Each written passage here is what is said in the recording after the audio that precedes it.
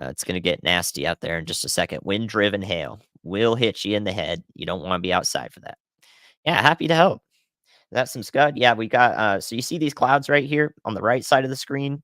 Those dark clouds hanging down below the storm. And even as far on the left side of the stream here, there's just a bunch of scud there. Scud clouds, whenever we say that, those are precipitation cooled. So rain cooled clouds. The rain cools the air as it falls from from the cloud itself. And then new clouds can show up there because they condense in those colder temperatures. So the rain is cooling it down. The clouds form as a result. HD automatically good, 720 to start. You were in low quality. See, yeah, I don't know why that is, but if you have to watch in 480 or a lower quality, that's fine. But make sure you guys are upgrading that. Don't know why they do that. I'm even on the normal latency now. I thought that would fix it, but nope. YouTube's like, nah, man. No, man. So yeah, I appreciate that. We're gonna talk about that often. It's important. I think it turns thousands of people away from the stream and from weather information when YouTube just makes this lower quality automatically. So make sure that you're updating it. It's probably one of the most frustrating things I think for a streamer because I am streaming in HD. This is on your end, not mine. It's also on YouTube's end. Good to hear though. Make sure you guys can upgrade that quality. A lot of people are just gonna assume that I have bad internet. They're like, "Get business internet." I'm like, "I have it. Y'all please." It's on your end, unfortunately, but not everybody knows that. So it's a big, big turn away from the stream, unfortunately.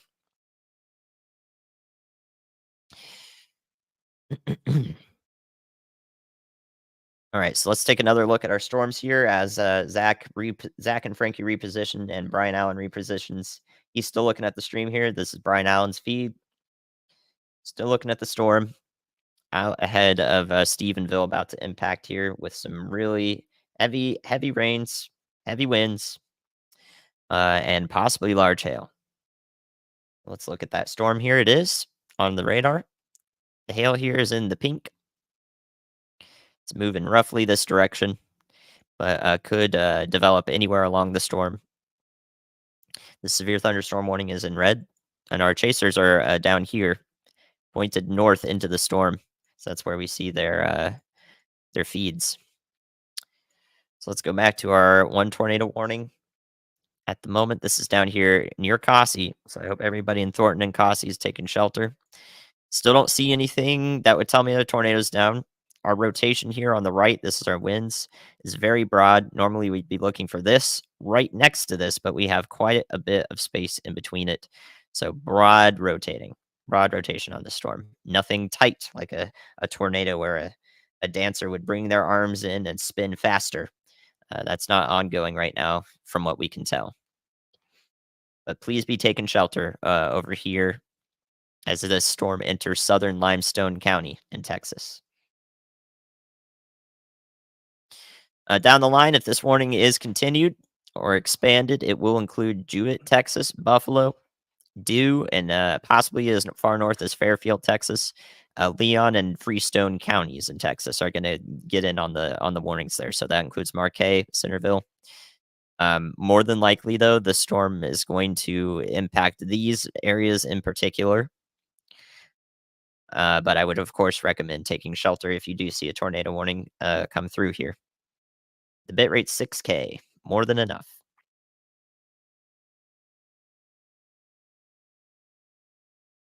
Still watching most of these cells out to the west here, seeing if they're going to, maintain their severity here as they head up to the east into favorable environment along the I-35 corridor. Because this one over here near Goldthwaite, uh, could approach the Waco area up, as far south as Belton and possibly Salado in Texas. So this would be the storm of concern for these areas if it does continue to develop.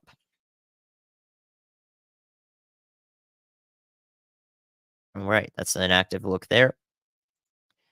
And for Dallas Fort Worth, if you're just joining, these storms off to the west here are going to be your round two. It's not over today. Moving into the area, it does look like hopefully, Abilene in Texas is out of this out of the risk today, and hopefully Wichita Falls. But rapid development is still possible along anywhere along the dry line, anywhere along any boundaries over here. So those storms could develop and become severe in 15 minutes. So we still have to be on the lookout there just in case.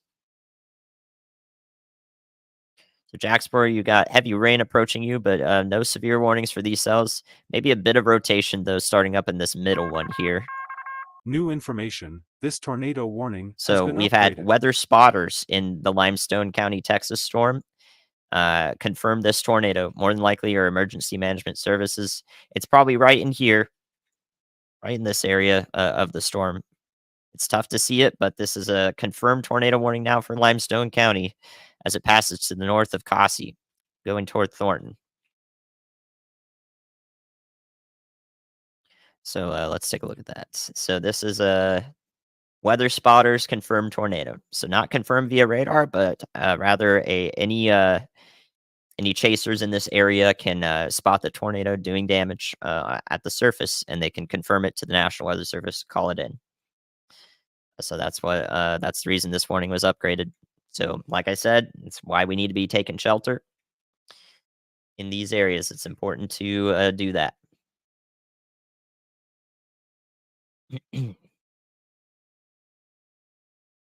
Yeah, I didn't go into in particular eye shards. Thanks for the support. I mean, you can see large hail on the correlation coefficient as well, but it's besides the point at the moment. I'll do as much educational bits on it as well, but like I'm just gonna focus on what's pertinent right now. Yeah, thank you guys. Thanks for tuning in. Of course, like the stream, keeping as many people up to date on the weather information as it comes out as possible, giving you another perspective, serving as another stimulus or a means to action for anybody in the immediate path of these storms today in Texas and possibly even southern Oklahoma. Yeah, we're not going to be able to see anything yet. If a weak tornado is developing and on the surface, it's going to take a long time or a little bit of time for it to kick anything up that we could see on the radar. So nothing is going to be there yet, more than likely, but we could begin to see that if it persists.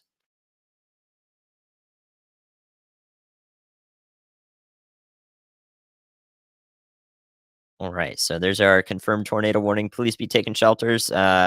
Please be taking shelter, rather, interior-most room of your house or a basement if you've got it here. Because this was confirmed, I'm pretty confident that this tornado warning is going to be extended out ahead for southern Freestone County into Leon County here as this moves off to the east, maybe a little bit to the northeast. So advanced watch it. An advanced y'all watch out up here for any tornado warning that might come through on your phone or through a weather radio if you've got it over here. So expect that to come through since this tornado was confirmed by weather spotters if this is extended.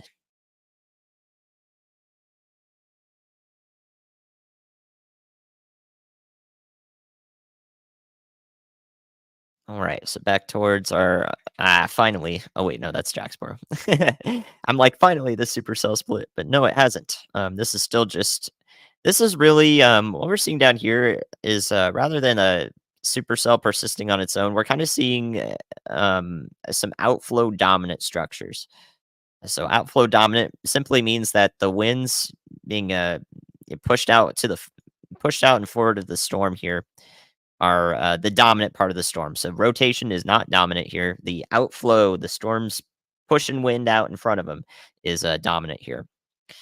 So if that continues to be the case, then we'll not see anything tornadic in the short term over here in Erath County as this passes closer to it's a Hill County, southern Johnson County, towards Hillsboro, Texas. Along the way here, along this blue arrow, So hopefully this will remain non-tornadic for now because it just looks outflow dominant. That is your term of the day. Hopefully, hopefully that's the term of the day. Everything is outflow dominant. No tornadoes. We'll see.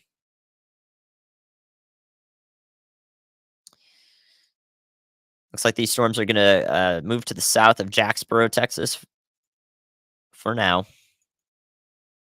Any rotation here is kind of just petering out. Very weak rotation in these storms for now, but they are not in the most supportive environment. This is not the supportive environment for, or the most supportive environment for tornadoes over here. This is definitely more supportive for hail, which is why we're seeing large hail approaching Stephenville, Texas. But over here, this area, including the Dallas Fort Worth metro, all the way down south to Waco, this is the area I'm concerned with. We can see our tornado warning popping off down here, and even having a confirmed tornado with it at the moment. Um, this is the area of concern primarily for tornadoes in over the next few hours, and the storms that could do it are over here. So they are moving to the east. Let's take a quick look at the reason why, while we wait for this tornado warning to possibly be extended into Leon County, Freestone County, and maybe even the northeastern corner of Robertson County here in Texas. If a warning does come through, it's for areas closer to Marquay. So let's take a look at the reason why that this is happening today. Today we've got a dry line in place. A dry line is simply where very moist, swampy air meets dry air. And when that happens, here's our dew points. This is a measure of moisture. Here's our dry line right here. This is current, almost current here. So Abilene's to the west here. Wichita Falls, it still feels swampy out there, so you could get some storms. When that happens, we get fire risks out here to the west. Eastern New Mexico included in that. Even as far north as the Oklahoma Panhandle, where it's windy and dry. Fire risk over here. Severe storms over here, where it's nice and humid out. So very humid in Waco at the moment. Very humid and in Dallas Fort Worth, all in eastern Texas here. It feels like a swamp out there, I'm sure. We got those southerly winds streaming in, I'm sure, as well. Pretty decent at the surface there. So here's our boundary that we can see on the moisture. Storms pop up out in front of this. This is serving as our mechanism for forcing, along with a shortwave moving through the area. So here's our boundary. This is where storms are coming from, and they will move off of the boundary through eastern Texas. So this boundary, if we watch it, it's not going to move. It's not going to move through Dallas Fort Worth. It's going to be swampy all day. We can watch it. So it's not going to move through there. Not really. Staying mostly in place. Wherever it's blue, it feels like a swamp. Wherever it's blue and purple, it feels like a swamp. But the storms for now, while the sun's still shining, they're just going to initiate and then move through these areas that are supportive for severe thunderstorms. So that's a quick look at the reasons why this is happening today. Some of the reasons. It's hard to cover every single one.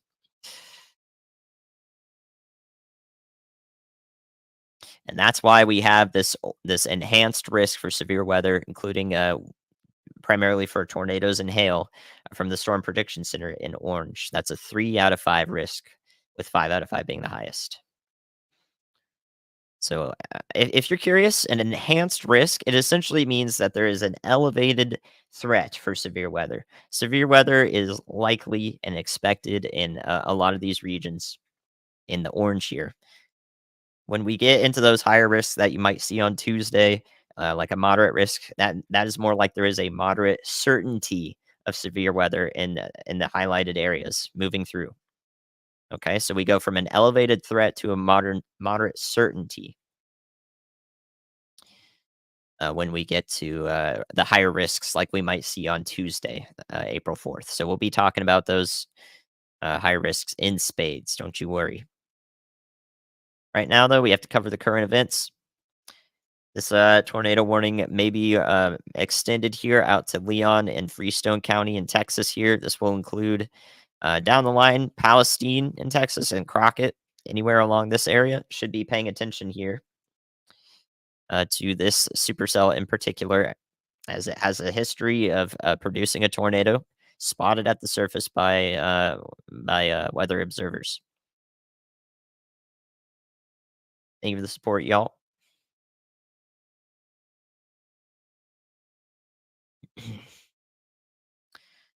So let's look up towards Tyler, Texas, as well. At the moment, we've got these stronger storms moving in, though. They're going to be for hail, although there is some rotation showing up in here. So a couple of these are starting to rotate. The evening hours is really where we see this tornado threat maximize. So over the next few hours is really where we're watching for tornadoes to start forming here. And these ones could be strong enough now to do it as they approach Tyler. But we'll also see more severe weather move through later tonight in these same areas in East Texas. So watching these storms closely now. This is a radar hole, so I can do the best. Only can do the best I can see here on the radar. But at the moment, we do see rotation showing up. Here's a bit of a rotation on this storm, pretty far to the west of Tyler. A lot of these are pretty powerful storms. Severe thunderstorm warnings will be for hail and wind over here.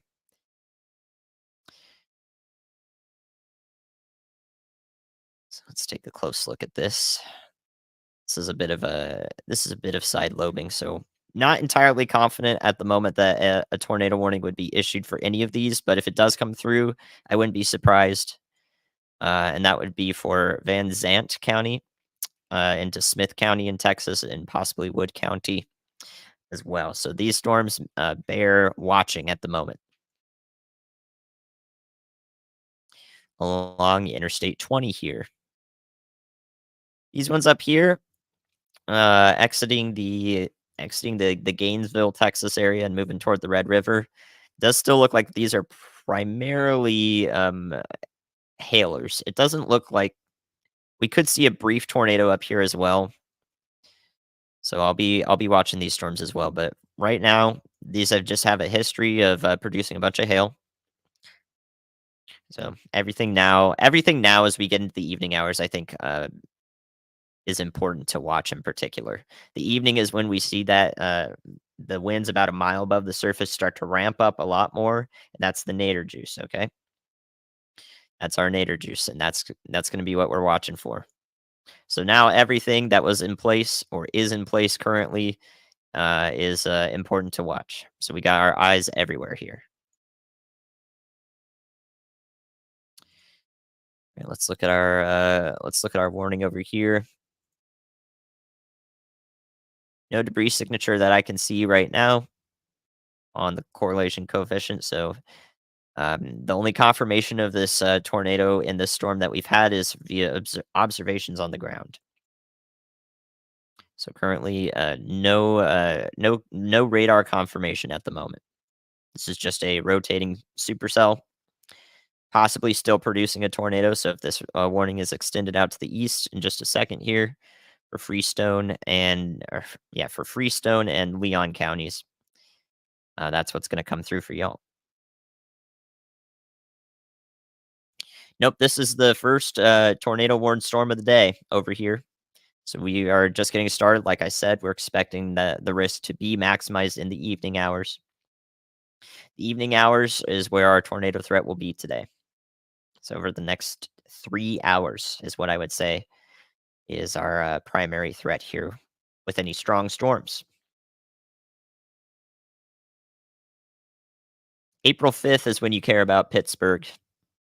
We'll be watching April 5th, so Wednesday for the Western Pennsylvania area.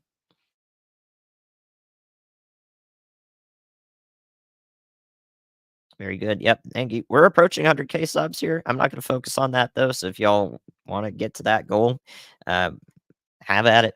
Have at it. We're doing as much as we can here, and we will be here covering these storms on Tuesday and Wednesday for huge areas of the U.S. So we'll make sure that you are able to receive notifications if you're in the risk areas on Tuesday and Wednesday. While we wait for this tornado warning to probably be extended here into these counties, I'll go over it quickly here on Radar Omega. So here's today's risk. And I'll show you Tuesday's risk. So everybody in the orange and yellow on Tuesday has the potential to be upgraded from the Storm Prediction Center. Here we go. Tuesday, April 4th. Much the same areas we saw on Friday. That's including Chicago, Cedar Rapids, Davenport, Des Moines, as far west as Kansas City, Jefferson City, St. Louis.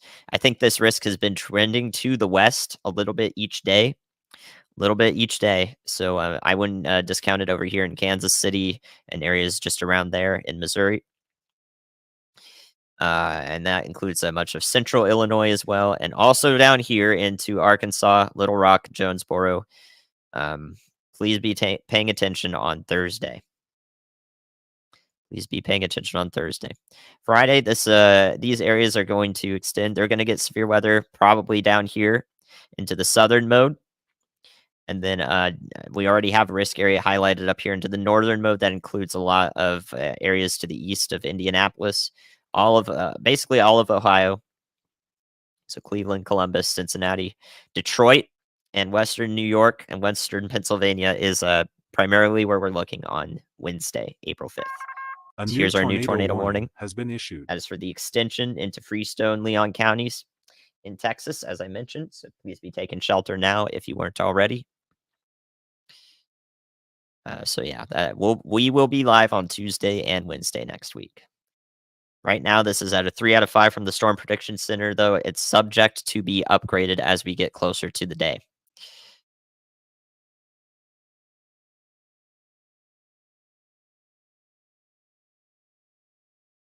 All right, let's look at Stephenville. Just had some severe weather move through there. Both of our chasers are frozen.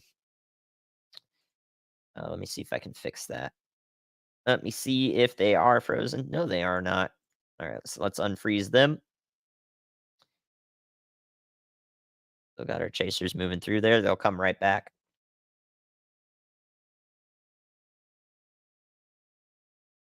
Go. They'll be right back there. You got our feeds here. They are chasing this storm down here in Erath County. This is definitely going to prompt a severe thunderstorm warning into Bosque County, Somerville County, as this cell moves to basically it looks like it's going to continue moving east southeast. We've had a proper split now. This storm is moving up to the northwest now. So this storm is now properly split into two. And our right mover down here is going to maybe turn into a tornadic storm. So I would not be surprised if we start seeing any tornadic signatures here. This is going to, so this will be a concern over the next hour or two as it approaches Hillsboro, down to Waco in this corridor, through Bosque County into Hill and northern McLennan County in Texas. This is the storm to watch, and we have had, and both of our chasers today are on that cell in particular. So we've got Brian Allen right here. He's chasing it. Zach and Frankie's feed's not showing up for some reason. Oh no, did I lose it? I might have lost it. Hopefully that comes back.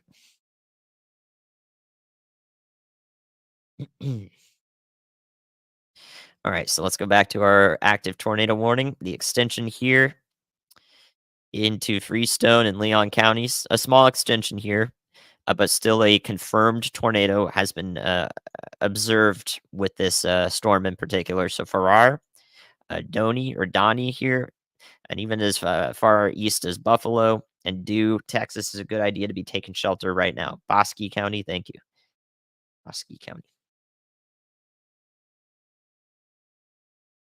Yeah, everybody who keeps talking about that, everybody who talks about that weather kid, Andrew Hill weather kid video, I get 10 messages about that a day, at least 10 a day. I did not grow up in Illinois. I grew up in California. They're gonna keep asking me about it though, because that video just gets recommended to everybody now. Oh yeah, I'll tell as many people as I can. No, it's not me. I hope that guy's doing well. That's what I say to everybody. I hope he's doing well. I haven't heard about him, so if he did continue a career into weather, that would be great. That'd be great. Uh, recently, there's not been a day 3, like any recent time, there's not been a day 3 high risk, no, from the Storm Prediction Center. There has been day 2 high risks, though, yes. In the past, that has happened. I don't think that will happen. with this storm upcoming for Tuesday. I think it will probably be it has a good chance of being a moderate risk though. So a 4 out of 5. Yep, Western New York on Wednesday. Even as far east as Rochester, Syracuse should be watching on Wednesday the 5th. And he has brown hair. Yeah, what what doesn't that kid have brown hair? No? Oh, I don't know. I thought he did. I watched the video, like, one time, I was like, "Oh." Alright, let's look over here near Tyler, Texas. Keeping everybody up to date. Actually, let's look up here near Collinsville. Whitesboro, Sherman, Texas again. I don't like the look of this cell right here. This is definitely moving right. Would not be surprised if tornado warning was actually issued up here. We're a bit far from a radar site again. I don't have the Durant radar yet, but I don't think it would reach over here. So, Grayson County, I would be indoors right now again in Sherman. It's been stormy there. It's going to keep storming though. I don't like the look of this one up here. So if there is a warning issued for Grayson County and Eastern Cook County in Texas, don't be surprised. So here's your y'all watch out up here. This is a storm that may be rotating. This area of rotation is a little suspect, but I think that the storm is definitely rotating. So let's keep a close eye up here in around the Sherman, Texas area, to west near Collinsville, and all the way east to Bells. So I'm watching this storm up here. These are starting to rotate as we get in the evening. This one over here near Jacksboro has definitely matured quite a bit. So before it looked a little like we had multiple ones ongoing. Now we're getting a merger. So you see right here, see how this storm, this is 18 minutes ago. The storm right here to the south is now moving up into the northern cell. When they combine, they definitely have more of a powerful look here on radar. So they become one supercell together. So this could become an issue as we go forward. So let's be paying attention up here near Joplin, Texas, into Wise County. So now we're starting to think about the western extent of the Dallas Fort Worth metro. Now we're starting to think about these areas here from these storms that are definitely taking advantage of the environment as we get into our stormiest hours today in DFW. Yeah, I'm not gonna turn off the white pop-up box. I'm sorry about that if that's annoying. This just tells me a bunch of data, so I'd like to keep it. Tells me a bunch of data about the storm. So maybe a severe thunderstorm warning in consideration for these areas here into Wise and Parker counties as this storm approaches from the north and west of Fort Worth. This is probably going to be the one we're concerned with as it goes east into Dallas County as well and the northern metro. Meanwhile, we have this storm down here that's going to track a little bit south at the southern extent of the Dallas Fort Worth metro. So really more concerned with Hill County and McLennan County and Bosque County here in Texas for this storm in particular. This one's now that it's split. So if you take a look at this, like 30 minutes ago, it kind of looked like this mess together. Wasn't really looking like anything like a discrete supercell that we're worried about. Now, currently, we see this split off to the north that's dying out, and now this looks much more like a classic supercell presentation here. We've even got the flying eagle. This is the flying eagle right here. You can kind of see the wings. Here's the wings of the supercell. Our updraft is splitting into two and causing more heavy rain on both sides here. So this is our weaker echo region right in here. So this is where rain is a little bit less, and we get the heavier rain on each side of the flying eagle. And right in here is our hail core. Definitely some hail falling in here. We can confirm that if we go to differential reflectivity, and we see a bunch of these grays in here. So large hail is falling. One way for me to confirm that. And again, another way to confirm it is we have this spike of the radar. The radar is coming in from this direction, hitting the hail here, in this core, and then we see this spike extending from it. That tells us that large hail is occurring.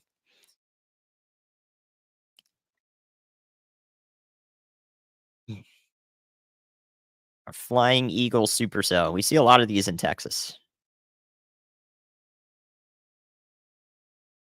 So this may pose a tornadic threat down the line here. Again, as we get further east here into this area, this is really where the tornadic risk, I think, will, like in terms of how much it can maximize today, it will be over the next few hours into these areas.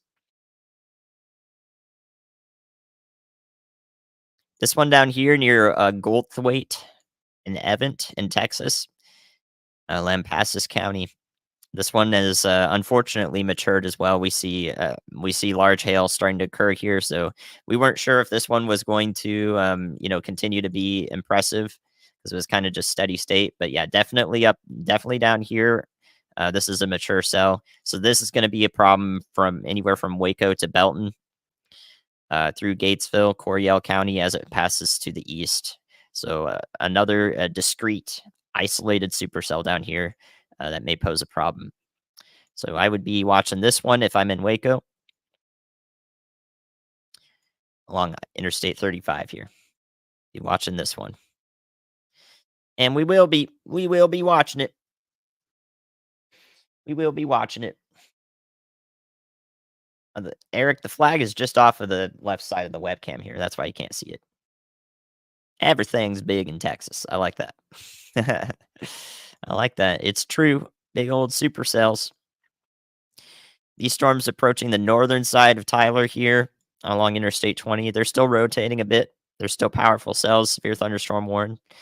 Looks like most of them are going to stay north of Tyler as they pass along this line here. But don't be surprised if something starts getting nasty there in the city. So still watching these. They're far away from a radar site. So if they do become tornado warned over here, it's possible in the short term here. Just understand that is a preventative warning. A Waco and Waco, yeah. This would be a preventative tornado warning over here if you do receive one in the next 30 minutes to an hour, because we're far away from radar sites, which means we don't have very good evidence of what's going on at the surface unless people are there to observe it. Looking again up here, I'm thinking that we may see this is like some suspect rotation, but this storm is definitely rotating, approaching Sherman, Texas. We talked about that just a little bit ago. I think that we could see another tornado warning also issued up here for Grayson County in Texas. So I would not be surprised. Would not be surprised. Thank you, mods. Thank you for the help. Yeah, real-time data, the now casting. This is the now casting element. Of course, we'll be doing this for Tuesday. We'll be doing this for Wednesday. I don't know which way the threats are going to extend right now, okay? Right now, I'm focused on this area. Yeah, this is a little sus. Little bit suspect here, but it's possible that this is definitely a rotating storm. But right now, it's a severe warned for hail. Actually, this is 60-mile-an-hour winds and quarter-size hail. Absolutely happy to help all of y'all. Gonna look at Arkansas. Arkansas right now is fine. You're gonna get some stormy weather into the morning though. Texarkana. And then you're really gonna be paying attention on Tuesday. Tuesday, April 4th. Please be paying attention. We'll be streaming. So have a plan in place for what you're gonna do already. But where did Brian A Allen's new thing go? tornado Oh, watch has he's been further issued. south. Okay, further south there. That tornado watch now extends into the northwest corner of Louisiana. Northwest corner of Louisiana. So Shreveport is in that tornado watch now. These storms are initially, they're kind of not merging together too much over here. We could see any of these storms popping up over here, become tornadic, become tornado warned. as they move to the east. And then I do think that another round of severe weather will be possible for y'all into the night. But we A kind of new just got tornado watch has been all issued. these storms popping up everywhere here. And over the next few hours, the tornado threat will be at its highest for today. So the next few hours are the most important for anybody in the risk areas today, anyone out ahead of these storms in this area.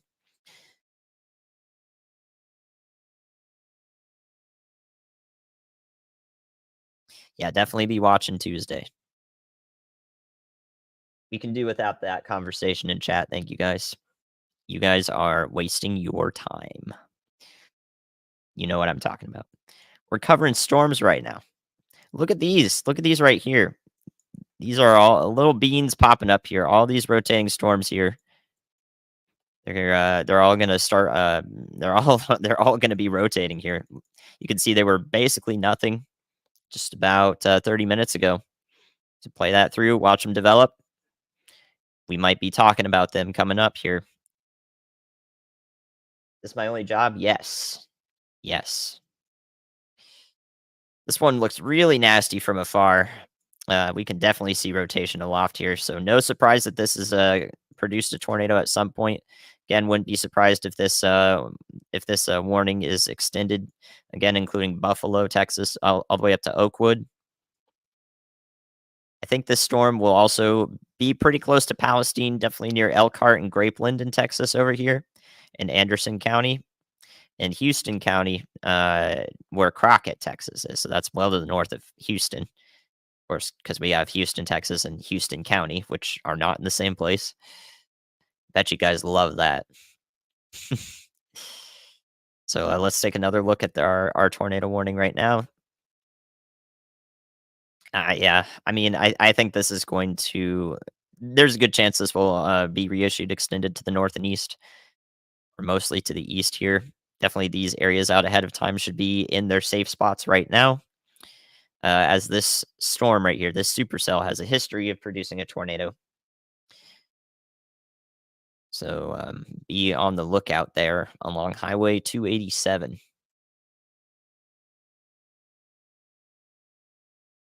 No dangling bits yet. I mean, there's an argument. There's an argument. Let's take another look at this one. Adamsville, uh, Evan, Arnett, and Pidcoke here into Cowell County. This one is this one looks like it's a I'm seeing things. It's hard to see the width of these boxes, but this is a severe thunderstorm warning. This is also going to pose probably pose an issue for tornadoes over the next couple hours. We're going to need to be watching this again from Waco down to Belton along Interstate 35 here and to the west. So this is a storm we're watching. This one up here, we're watching it as well. It's really what we're seeing here. This storm is pretty interesting. So let's take a look at it again. This one over here that our chasers are on, you can see them down below me. Both chasers are there. We got Zach and Frankie and Brian. This one it continues to move way further south and east than all the rest of these because it keeps splitting. So we're watching another split of the storm right here. This is going to be a left split that travels up and probably dies off pretty quickly here. And then the right split of the supercell is going to stay mature and eventually probably become tornadic. So, Bosque County, anyone in Bosque County should definitely be inside. It's not a bad idea to be in, in the interior-most room of your house down here, just in case, because this cell is going to pose a problem. Now we've got that severe thunderstorm warning issued up here. These right-moving supercells are traveling east-southeast now, as opposed to all of our storms earlier today moving to the north and east. Now we're seeing our dry line initiated storms, powerful supercells. This one's becoming dominant, so it's going to eventually be discrete, I think, which means it's going to have the atmosphere to itself in this area. So this is one county away now from being a severe thunderstorm into the Dallas-Fort Worth metro. The western fringes are now starting to see this storm in the horizon, and it's going to be pretty gnarly. This one's got plenty of lightning with it. Yeah. Yep, we'll be watching these 3 cells right here for the Interstate 35 corridor. Color higher than orange on the Storm Prediction Center outlook, it's red for moderate. Yep, here's our second round. We've been yammering on about it for a little bit now. That's going to be the case. Anywhere these storms track through. Still watching up north here too for Sherman. No tornado warning with this yet. It does kind of look like it's, I mean, far away from the radar, it's hard to tell, but we could still have some rotation. And we'll especially be watching if it decides to form a little bit more of a hook here and instead of being outflow dominant like this. So outflow dominant like this means winds are going to come through, hail's going to come through. A hook like this, though, if we see it start to establish itself as it approaches along Sherman into the south here on Highway 75, that's what we'll have to keep an eye on for any tornado potential up here in Grayson County, Texas. So again, don't be surprised if we do get a tornado warning up here. Don't be surprised. I think that this is probably on the periphery of what the National Weather Service meteorologist there, the warning coordination manager, um, would consider for a tornado warning. This is just like a step below it at the moment. I'd say we're just a little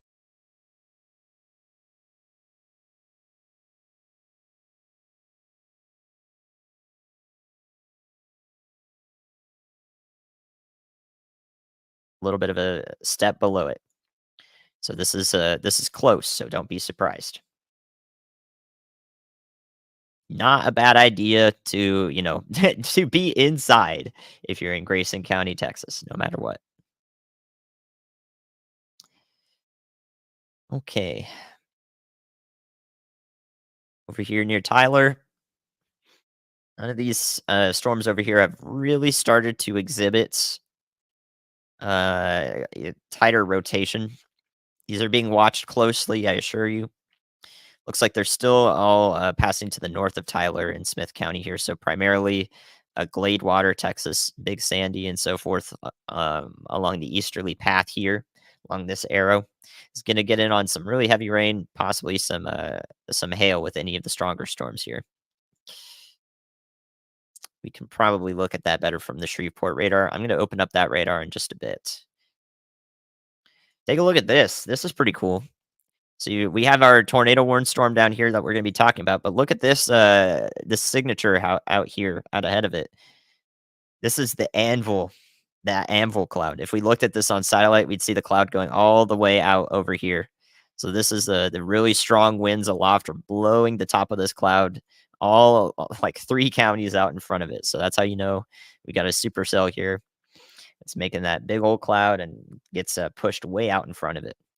So that's a classic look at a supercell from far away. And then if conditions are just right out ahead of this, we could get what are called anvil crawler lightning bolts, where they literally just spider. They look like you know, spider webs as they just go along the anvil cloud here. So anywhere out ahead of this, maybe 30, 40 miles out ahead of the storm, could see lightning as it crawls out in front of this. I don't know if that's going on with this storm in particular, but it is possible. That is a possibility. Pretty cool stuff.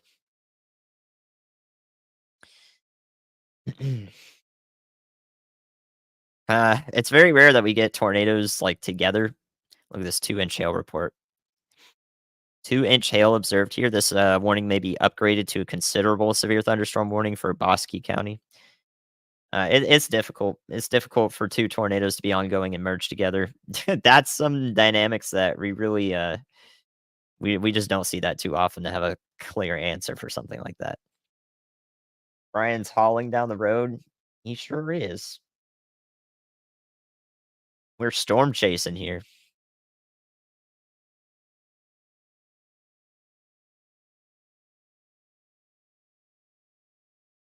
Yep. So observing some possibilities of some interesting atmospheric phenomena. The K index is just a measure of instability.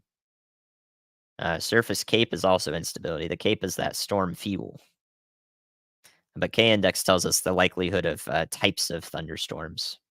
So whether we get supercells or multicellular or just ordinary storms, that would be from that index. These pink blob shapes, this is just a bunch of information. You can see that pop up. This tells me all the atmospheric parameters that I need to know about, need to look at here. So it's just a bunch of information.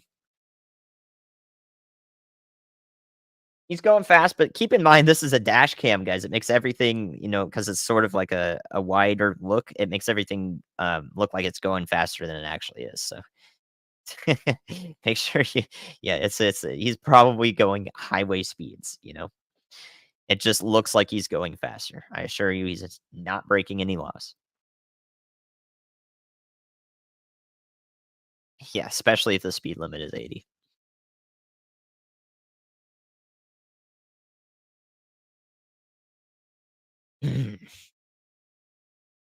So Brian is actually going after this cell to the south. That is his direction. So he's approaching the southern cell. We can see it in his dash cam here, actually, if we take a look at that. So here's Brian's feed. You can see a look at this supercell that's approaching Adamsville, Cowell County. That's going to be the one that heads towards the Waco area. So this is the storm from the north that he's looking at here. Denton, you guys are looking, you're a county away from getting a severe thunderstorm at the moment. It's going 76.8. Yeah, actually, I have access to that, don't I? Oh, maybe I don't. Riley does, though. Nope, I'm talking about Tuesday, just in between when I can, okay, y'all? We gotta cover the weather today, most importantly, but I've been chatting about Tuesday and Wednesday as well this week. All right, so let's go to our active tornado warning so we can cover that. This storm looks concerning, though. Yeah, so like I said, our tornado threat is going to be increasing over the next couple hours, next few hours here for all these storms to the west of the Dallas Fort Worth Metro and Interstate 35.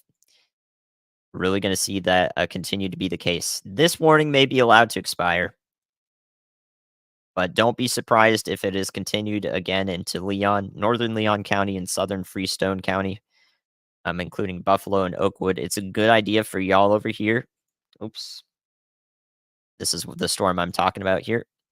So Buffalo, Texas, Oakwood, Texas. It's a good idea for you guys to just be in your safe spots right now. We may not see this warning extended. It's got a little bit of an unhealthy look to the cell, but we're pretty far away from radar. So don't be surprised if it does come through.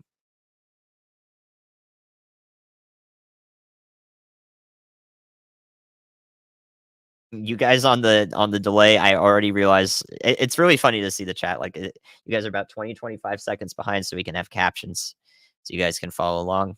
I already realized that I was not on the screen, and then everyone's like, "Show it, show it." I'm like, "It's already good, already good." So the purple boxes here, if you've got these straight edges, these sharp edges, these are our tornado warnings. Yep, the purple inside of it tells me a bunch of information. Sorry, it's the same color. We can turn that off, actually, I don't need that, but, it's gonna take me a second. Oops, definitely want that.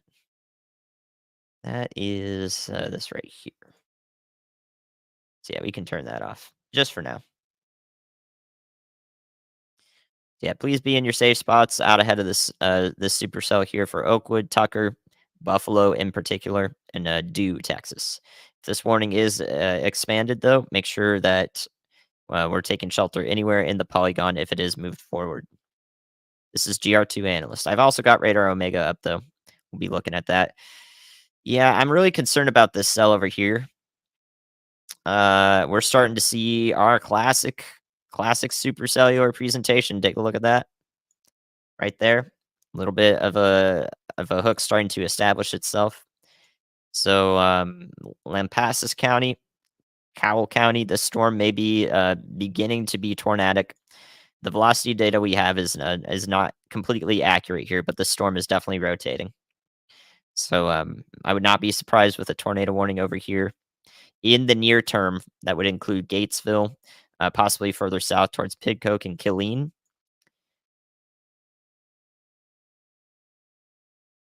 So be paying attention to this storm. If we see that tornado warning come through, then we'll talk about it even more.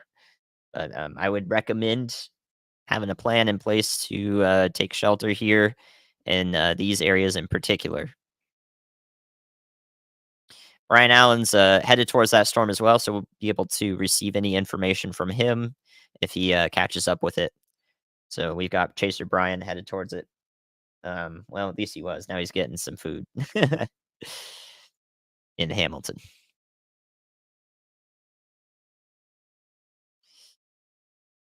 All right, we've still got Zach and Frankie up here on this cell as well. This is the one going into Bosque County. So chasers, we got two chasers both looking at two different storms here, so we can have ground truth.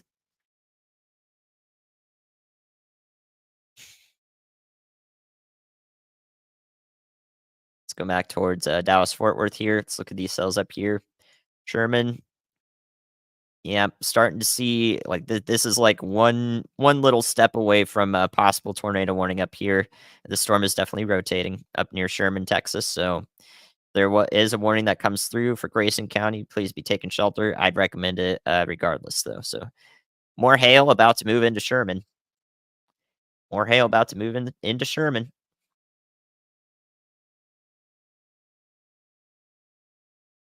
Ryan Hall checking in.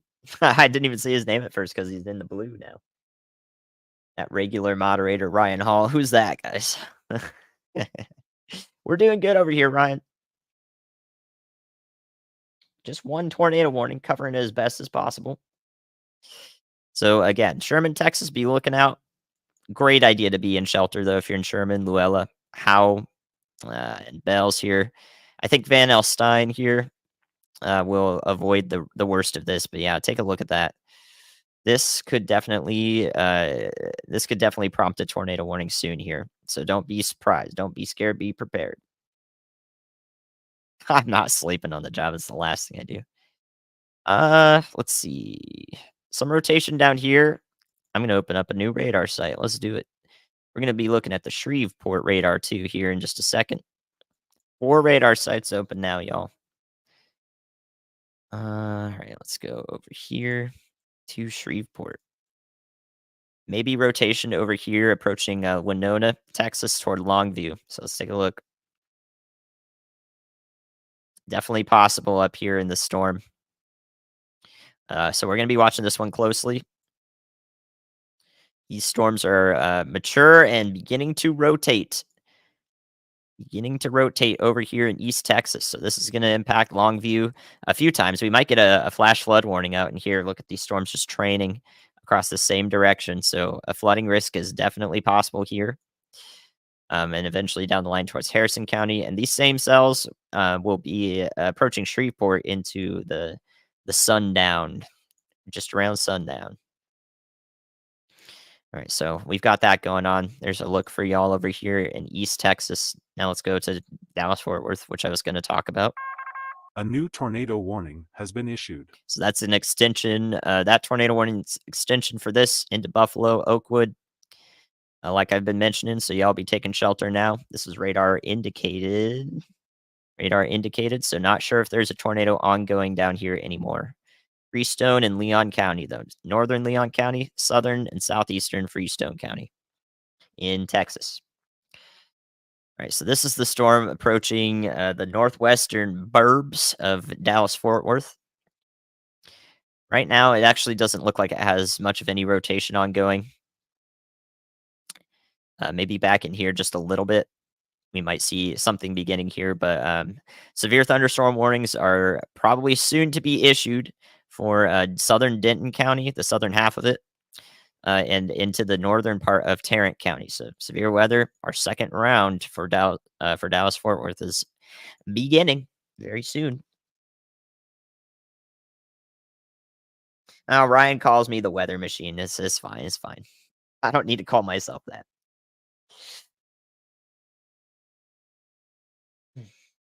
I don't think we're going to see much of a squall line today, as much as we're going to see possibly an MCS. That's a mesoscale convective system. So that's the mesoscale is like the size of Dallas Fort Worth.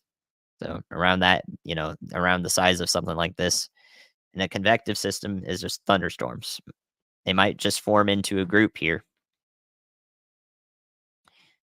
So that's what we'll probably see here. I don't think it's going to be a full blown squall line though, but it will have some wind. All right, so let's go back through our cells here. The storm down here is entering more favorable conditions for tornadoes. So we do start to see a classic supercell shape. Zach and Frankie are out ahead of that. Storm chasers. Zach and Frankie, bottom right of the screen down there. If I am looking at the radar, they'll be down there.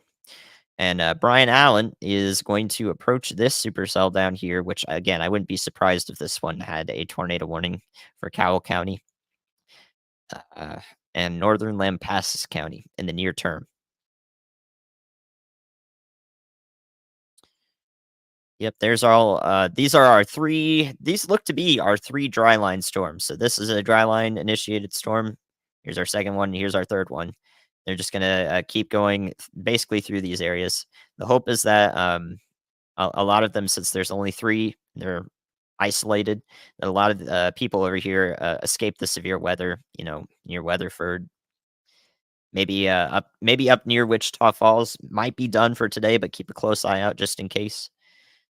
So hopefully west of this is done for the day for severe weather, but we could still see a little bit more development. I like this little cell here north of Mineral Wells.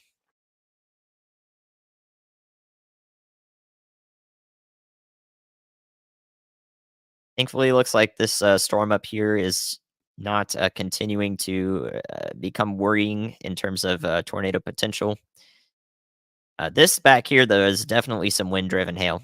So this is going to be another nasty storm again, moving through the same areas. See a 1-inch hail report here 8 minutes ago. So some hail approaching the Sherman area, and then more hail approaching the Sherman area through Whitesboro. So a couple rounds of storms up here too.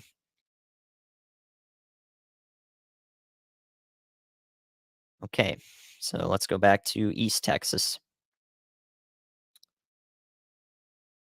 Over here, we're starting to see something a little bit more concerning around Winona. Been looking at this just a little bit here. Got some rotating storms all around in here. So watching these closely. Watching these closely. Definitely want to be inside anywhere out ahead of these storms that are basically moving due east here along Highway 80 here in East Texas, paralleling Interstate 20 just to the north. So I want to be watching out for these. I would just be inside this whole time. This right here is a little bit of an area. Probably the strongest winds of the storm are moving through this area right here near Winona, Owen Town. So right in here, strongest winds moving through. So watch out in Liberty City and Gladewater. If we do get a warning coming through, this will be from National Weather Service Shreveport, which I know they don't mess around. I know they don't mess around.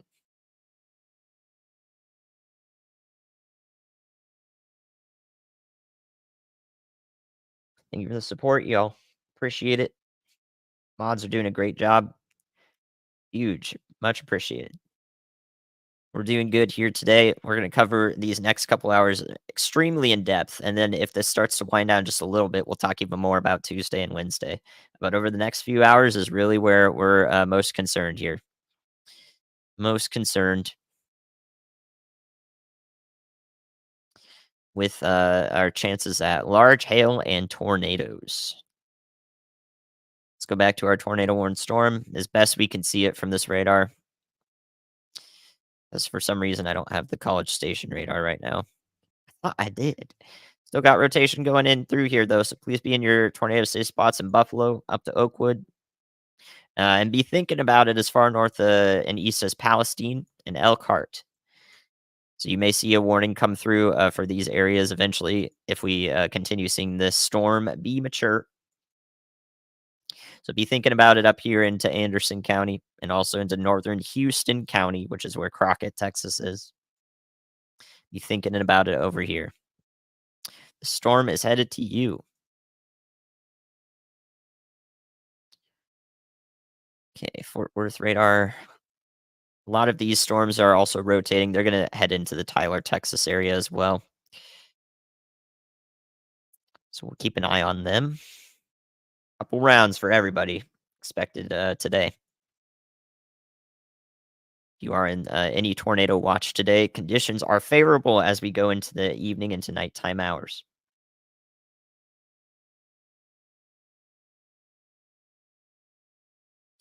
Yeah, Big Sandy is over here somewhere, right? I remember just looking at that recently. We do have a rail fan camera there, so it'd be nice to be able to use that.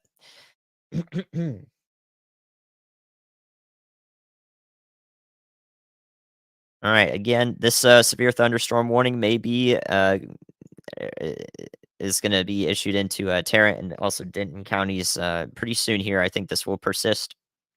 Right now, these don't look tornadic. These ones approaching north and west of Fort Worth. Right now, they look like a wind bag. So lots of damaging wind and some hail in here. Another round coming through, like we've been talking about. North of Tyler. Thank you. Thank you. I thought it was over there.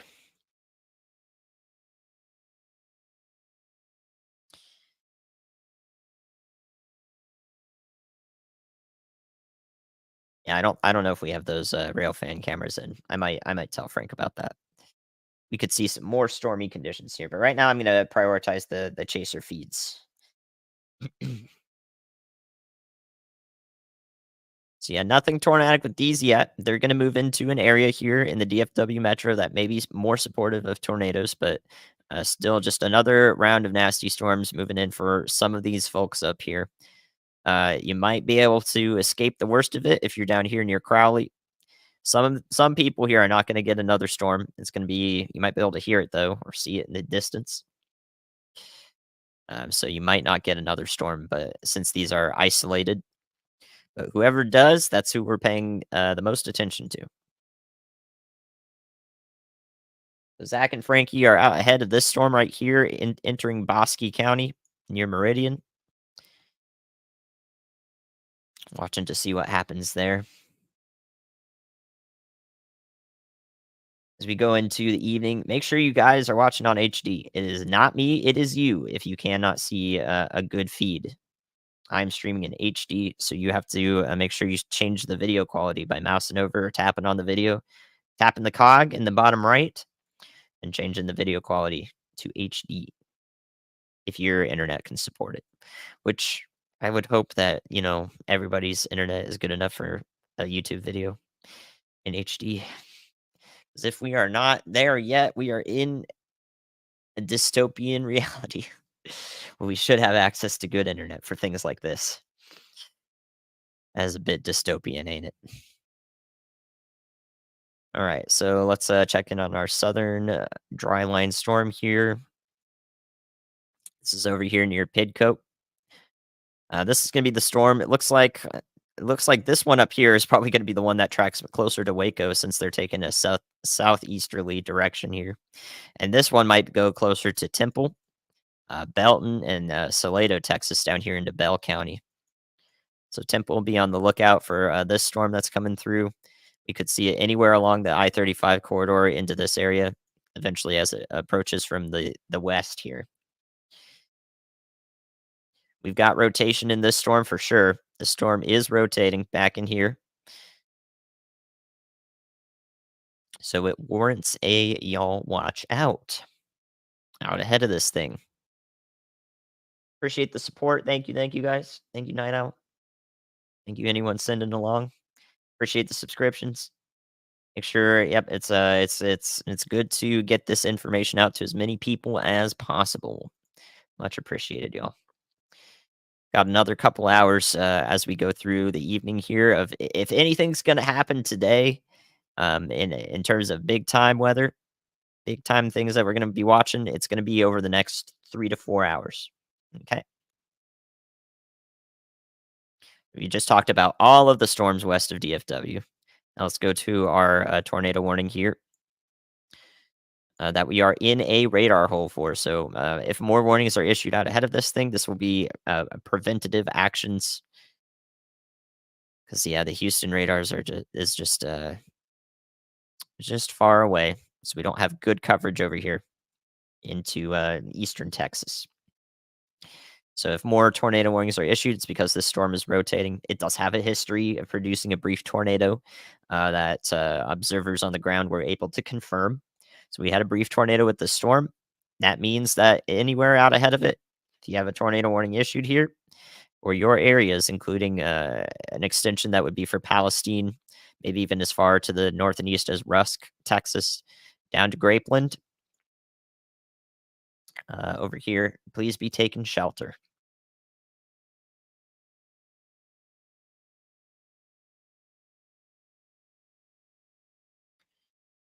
All right, let's go to the Shreveport radar. This one in the middle here, the storm in the middle is really becoming one of the dominant modes here.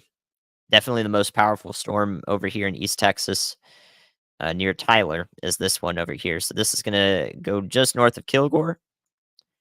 This is going to go straight through Gladewater and Longview here along Highway 80 into Grade County, and approach Harrison County is moving due east. You're going to get several rounds of heavy rain up here into toward the Louisiana border here along Interstate 20. Several rounds. So flooding risk is definitely materializing up here. We could see flooding about to occur here because very heavy rain is falling.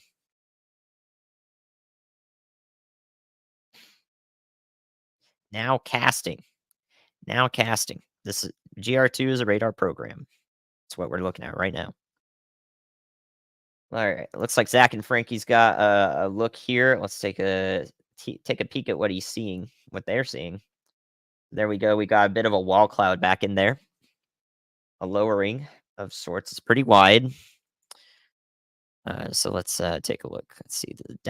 Zach and Frankie are on the storm in Bosque County, Texas. So this is what's approaching Meridian right now.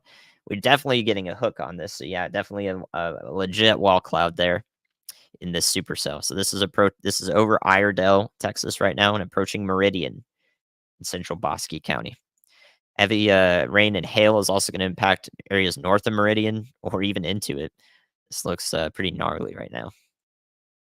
There you go. There's a look at that. I think this feed is frozen just a bit here because those clouds are not moving. I think they should be. So let's see if this feed's still online. This feed's not still online, then we'll keep Brian Allen here up, chasing two separate storms. I think Zach and Frankie may be in an area of a little bit of a connection issue, but we definitely saw a look at that storm there. Yeah, those cells I just talked about in East Texas, east going through Longview, those are going to approach the Shreveport area.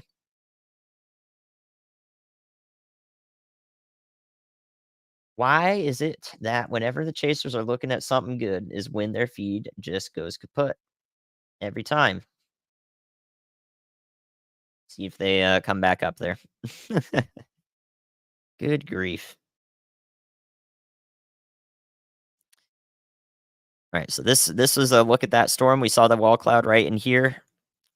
Oh man, I have to turn this off on every single. Oh heck. So that was a look at that. Hopefully they come back on, but they're going to be repositioning as they head into Meridian, Texas here in just a moment, I'm sure.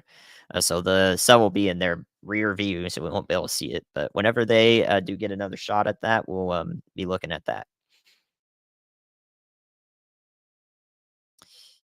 Okay, so that's that cell there. Central one. Let's look towards the northwestern burbs here of Dallas Fort Worth. So this the worst parts of this storm are approaching Boyd and Rome, Texas right now. This is definitely going to be some powerful winds here. I think we're seeing that show up on radar. Above the surface, these light blues here on the right side of your screen, circled in blue. Those are 50 to 60-mile-an-hour winds possible here. And those could easily reach the surface. So yeah, this will be a damaging wind event up here. And over here along State Road 199 through Agnes, Springtown, down towards Axel here. As we approach Tarrant County, this is where our hail is. This storm up here, though, that's approaching from the northwest into Denton County, it does not look tornadic at the moment. The severe warn storm. We've also got storms kind of dropping down here into northern Denton County, so Sanger here in Texas. We're going to see some storm moving in. Again, not super concerning. This one may be trying to start rotating here, but we'll have a better look at that as it develops further. So possibly a sort of a tail end Charlie here in northern Denton County from this line of storms. If this is where the storm's going to be rotating, it'll do it right here. So we'll keep an eye out on this storm as well. This will go towards Sanger, Aubrey, Pilot Point. Is that Sanger or Sanger? I think I'm doing it right. That's how Texans would say it, right? Prosper and Selena or Salina. Everybody's going to pronounce it differently. So there's a look. This is the storm that is going to be of concern for parts of the DFW metro. A lot of y'all might not get in on another round of severe weather here because we've got these storms are the ones that are really only materializing and paying attention to here. So a lot of people will escape bad weather here, but some people are going to get it from each of these three and possibly up into this line here. I don't think hurricane hunters really track severe weather that often or at all. It would be really difficult for them to do that, but I mean, that's a cool idea. Nobody's gonna discount that. It's a cool idea. But yeah, thanks for the support. Sanger.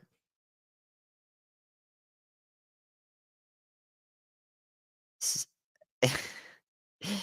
I say everything right. Let's go. Salina. Azel? Azel? It's not Axel, that's Azel? Whoa. Whoa, that's wicked. Alright, Texas. All good, I got you. Wicked. Alright, let's go back to East Texas here. Okay. Just a strong storm moving through. This one looks mostly like wind at the moment. As we get close to the Shreveport radar, though, we can really start to see if any rotation does take place, so I'll have a better idea of that. But yeah, again, flash flood concern over here, wind and hail as well. It looks like these are going to be a bunch more in the downpour kind of things here, but we do have probably some hail falling right in here to the south of Gladewater, going through Liberty City. Could go as far south as Kilgore here. And then Longview will get it in on it next. In on it next. Thank you all for the support. I know I can't help everybody in particular. Hazel, got it. I swear it was an X, right? It was an X. Broken Hazel once, yeah. Oh my goodness, the pronunciations, man. A little drawl, yeah. Well, I did my degree in the Bible Belt in Western North Carolina, so at least I've got a little bit of experience with that. A little bit of experience. So yeah, the strongest part of this storm is going to be in Longview and probably about, let's see here, 3 minutes on each radar scan. Going to be near Longview in just about 20 minutes or so.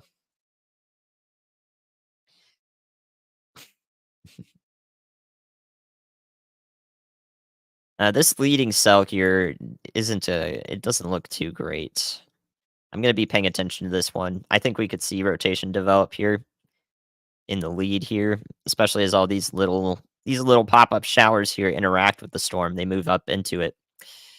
I think that this could be concerning as well near Marshall, Texas. So I'm going to be watching this one just in case it wraps up. Membership's not enabled on this channel though. Thank you for thinking about that. Storms on Tuesday, they're going to be basically the whole day, afternoon and on. Possibly another 14-hour thing. Dallas doesn't get anything? Absolutely not. Yes, y'all are. You gotta be paying attention. I said that at least 10 times today, but if you're just now joining, you may get another mode of severe weather. Yes. At the moment, that severe weather over here, we got this supercell over here. It's gonna travel this direction, probably going straight toward Dallas. So we're watching it. So there's our new considerable severe thunderstorm warning is for the one near Gregg, Harrison County, Smith County.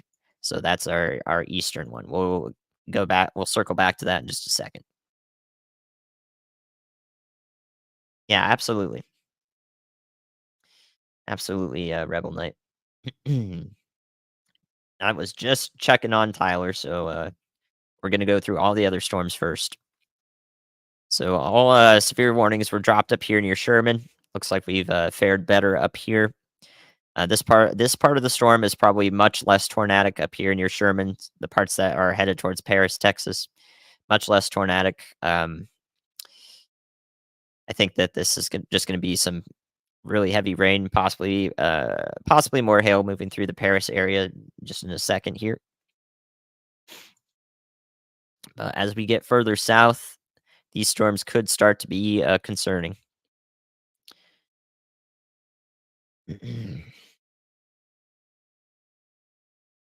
So, yep, we'll see these storms move mostly to the east southeast through Denton County into Tarrant County, eventually into Dallas County. I think this storm in particular, this is the one back in here entering the northwestern suburbs that a lot of us are going to be paying attention to.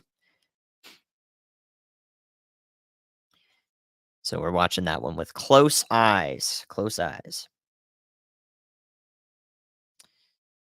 All right, now let's look at let's see.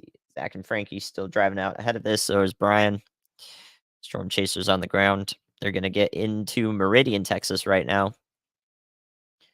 So there's that supercell that they're out in front of right here on the ground in front of this. Not producing a tornado at the moment, but I do think any of these supercells could become tornado producers. So the hope is that they don't. It would be great if they don't. This was just a nothing burger, as Ryan likes to call it, nothing burger. That's the hope here, but still a lot of people are going to get in on wind and hail. The stormiest hour is approaching for the DFW Metro, though, and along the Interstate 35 corridor. 7 to 8 p.m. Said that a few hours ago. So now we're here, getting close to it. As the ones that have materialized are tracking through. We're going to be watching them. All right, so let's go to our current only tornado warning, which is the cell over here, including Oakwood. Again, anyone from Palestine down to Crockett, Texas, here along Highway 287. This general area is where the cell is tracking, so probably close to Elkhart and Grapeland is where there would be a tornado threat approaching your area. So I'd recommend being in shelter. This pink box right here, this pink polygon, is the tornado warning that we have active. So I'd just recommend being in shelter down there. Because this is a supercell. Here's the anvil cloud out in front of it, it's showing up on the radar. That whole thing there is the cloud of the supercell.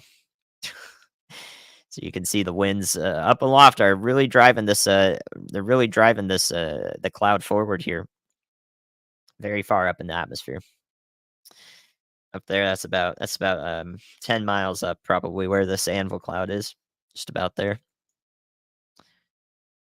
And we see it showing up on the radar, 5 to 10 miles. So don't be surprised if this is extended into Anderson County and northern Houston County in Texas. Here is our tornado warning. Would recommend taking shelter. Elkhart, Slocum, Persilla, and Grapeland here.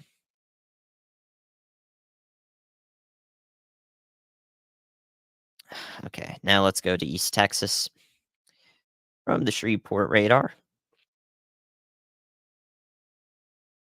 Nasty storm moving through. Just a minute or so out from the northern parts of Kilgore, Texas. Longview, about 8 to 10 minutes out. This is gonna be it's gonna look real nasty out there. You're not gonna be able to see nothing, I think, because this is just really, really heavy rain, hail mixed in here, so mixed hail and rain, and it's gonna be real windy just driving this thing through Grade County. So this considerable severe thunderstorm warning uh, is for golf ball size hail. So yeah, this is just gonna look gnarly out there. The same is gonna be true down the line into Harrison County as well for Marshall, Texas, Hallsville along Highway 80 here, and now over Interstate 20 actually. So you don't want to be driving out here on Interstate 20 east of Kilgore, east of Tyler. This is not a good drive. Not a good drive right now. Oof. Nothing tornadic over here at the moment though. Any sort of something that could look like rotation is just distorted radar data. Distorted radar data because this is hitting a bunch of hail in here. This could be pretty this could be a costly storm for Longview if this continues right into the city. So golf ball size hail being driven forward by wind. Please be inside in Longview. If there are sirens in Longview, I wouldn't be surprised. In Longview, Texas, this could warrant a sirens being sounded because the sirens are for people who are outside. They don't want to be outside in strong thunderstorms. This is definitely going to be one that makes an impact, is what I would say for Longview. So looking like a dangerous situation evolving here. Please be inside. Fair enough, Jerry. Yeah, I-20 even dry and sunny.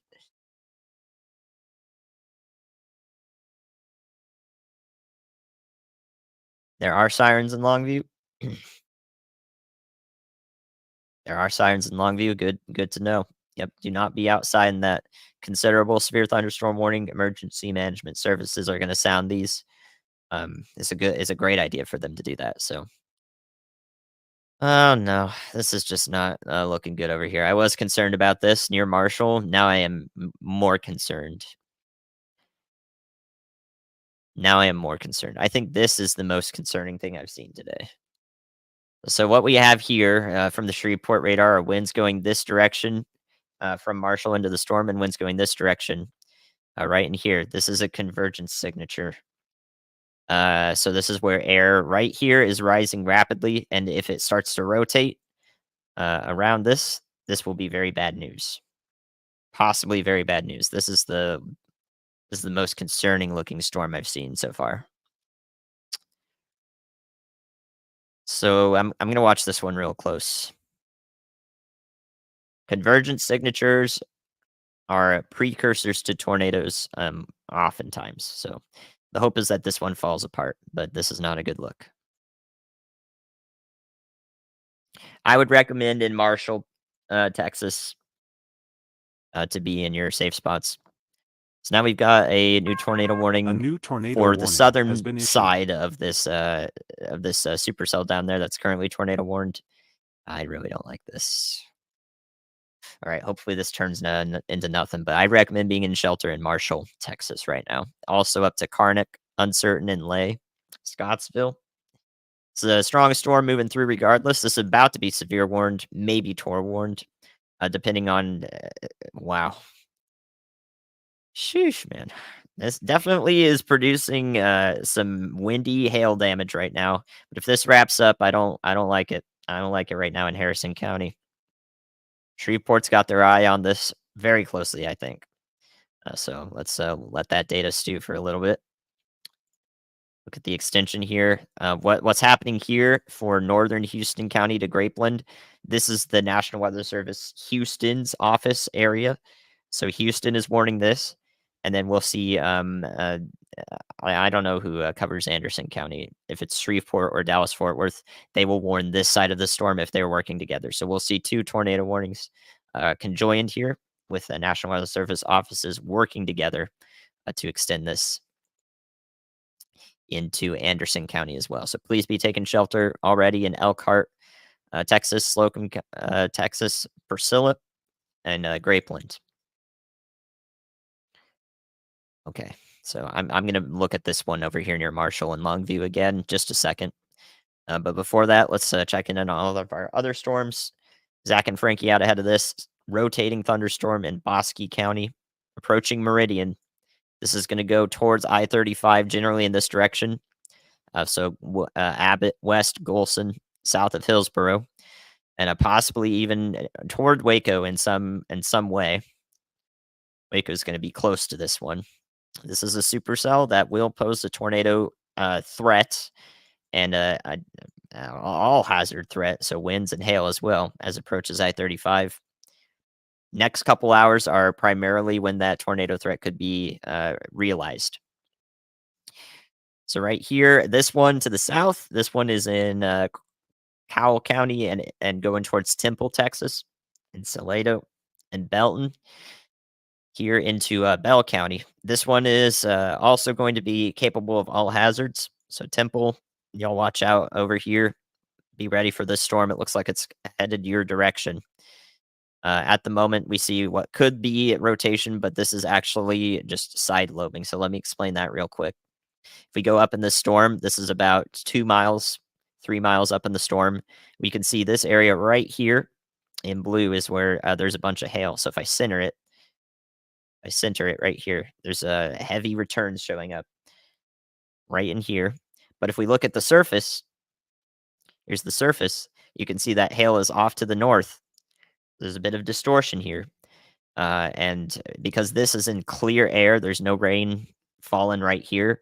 We call that side lobing in it's not legitimate radar data over here in their velocities, our winds. There's definitely winds flowing into this thing though, so it is still threatening. But this is what we have access to in terms of the data right now. So there we go. There's coverage for all the storms. Currently, we got that a blanket severe thunderstorm warning up to the north here in northern Denton County that we'll look at briefly.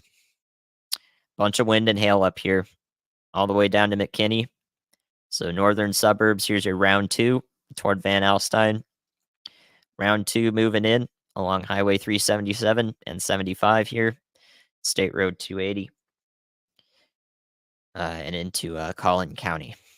So round 2 up here. We'll watch it if it turns tornadic.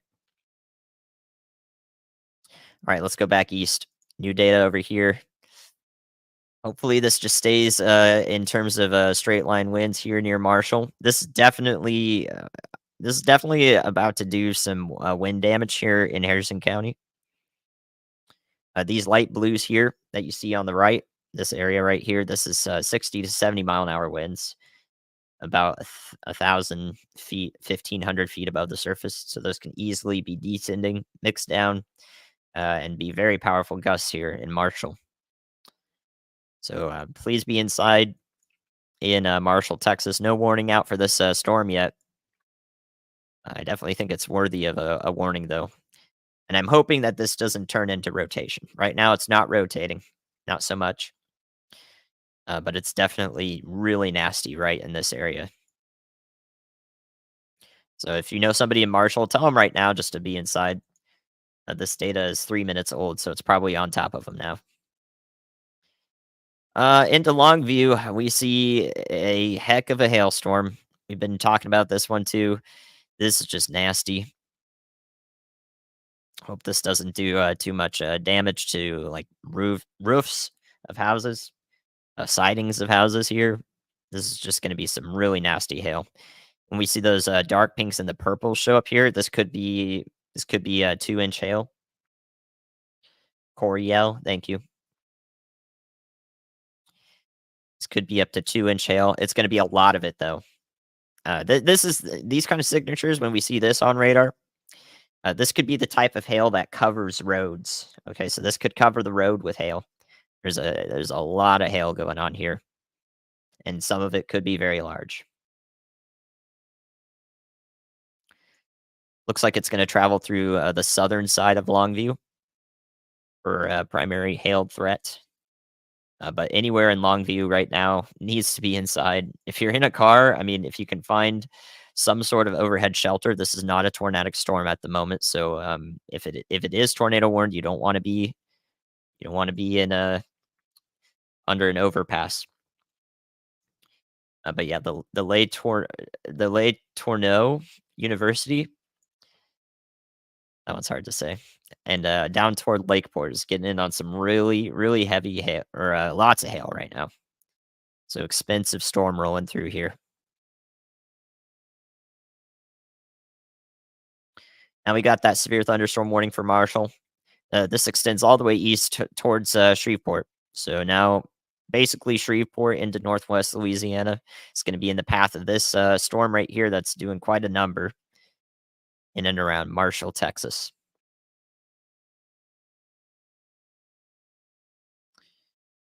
We could see also possibly rotation start up in this. I mean, this is just a extremely strong cell. So the dynamics in play here in the atmosphere are potentially supportive of tornadoes because of just how much the cell is doing. So I'll be watching this one closely too.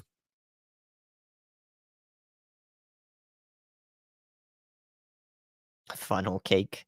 Enjoy your funnel cake. Yep, all the way over here into Shreveport, the metro there. Be paying attention to this storm moving in. It's gonna pack a punch. We're gonna have some really good data of it too, since we're close to a radar site. So I'll be able to tell you exactly what's going on there. The track of this cell, it's moving generally this direction, almost due east, but it has the potential to continue to develop and have strong parts of it to the south. So almost certainly northern Shreveport will get in on this.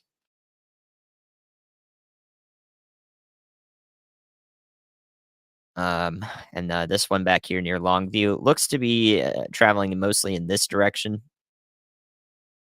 So south of Shreveport, eventually, I'll need to be watching out for this one. Probably about 45 minutes to an hour out from y'all at the moment. You're in Grade County. So 45 minutes out from southern Shreveport, that is. All right. So there's our coverage over here. I don't see this one starting to rotate yet, but I'm really concerned about it if it does. It's got the means to do some nastiness if it does start rotating here. So very, very close eye here on the Marshall storm. It does look like, to the best of my ability, I think it is not rotating though. We've got this sort of push out in front. So a little mini bow echo right in here in the storm where the most powerful winds are moving through Marshall and just north. So hopefully this does not start rotating, but I'm watching it closely. Lakeport, Lakeport, huge hail, lots of hail falling in. This is going to blanket some of the roads down here in Lakeport, Texas with hail. That's coming towards Easton, Tatum, and Darko. So lots of this is just a nasty storm over here. Looks like Longview is almost done with it, but southern areas of Longview still getting some hail. I'd like to see what this is doing at the surface after it's moved through. I don't know what we're gonna find here, but this is definitely this. There's some hail spikes out in front of it here, or out behind it rather. So large hail is falling over here. You can see that on the correlation coefficient. That big old area in blue here, this is all hail spike. So moving through some really big hail here.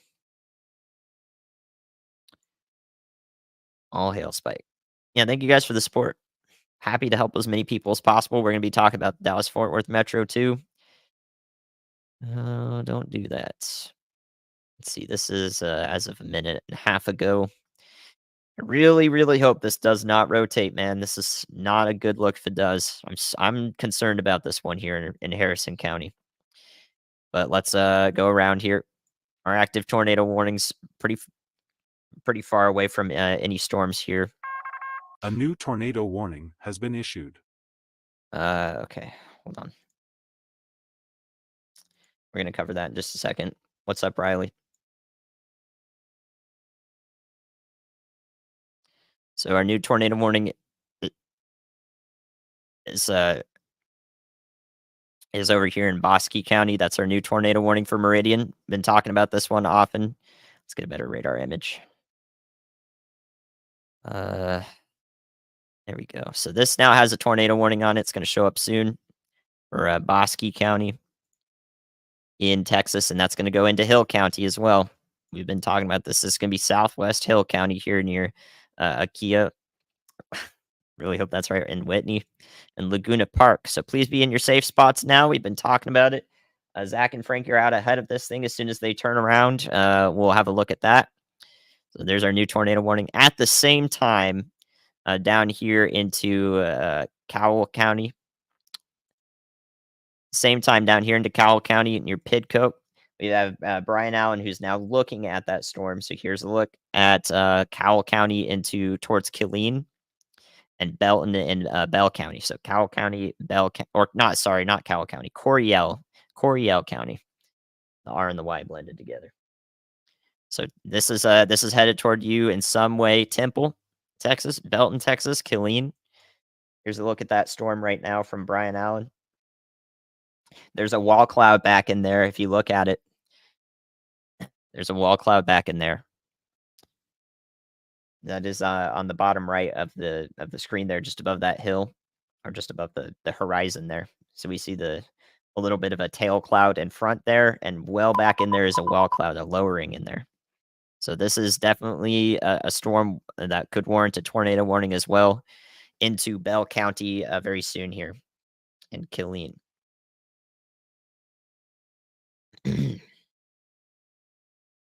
Watching this one closely. Everybody who's watching in low quality, change the quality on the video. Mouse over it, tap on the video, the stream that you're watching here, bottom right in the cog, change the quality. It is on your end, not mine. So make sure you are doing that.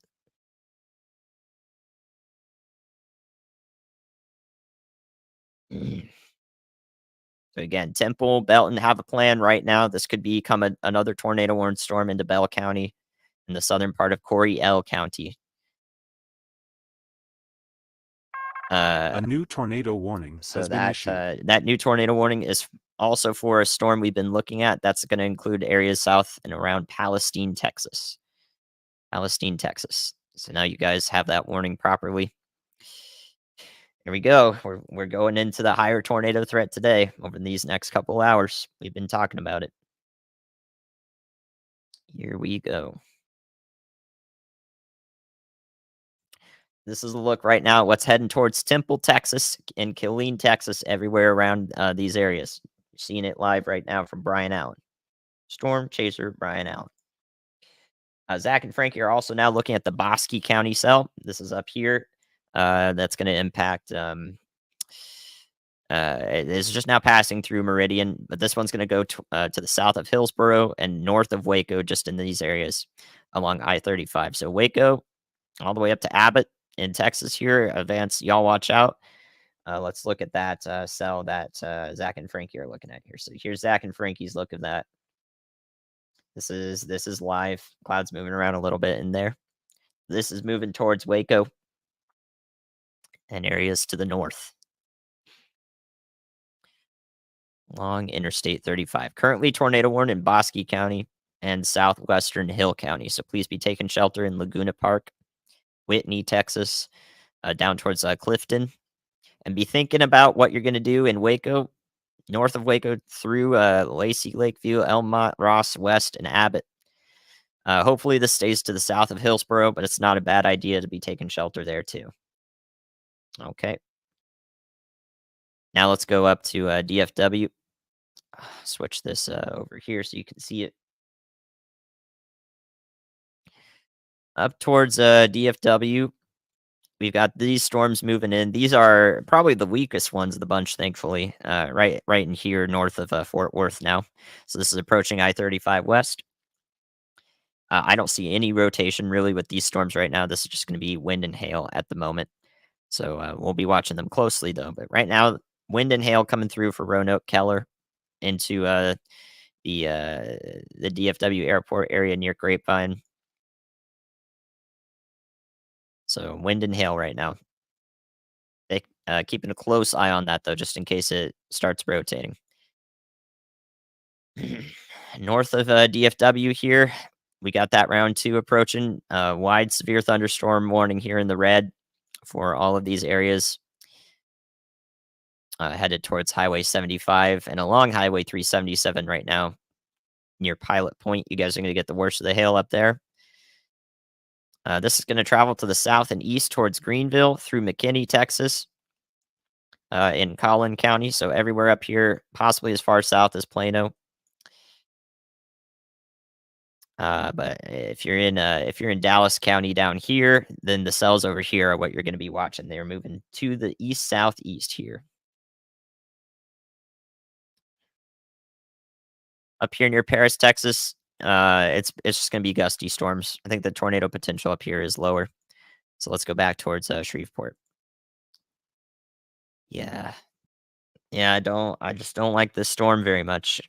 Even if it's not producing, even if it's not going to be rotating right now, it is still doing a heck of a lot of damage. So please consider being in your safe spots in Lay, Texas, and across the border into Caddo Parish here in Louisiana. Man, that is not. This is a nasty, nasty storm right here, and it's more rotating than it was before. So before we saw just like a straight line between these, and now we see this a bit more diagonal here. This could definitely start rotating just like this in the blue arrows here. So we could see this come together more and more with each scan here. This is definite. Oh my, yeah. I don't like the look of this at all. So let's keep a close eye on this. This will head towards Caddo Parish, Blanchard, the northern part of Shreveport, down the line here, about 30 minutes out. Please be watching this storm right here. I would recommend thinking about where you would be taking shelter just in case this does the worst case scenario. But cross your fingers that it doesn't, and that just comes through with some gusty winds and craps itself. You know, we want this to crap itself. Need that to happen. All right, that big old hail that just went through parts of Longview. We got a golf ball size hail report there. Um, Ping pong size ball as well here in Longview. That's headed down south and east toward Easton. Tatum should go to the north of Carthage, Texas. So right along Highway 59 north of Carthage is about where this hail is going to go. This does not look tornadic at the moment. So there you go. There's your East Texas update towards northwestern Louisiana. Look at the supercells that we're tracking here. Do you see this? Again, all these long signatures here, all this blue, light blue, and green here. These are all the anvil clouds. All the anvil clouds standing way out in front of the storm. So if you looked at this on satellite, you'd see all this bubbling back in here, and then the clouds just shooting out this direction over like 3, 4 counties, east to west. So big old supercells down here. Just what we're looking at. We could see that show up on radar. Yeah, absolutely happy to help. Happy to help. Watch it out in Bossier City. Bosher, one of those pronunciations. All right, the storm's approaching Elkhart, Slocum, Texas, to the south of Palestine in Anderson County.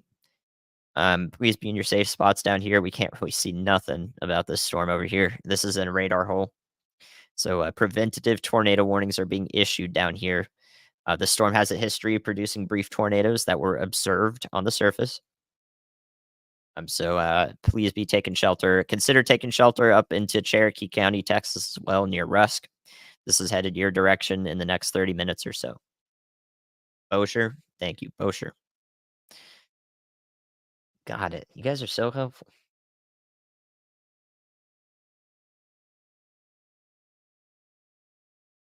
Smack 'em, Amy. Let's go. You're doing great in the chat.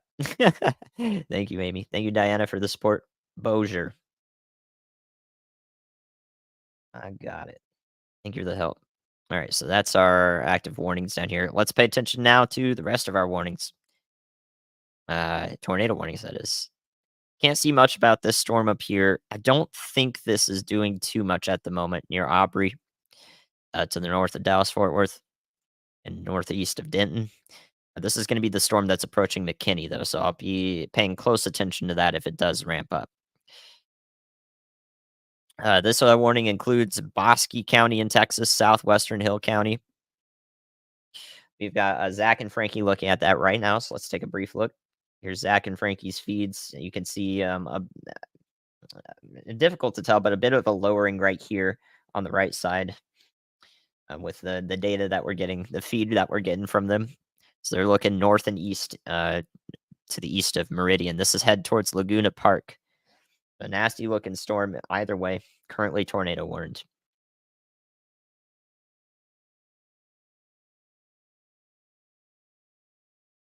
Their feeds are barely working. They're coming through though. They're coming through. We've also got Brian Allen. He's down south here, out ahead of this storm that's approaching Temple, Killeen, Texas, and Belton in Bell County.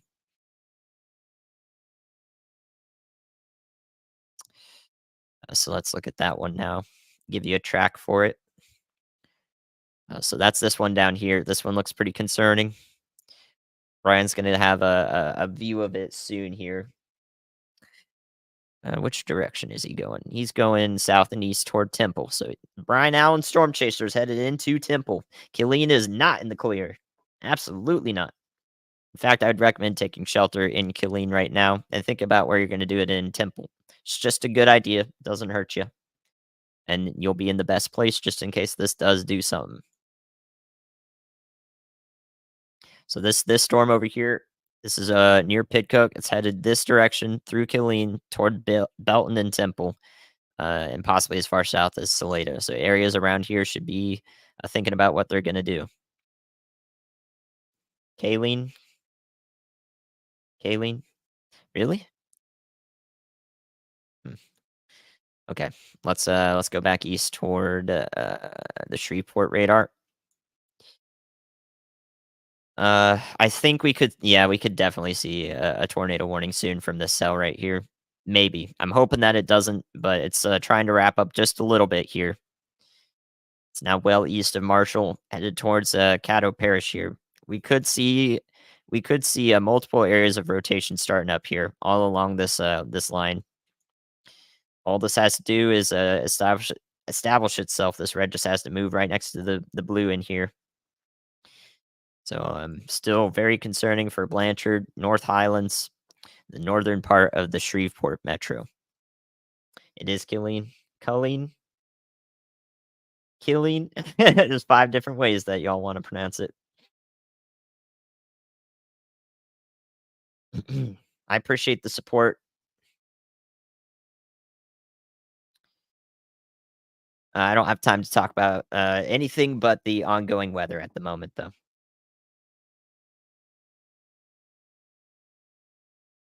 Active weather. Got to be covering this.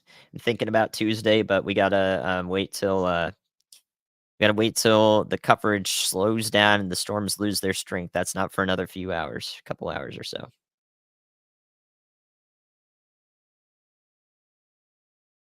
So here you go, big time hail moving through Darko to Tatum. Should pass the north of Carthage, Texas. If you're in Panola County, it's going to be along Highway 59 near DeBerry. So this is where this storm is tracking. Not tornadic at the moment, just lots of hail here. The type of hail that covers some roads. Cover some roads with hail. So make sure you're inside over here. Waiting for more data. Oh man. Yeah, I really, really don't like the look of this. This could drop a tornado very soon, near to the east of Scottsville, north of Wascom, and north of Greenwood, across the border into Louisiana. So be north of I-20 in Caddo Parish. DeBerry. Yeah, that one's tough. I don't like the look of this though. This is trending the wrong direction. It's definitely rotating. This is definitely rotating. Now we have rotation. Don't be surprised if a tornado warning comes through soon for Caddo Parish. We hope it doesn't happen. We hope it doesn't happen, but I would be thinking about where you'd go over here in Shreveport, calling people in Shreveport, letting them know that a powerful storm's coming their way, thinking about sheltering. That's what we're thinking of. No cells west of the one near Killeen right now. Thinking about sheltering. Don't like the look of this. Hopefully, this just doesn't do anything, but right now it looks concerning. What Wascom? Okay, that's definitely Texan. Definitely Texan. Most tornadic storm of the day so far, in my opinion, is over here. But we did have a tornado producing storm over here. That's just the south of Palestine, headed towards Rust, Texas. If you're just joining us, and around Rust, Texas, and Cherokee County, this tornado warning storm is just off to your west southwest. I'd be thinking about where to take shelter now. Bring things so you're not panicked. Don't panic. You can deal. You can do it. Okay, let's see. Both our chasers are repositioning right now. This looks like it's trying something here. There's the warning for Caddo Parish coming through A new tornado now. warning has been issued. So Caddo Parish in Louisiana, eastern Harrison County, now in a tornado warning. We were looking at it. It is it's pattern recognition, y'all. Comes into play here. So this is the one storm approaching Killeen. Should be the only one. Once this is through your area, it looks like everything else is out of your hair. So Temple, Belton, be thinking about this. It looks like it's becoming more and more tornadic. We got that hook echo approaching. Some of y'all like to call it the dangly bit. So be thinking about where to go, what to bring out ahead of time. So you should have a pillow or mattress or helmet. Have your shoes ready, and think everybody is ready to deal with these storms. Just a nice, tornado possible supercell down here. Approaching Interstate 35. This is Texas. Our warning up here, approaching Laguna Park, is also rotating. We do A have new 5 tornado tornado warning warnings has now. been issued. It's an extension into the northern parts of Houston County, which is where Crockett, Texas is. So that is not Houston, Texas. That is Houston County. I know y'all probably know about that. Yep, pillow, shoes, and devices to listen to the stream. Stay with it, and that's how you do it. That's how you do it. Takes 2 seconds. Dangleberry. All right, let's go back and look at Caddo Parish. This is the one I'm concerned with. No new data yet. Should be in 20 seconds or so. Definitely a valid warning, though. So Shreveport, you're all about to be in on this. This is looking to travel through the north side of the metro, but could go anywhere along this line coming out here. So everybody in Shreveport, be thinking about sheltering right now. We've been talking about this storm over here since it looked like. Okay, thankfully it looks like it's petered out a bit. This is good. This is good. This is what we want. We've been talking about it since it was over here looking like this near Marshall. And now it's got a tornado warning on it 30 minutes later. So definitely be taking shelter. Hopefully the case is that it's not gonna do anything though. Looks good. Very large hail still falling here, just about to approach Darko, Texas. It's gonna go towards DeBerry. DeBerry. There you go. This should stay to the north of Carthage if you're in Carthage, Texas. But this is a lot of hail over here. Ton of hail over here is falling. Coating the roads with hail. And eventually down the line, that's going to be this area south of Shreveport over here in this blue box near Stonewall, Keithville, into this parish over here in Louisiana, northern DeSoto Parish. And I guess this is southern Caddo Parish. It's quite large. So right in here, there could be a hailstorm heading towards you. Currently A new dropping tornado Mondo warning hail. has been issued. There's the warning for Bell County in Texas. Been talking about that. It's Eastern Coryell. Let's go to it. Been talking about this one, yammering on about it. There's your warning. Killeen, Texas, now in the warning. Belton, Texas, Salado as well. Calling out these warnings, y'all. This is what I do for Ryan. This is what I do. We're seeing it in real time.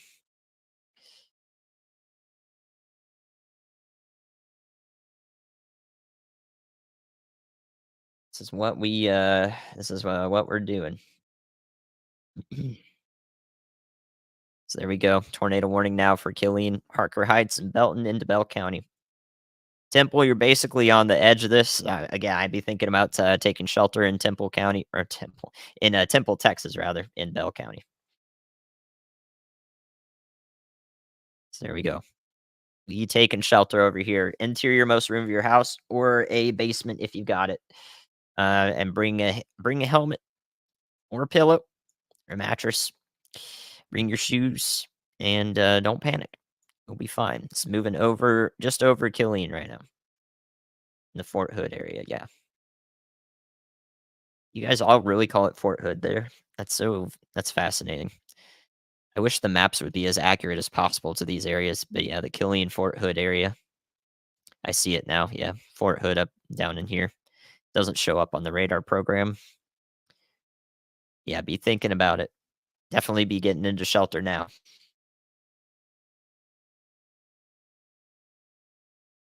And thinking about it downstream in Temple.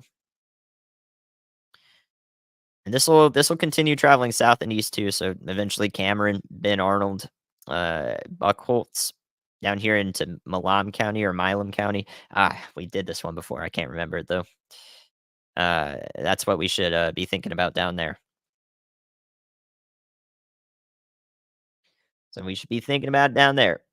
What's up, Riley?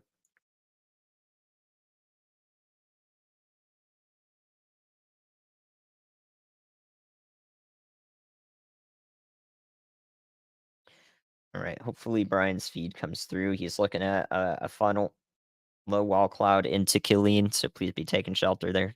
Killeen. Fort Hood. Okay, don't matter. Fort Hood, Killeen, Killeen. Just be taking shelter there. Let me see if I can get his feed. Brian Allen is chasing this storm. If he pops up there, we'll be able to see what's happening in this area. He's over here in around Belton. So he's looking at this storm this direction.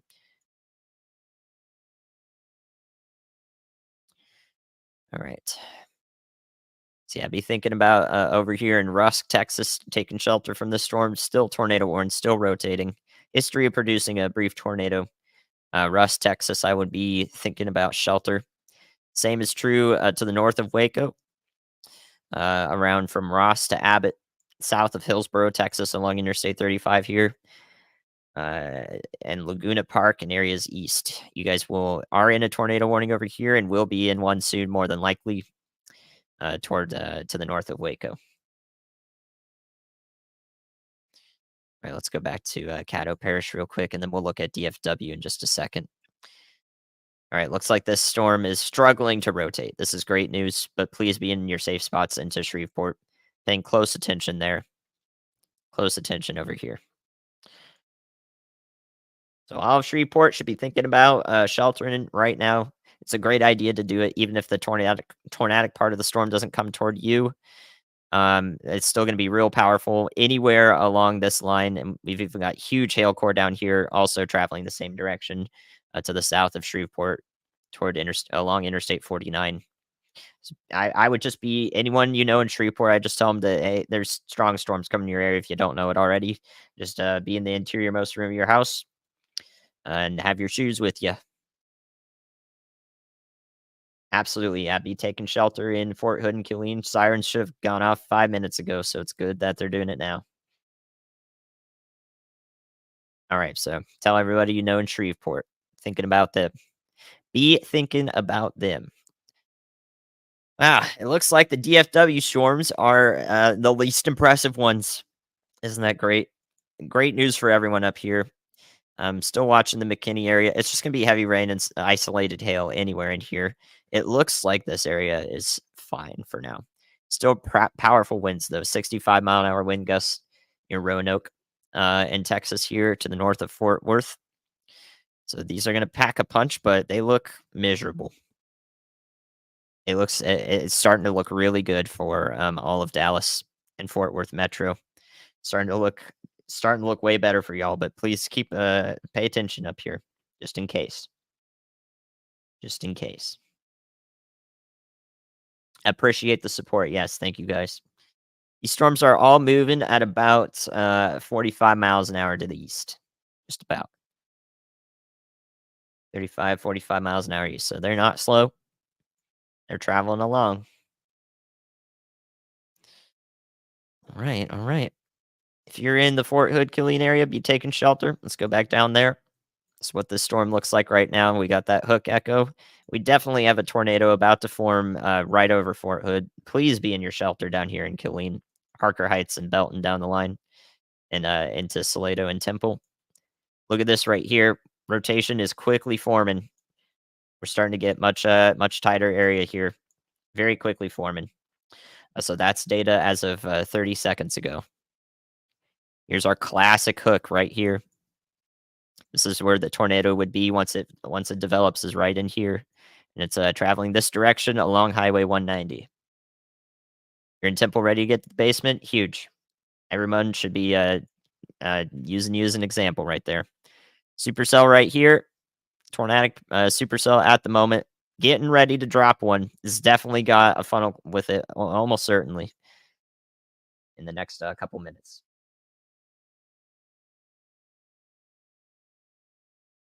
Very, very close. Let's see. Brian Allen's moving again. He is covering this storm, so Brian Allen will be able to turn around and give us ground evidence. This feed right below me. This is Brian Allen. He's right to the east of Killeen and Fort Hood, right over here.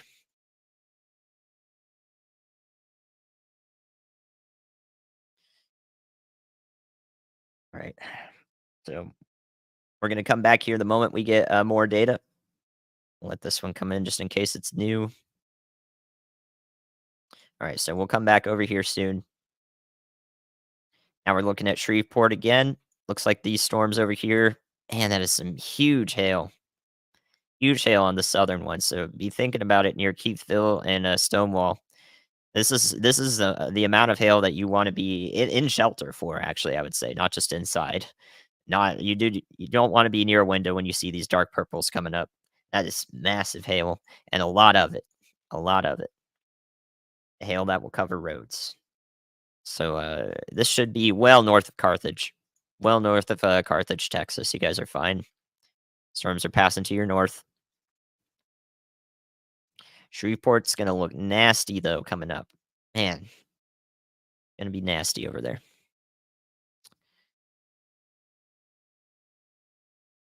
If you're anywhere near Mount Pleasant up to Paris, Texas, Sulphur Springs here along I-30, you're just gonna get in on some really gusty storms. Maybe some brief hail.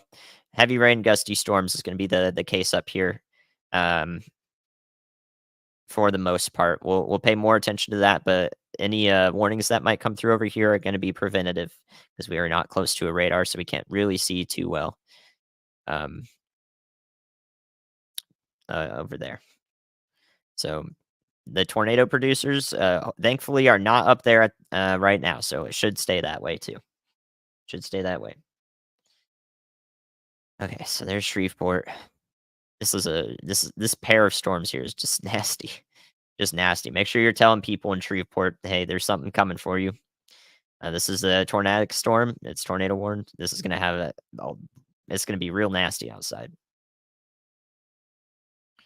Again, we just got a severe thunderstorm warning for winds, mostly with these cells up here going through Louisville, going to the east through northern Dallas County in just a bit, northeastern Tarrant County. I think though, as long as these don't do nothing but wind and a little bit of hail, it looks like DFW may have escaped from any bad scenarios today, which is good. So I'm watching this closely, but the hope is that almost all of the DFW metro here will be fine. Just some heavy rain that will probably move through to downtown Dallas and areas to the north in the next 30 minutes or so. Because these storms up here just have some hail in them near Ladonia, Wolf City. All right, let's go back to Killeen. Okay, so new data about to come in here. 18 seconds. Location of the hook is right over the city. A tornado, if it were ongoing, would be just north of Killeen here, which would be which would be around the Brookhaven Intermediate School. So to the north and east here, north of Killeen High School, a ways along Nolan Road, getting into the fort area here. So it's over Fort Hood. It looks better now, though. It looks like we may have, escaped that from forming. Definitely was, there for a second, though, for sure. So, but be in your safe spots down here. Down here into Temple, Salado, be thinking about it ahead of time in Rogers towards Cameron, Buckholtz. You're to the east of I-35 as well.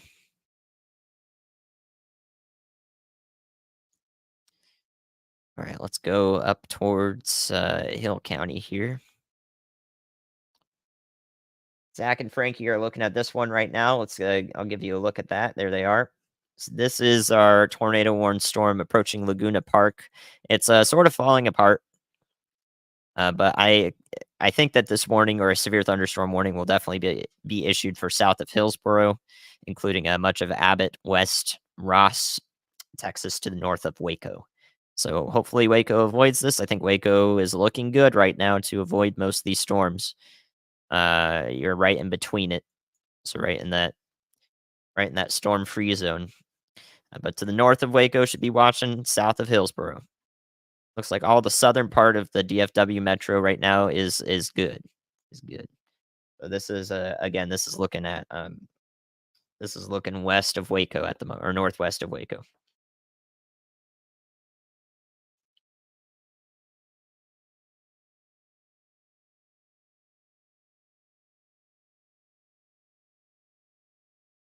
Looks a bit disorganized, I think, but at any point this could just start wrapping up again. Right now it looks a mess.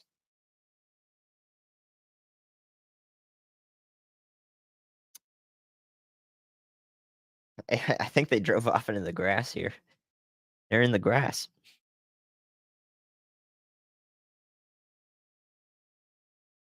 Yep, interior most room of your house if you don't got a basement and you're in a tornado warning.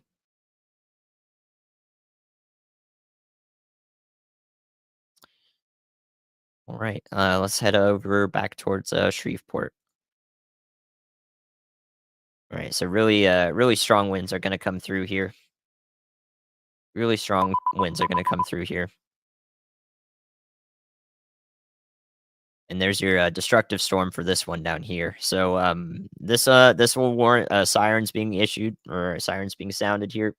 This destructive severe thunderstorm for DeBerry, north of Carthage, is going to be for baseball size hail, I believe. Baseball size hail down here is our destructive warning. So this is an extremely dangerous thunderstorm. It's going to approach Keechee, Stonewall, and Keithville in Louisiana here across the border. Should stay to the north of Carthage. Really large hail down here, looking nasty.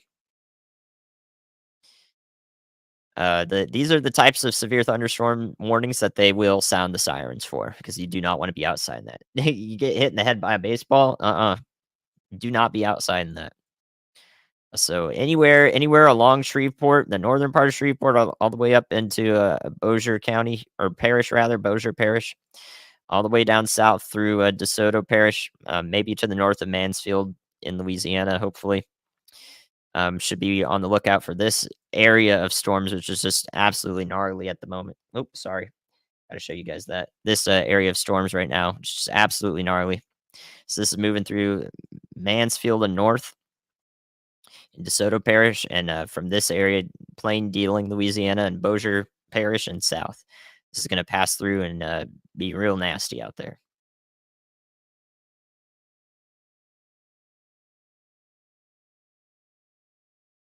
The hope is that this doesn't have any more tornadic elements to it, but it is still a tornado warning. Any part of the storm, though, definitely warrants being in your interior-most closet or bathroom.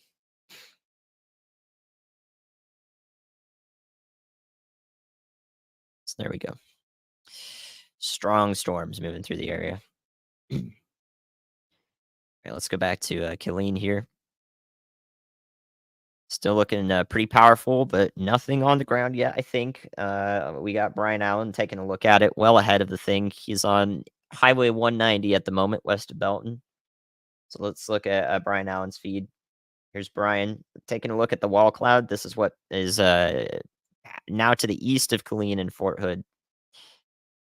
So this is what's approaching Temple. Belton, Salado should be far north of Gerald. Far north of Gerald. So anywhere Gerald and south right now, you're fine. I don't see anything popping up down here. So almost certainly it looks like Austin, Texas, and areas down here are going to be good.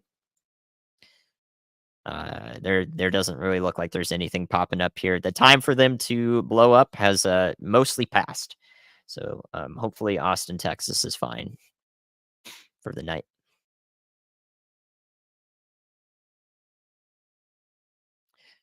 So at this point, I'd be getting into shelter in Temple and Salado in Bell County here. I'd be thinking about it down the line towards Cameron, Texas, Ben Arnold, Highway 77 area here into Malam County. Let's take a look at this going up here, see if we can see anything evident. Not really.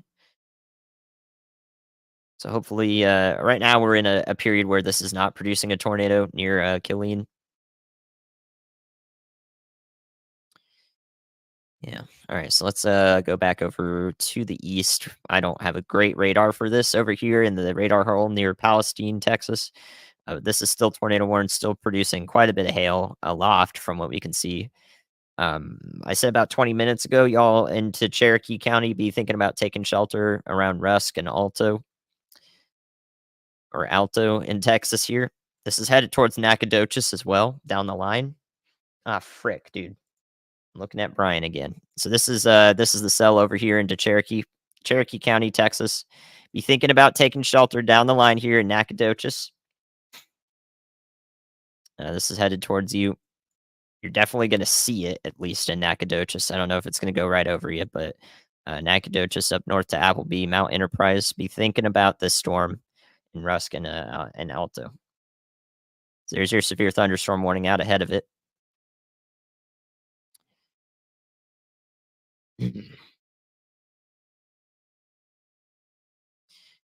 Right, so that's a look over there. I think this storm is mostly past, except for eastern Killeen here. So near Harker Heights down down Interstate 14 here.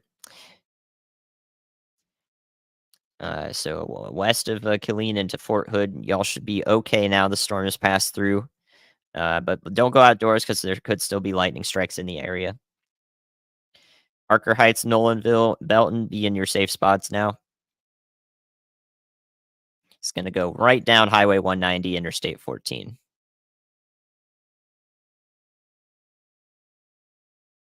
Okay, so that's the look at that storm. This one appears kind of disorganized. Zach and Frankie are on this one near Laguna Park. Again, this is going to be north of Waco, south of Hillsboro, along I-35. So if a new warning gets issued for this, and it'll be for northern McLennan County, north of Waco, and southern parts of Hill County, south of Hillsboro, in Texas.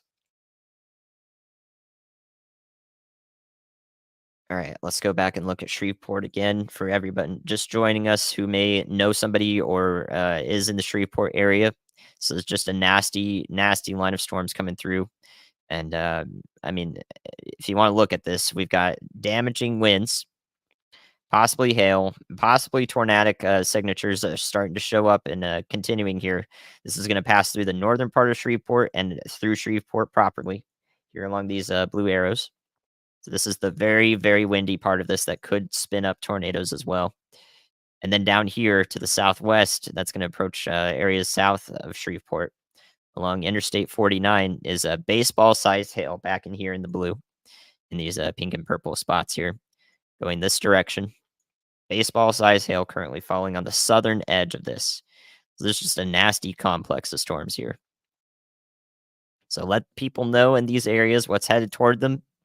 If they don't know, it's great to let them know. This is power of the stream. Power of the stream, power of 10,000 people here is telling people that what's coming for them over there.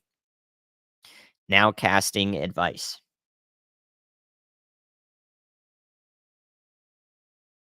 Let's see here. So tell everybody in the Shreveport area. Let them know. Don't hesitate. Okay, give them an advance warning here. We've been talking about this storm in particular for over an hour now, I think. Yeah, over an hour now. I noted its tornadic potential, and it's just nasty. Just a gnarly looking storm. So let's look at. So now that we've done that, make sure you let them know. Let's look at Fort Hood and Killeen again. I think something's getting started here once again. We see oftentimes these storms cycle where they have to put down another strong like area of air, just a strong block of air toward the surface, and another bout of inflow going into them so that they could connect and rotate. So I think we might be starting to see that again here. These blues here over Harker Heights are 50 to 60-mile-an-hour winds. And if this southerly or these air this winds coming from the south connect with it again, we could see another chance at a tornado near Harker Heights, headed towards Belton and Temple.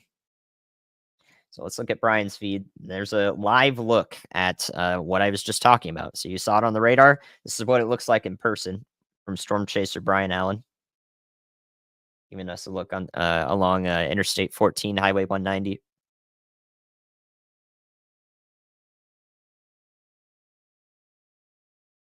Looks a bit ragged in nature. Lots of cars out into the evening here. Strong storm approaching. Oh, I don't know. I don't know how we can get like everybody to know these things are going on here. I don't know how we can tell all of them, but I'm doing my part here. I hope as best I can. Best I can. It's just important that people know. New Thunder and Rusk, yep, they're in Cherokee County. Consider just having everything ready in the interior most room of your house. Hang out there. Make yourself a hot beverage, okay? You know, if anyone's got some storm anxiety today, just make yourself a hot beverage and have everything ready to go in the room and get comfy in there. It's just a good idea to do it. It doesn't hurt you. It doesn't hurt you to do that. It's the best thing we can do. Really starting to see. Wish I could have it. Wow, do you see that? Oh, that's on his windshield. I was like, what is that like circular structure there? It's just a reflection on his windshield. You know, when you look at radar for 4 hours or 14 hours at that from last Friday, you start to see things for sure. So I'm doing the best I can here. You just start to see things like, oh my gosh, a horseshoe vortex. No, it's just his windshield, just a reflection. But you can see actually what I will point out here is on toward the right side of Brian's feed here before he moves away. Brian, why? I was just explaining it. He's got to reposition. I was going to say we could see the inflow. We could see the clouds streaming into the bottom, the base of the storm there. Brian, why? My science lesson has gone kaput. Oh, Brian. Okay. So again, possibly a new cycle here, a new attempt at a tornado genesis, the beginning of a tornado approaching as it goes towards Nolanville here. So Killeen, almost all that city to the west of Harker Heights, y'all are good now this storm's out of your hair. So Fort Hood and Killeen, hopefully you all are fine. This is now to the east. Out of the east. Gonna be going into Belton and Temple. Temple's gonna get in on the hail core of this no matter what. The tornado part of it may pass to the south of the city, right in this corridor. So near Little River Academy, north of Salado, but be in your safe spots. Thanks for the support, y'all. So we can't really see what's going on here, but still a powerful storm. All right, let's go back towards Shreveport. Getting really close now. They may not continue the tornado warning for this because now it looks like a good outflow dominant thing here. So you see a little bit of this bowing shape here. This is just going to be really powerful winds moving through. Very close to the radar site, 200 feet above the surface. I see 65, 67-mile-an-hour winds showing up here in these blues. So this is definitely reaching the surface. It's definitely going to look nasty. And there could also be, if this isn't hail, right in here, and these dark reds and pinks approaching the city of Shreveport. That's not hail, it's extremely heavy rain. So this will be a blinding rain, impossible to drive in rain. So this is definitely dangerous for driving out here. So this is the focused, strongest part of the storm. Looks like it's going to move right through Shreveport, starting in a few minutes. Down here, we still have this monster hailstorm on the southern edge of this very interesting configuration here. A bow echo up north, and then, and then this strong hailstorm down here. This is tracking this direction, dropping up to baseball size hail. You know, don't want that to hit you in the head if it is even larger. So it's well removed from Carthage, Texas, but it will be headed towards Keithville and Stonewall and Keechee here, Frierson or Frierson and Kingston in Louisiana across the border. So let people know in this area if you know somebody that strong storm's about to head in. Been yammering on about it for an hour now. It's starting to get spicy. So just yep, stay indoors and make sure you're comfortable. All right, let's go over to Dallas Fort Worth again. This tornado warning here that Zach and Frankie are looking at was allowed to expire. We'll be watching it closely though as it goes through northern McLennan County in Texas. This severe thunderstorm is a little shrimp, but like I said, it's going to go through Dallas, go through downtown Dallas quite a bit here, and it's just going to be gusty winds, maybe a little bit of hail. It's a small storm. This looks to be the worst of it here in the DFW metro, though. So just a brief bout of heavy rain coming through, but no tornadoes. I don't think there's any tornadoes over here. We're watching it closely.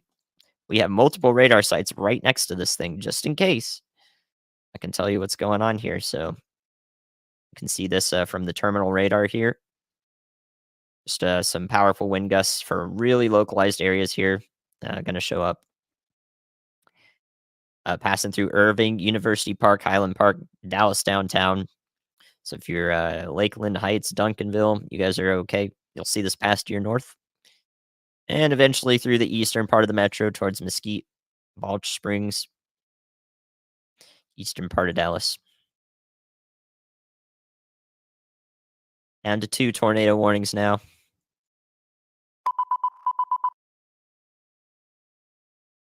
So there's your considerable severe thunderstorm warning for Shreveport. All of the Shreveport metro, north, south, everywhere through the city. That's going to be for 70-mile-an-hour winds. 70-mile-an-hour winds and some hail in there. Don't want to be out in that. Yep, looking through this, these are our weakest storms right now. Weakest storms today. Still severe thunderstorm warning. This is going to pose mostly a threat to driving. So driving over here and along the Dallas area is just going to be made difficult by this. But this is just a strong springtime thunderstorm at the moment. All right. So that's what's going on down there. Switch radar sites. Up north here, I've talked about this occasionally up north, around the Paris area, around Mount Pleasant. At the moment, this part of the storm going through today, it just looks like it's going to be wind and some hail up here. Okay, I don't see much tornadic up here. We're a bit far away from radar sites up here, but if there is a tornado warning anywhere up in this area in northeastern Texas, it will be preventative. So it will be, oh, the storm might be rotating, so please be taking shelter. But almost certainly it's looking like a much reduced tornado threat up here. So just wind and hail.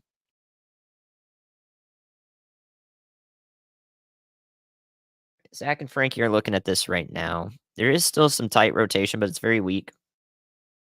We can take a look at whatever they're seeing here. Here's Zach and Frankie's view. This is south of Laguna Park in Texas. It's headed towards to the north of Waco, south of Hillsboro. Still a strong storm, but it looks like I don't see. We could see a little bit of rotation here. You see those low clouds moving right in front of the stream. They're going this direction, and in the back there, they're moving a little bit the other way. to the left. So we can definitely see that weak rotation verifying here from Zach and Frankie's feed. Pretty cool. Pretty cool to see it happen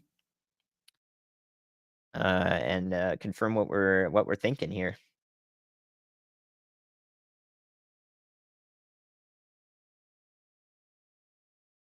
All right. So let's go back to Louisiana. Here it is. Now moving through Shreveport proper. 60, 70-mile-an-hour winds coming through. Really looking, it does not look tornadic hardly at all. So this is looking like a bunch of gusty winds moving through. This hail has also calmed down quite a bit over here as it passes the border. So hopefully this hail just, is not sustained. We were seeing very large hail earlier. Moving through Shreveport now. Looking like a less of a tornado threat, thankfully, but these winds can still knock down plenty of tree branches. So dangerous storm moving through.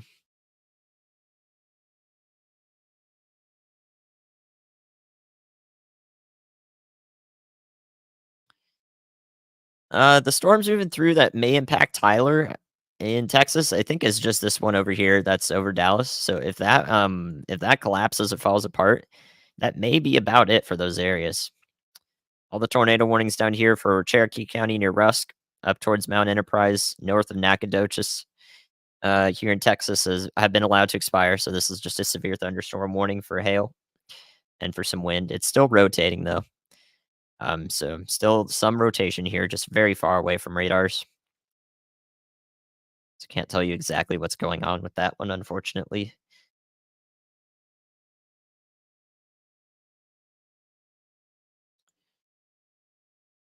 Uh, so yeah, really strong winds just above the surface here. 70-mile-an-hour winds going through the southern part of Shreveport.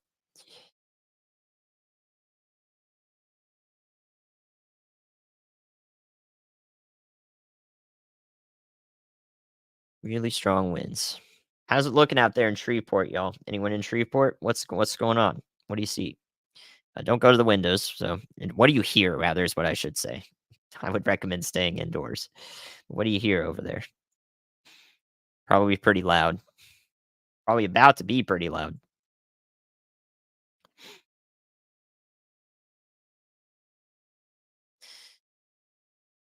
But yeah, that warning also goes way out to the east here along Interstate 20. So this is expected to continue along Interstate 20 towards Arcadia, um, Ruston in Louisiana. We'll see how far east it makes it.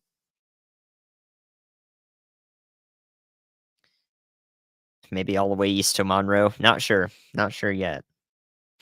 Just hear thunder. Well, not for long. It's gonna get loud. Be indoors. Be indoors. I honestly, I'm just really glad that it was looking real nasty over near Marshall, Texas an hour ago. I'm really glad that that did not turn into, a major tornado threat there because it could have. It was looking real gnarly. That's why we had this tornado warning come through that's about to expire here in Caddo Parish.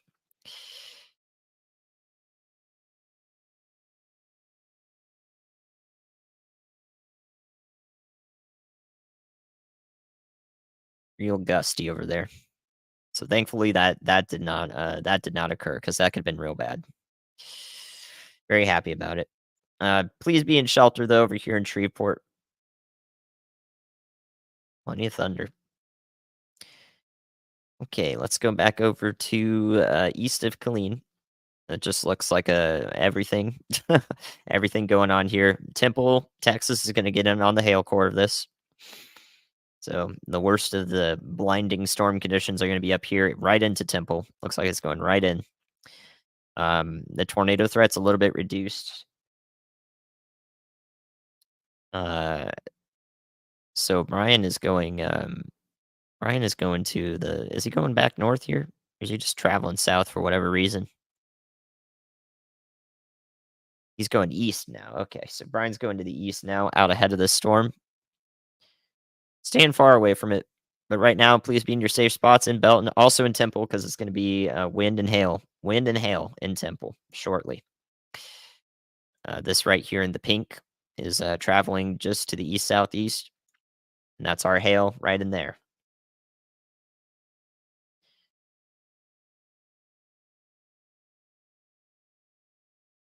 Okay, close this out. All right, we're down to 3 radars now. Very good. Think Wichita Falls is good for today. Doesn't look like anything else popped up. Fort Worth, I think you all are all right for the day as well. Just this one strong storm moving into Dallas. Looks like it does have some hail with it now, possible. So you could get in on a pretty nasty storm here into Dallas, but Fort Worth is looking all right. All of Tarrant County looking okay here. Just this one little blip here, passing through Irving right now in Texas.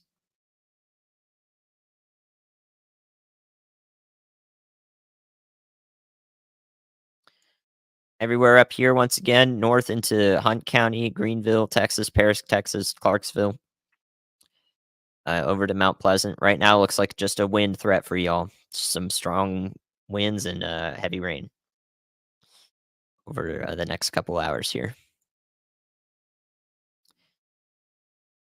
Watching this storm closely just in case, because I like to talk about something, say it's doing nothing, and then it does something. So still got to pay attention.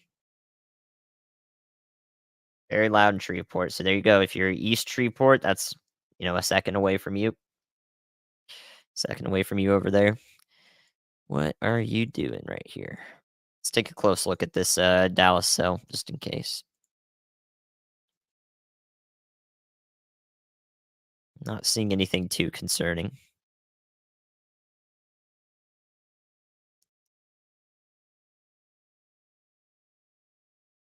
Just a strong thunderstorm moving through into downtown Dallas in just a bit here. Right through downtown. Right through downtown. So Shreveport, here's a look at what y'all are seeing. It's a mess. It's just a mess. That's what y'all are seeing.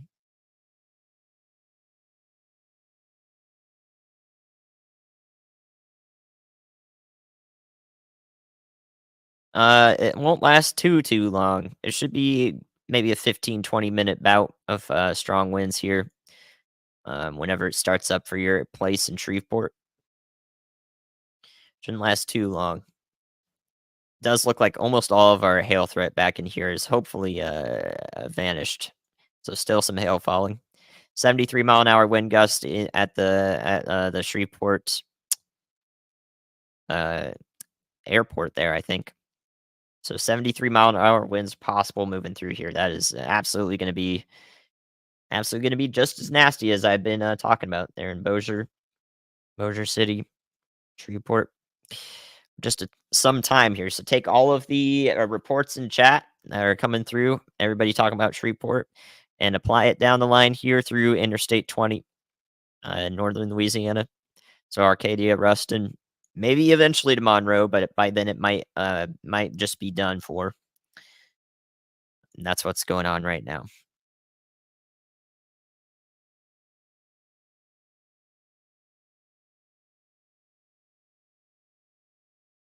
All right, let's go back down to Temple. Temple's got that hail moving in really soon here. Brian's getting out in front of this feed right below my face here. And Zach and Frankie are still looking at this cell that's not warned up here near Abbott and West Texas, north of Waco. So Bell County and Milam County, this has been transitioned into a severe thunderstorm warning as it continues on. This is going to be considerable because there are 70-mile-an-hour wind gusts and also up to 1.5 inches of hail, which is going to be just nasty here. This is going to go through southern Temple, so let's talk about that.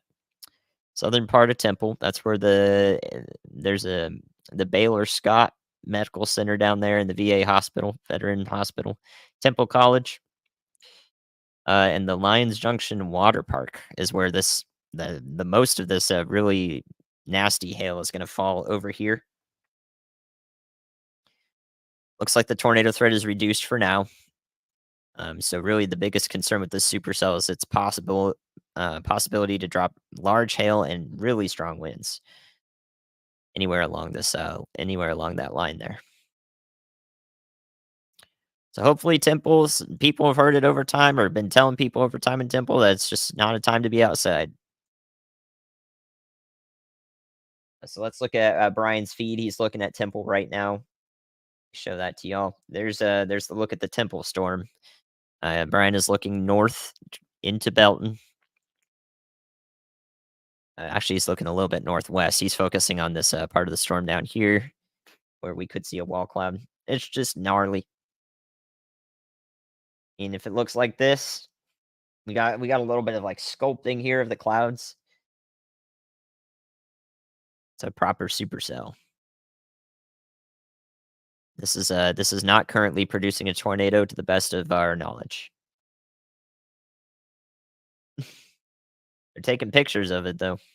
Yep, hail is going right into Southern Temple. It's probably going to last a good amount of time here. You have some scary looking clouds in there. It's probably going to last a pretty good time, pretty good amount of time. This is just now approaching Belton, Little River Academy, and Temple, Texas.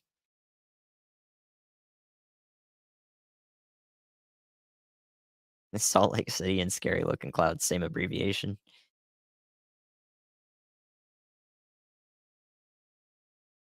Killeen's good. Killeen should be good for the night. Fort Hood, good.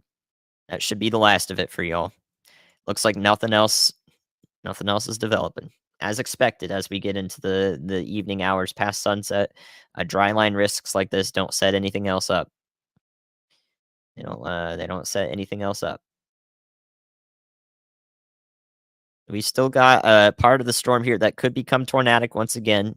At any point, the wind streaming into the storm like this direction can sort of wrap up here right in this area and become tornadic once again. But right now, we're not seeing that too clearly. Can change it in the blink of an eye, though. So it's a good idea to just be out in your shelters or in your shelters over here. It does look like it could be attempting to happen here. So right here we have a rear flank downdraft. This is winds moving quickly down from inside the storm along this blue arrow into our area of interest. And right here in the red, we've got the inflow, all the winds streaming into it. Oh gosh, I'm not even showing that. Here you go. There you go. Here's your downdraft right there on the rear flank of it. And here's your wind streaming inward. This blue arrow right here. It could be coming together right in this area to the south of Temple. This is still possibly tornadic. It's that cloud hanging down, scary looking cloud. Those are scud clouds. Literally clouds that just form below the storm because there's rain falling there. The rain cools that air down, forms another cloud. So just a little ragged looking thing. That's what happens. Yep. So this has been developing. We can look at this. This is definitely going to try again, I think here. Most concerning part of the storm right into this area if it does tighten up here. It will go near Little River Academy and Rogers in Texas down the line here along Highway 190 going southeast. Buckholtz and Cameron, y'all watch out ahead of time into northwestern Malam County in Texas. Texas, Texas, Texas. Let's look at Shreveport again. You guys are almost getting through it. Almost getting through it for most everybody here. Some bouts of severe weather again, though, are going to be as far south as Keithville. Looks like Stonewall's avoided it here in Louisiana. And again, this is just going to travel east along Interstate 20 here for the most part. We'll see how long it persists with these damaging winds, but along Interstate 20 and areas just south here in a box like that, we're going to see the worst of the impacts here in this severe thunderstorm warning. Yeah, there's a reason I'm not looking at the correlation coefficient right now.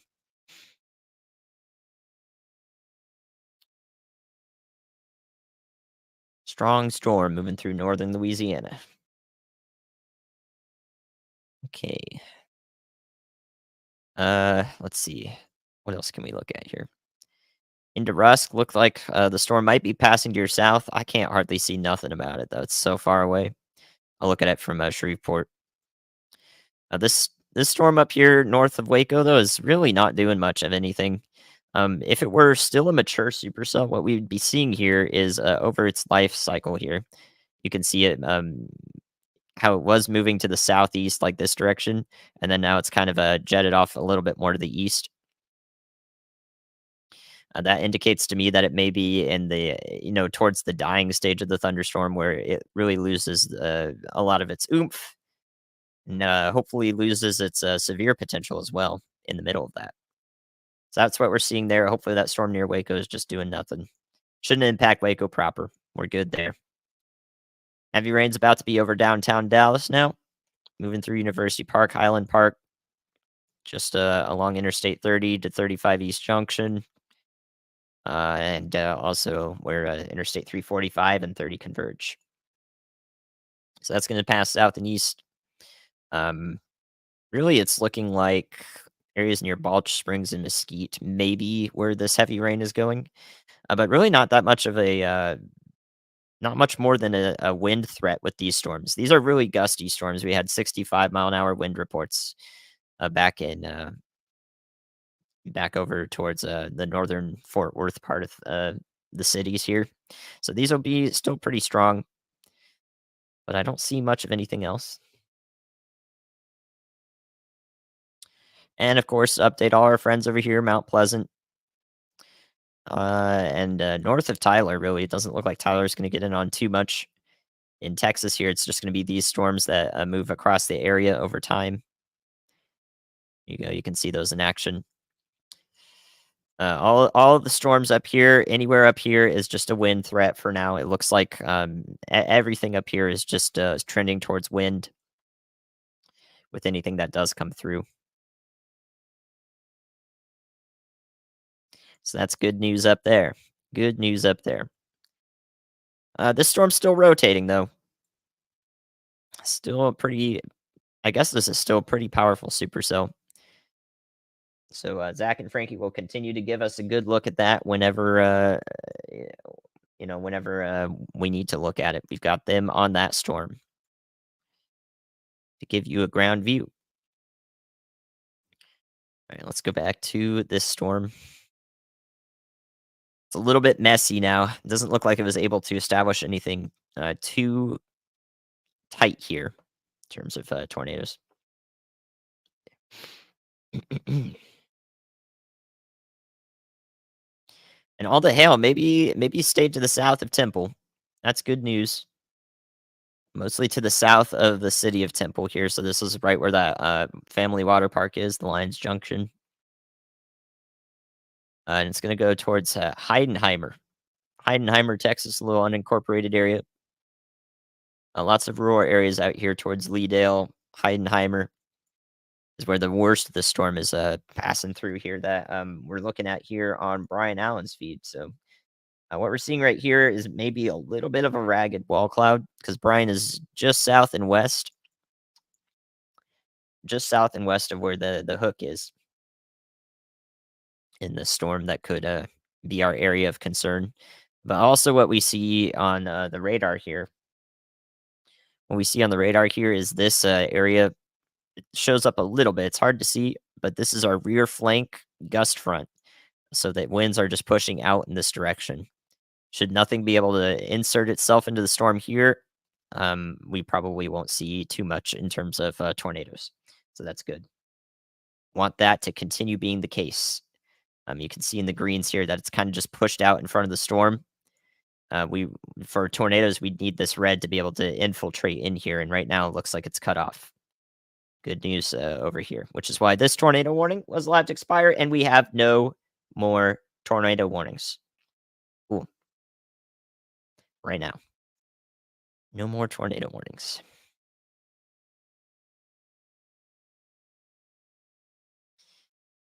75-mile-an-hour wind gusts here in South Belton. So that's just still going to be real nasty, though. I mean, those kind of winds can do the same damage as a weak tornado.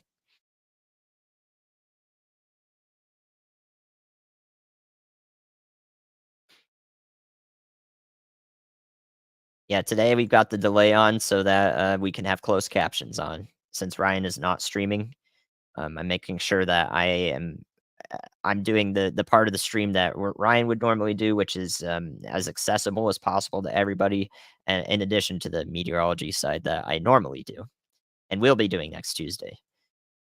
So yeah, strong storm moving through Cameron in Texas here in Milam County. I'd recommend being in a safe spot. I definitely recommend being indoors. A dangerous storm with 75-mile-an-hour wind gusts. So this is going to head towards your area through Rogers, Texas, Ben Arnold, Cameron, towards Gauss, Hearn, Hearn, Mumford, and Wheelock here in Texas. Eventually down the line.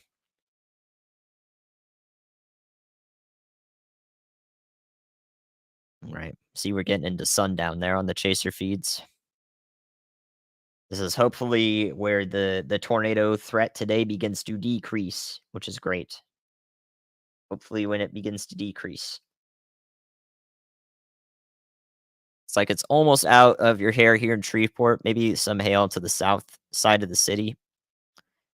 But once this blob of heavy rain is done here, move off to the east, then Shreveport is probably going to get in on some more storms. It's probably going to be stormy again because we've got all this mess back in here. It's generally traveling in this direction. I'm in Minnesota, Minneapolis. Whew. So does look like things are winding down just a bit here, but we still have strong supercells. So 3/4 inch hail northeast of Dallas. Thank you, great job telling me that. Good live report. Please stay indoors. I can't recommend in good conscience that you go outside. So let's look at Dallas.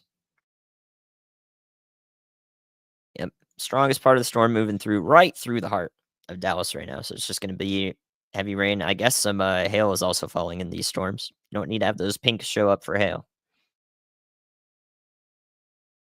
I didn't measure the snow this time around. Hearn, Hearn, Texas. Thank you, Loss. Appreciate that. Okay, so no tornado warnings, guys. We've covered all the storms recently. This one passed into the north of Nacogdoches. Looks like it's still strong, but not tornadic. Passing south of Rusk. So it's a good idea to be indoors over there. So let's talk about Tuesday right now. Okay, Tuesday and Wednesday. Let's start talking about that. All right, let me show y'all this coming up. So this is today's risk. Let's talk about Tuesday, Wednesday. Here is a. Let me turn this off. Um. Grief. I've goofed it up.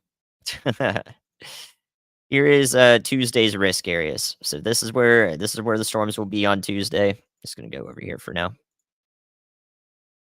So these are the areas in the orange here. This is an enhanced risk or a 3 out of 5 currently from the Storm Prediction Center. This is subject to be upgraded for much of so for Fort Smith, Little Rock, Jonesboro, Arkansas, Texarkana, as well. Areas over here are in the highest risk at the moment issued for Tuesday.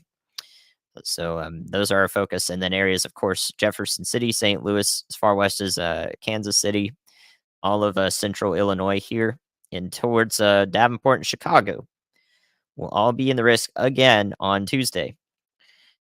So expectations for Tuesday is that these risks stay in place and may be upgraded to a moderate or a 4 out of 5 from the Storm Prediction Center. It's looking like a pretty intense storm taking place once again, just like last Friday. And the wind threat could make it so that these storms or these risk areas rather are extended to the east as we go into Tuesday night and Wednesday morning. So over here from Kansas City, Topeka area east, I would say that storms are expected into the early afternoon hours on Tuesday, right in this area. So early afternoon, even as far, even down here into in and around Dallas, just the east of Dallas is where these are expected to form. And then through the late afternoon to evening, and then up into the early night hours, right into this area, into northeast Arkansas, and evening to night hours starting to get over here into Chicago, Bloomington. So maybe the same theme will be true on Friday, but just add a couple hours to the time that you got storms on Friday. So just a little bit earlier over here toward Des Moines, just so like in the afternoon hours over here near Des Moines, but then Davenport maybe in the early evening to late afternoon, and then Chicago instead of 7 p.m. Central, it could be 8 or 9 p.m. We'll see, but maybe also again we might see a couple of rounds of storms as well are going to be possible. So we could see some storms move through Chicago earlier on, and then another one form back here and move in the same direction again. That's definitely possible in both modes. So down here can also get multiple rounds of storms because this is a big system. That's why that's possible. Big system makes it so that we can get multiple rounds. Yeah, I did get snow yesterday. So if we look out ahead to this day as best we can, we got the NAM here to show you the future cast radar into Tuesday. So this is Tuesday at 7 a.m.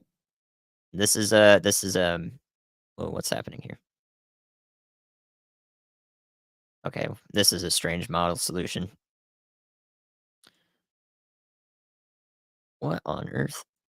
I definitely think that I definitely think this is not showing this properly, not resolving the storms. But we have the environment in place for sure.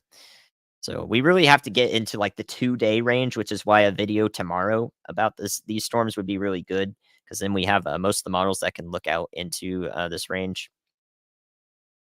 That's the hope. So if I can make a video tomorrow about this, that would be great. Because this is just not showing up yet. These dang models are not doing what I want them to do, to show up. Not giving me a good idea. NAM stands for North American Mesoscale Model. North American Mesoscale. Tomorrow, we can take a brief look at that. So this is tomorrow's risk areas. Really just marginal risks in place. So the continuation of any sort of storminess down here into this area over here. This is a low end threat, as well as the day before a low end threat up here in into the Midwest into northern Missouri. So the day before a lower end threat, maybe even some thunderstorms over here in the Rocky Mountains, Utah, and along the Pacific coast and Spokane. Thunderstorm risks all over the place. Wow. But those are just general springtime ordinary storms if they do happen. So low end threat tomorrow, day 3. Then we get the sort of upper end threat that is subject to upgrading from the Storm Prediction Center. So that's what we'll be looking at. And then after that into Thursday, we also want to be talking about Thursday. Or not Thursday, sorry, Wednesday. We also want to be talking about Wednesday into the Northeast. For y'all in the Northeast, let me show you this. As soon as I can find it. There we go. So this is the risk for Wednesday from the Storm Prediction Center. So that's including Detroit, Cleveland, almost all of Ohio, so Columbus, Cincinnati, Indianapolis and East, Buffalo, Pittsburgh, all of these places here in the North and East, the Eastern Midwest into the Great Lakes region here are going to be looking at a severe threat on Wednesday, April 5th. The same may be true, a lower end severe threat down here as these storms move to the east into the deep south from our previous risk over here. That includes much of Arkansas. So this southern mode may have storms that move more to the east and have a lower end severe threat down here on Wednesday. So unsettled weather for a lot. Yeah, this also includes Toronto. Sorry, I forgot to say that. Southern and southeastern Ontario. You can actually just fill in the bubble here. You can see that really nicely. So just imagine this is one bubble here for southern, southeastern Ontario, up towards Ottawa. Just fill in the bubble here for a severe risk in this area in the Great Lakes region, eastern Great Lakes region. That's exactly what I wanted to talk about, and then I forgot about that. So yeah, severe weather also expected through Toronto, all the metro there. Going to be intense up there. So I'll definitely talk about it in a video if I can make it in time. Yeah, there's a look at Wednesday from the Storm Prediction Center.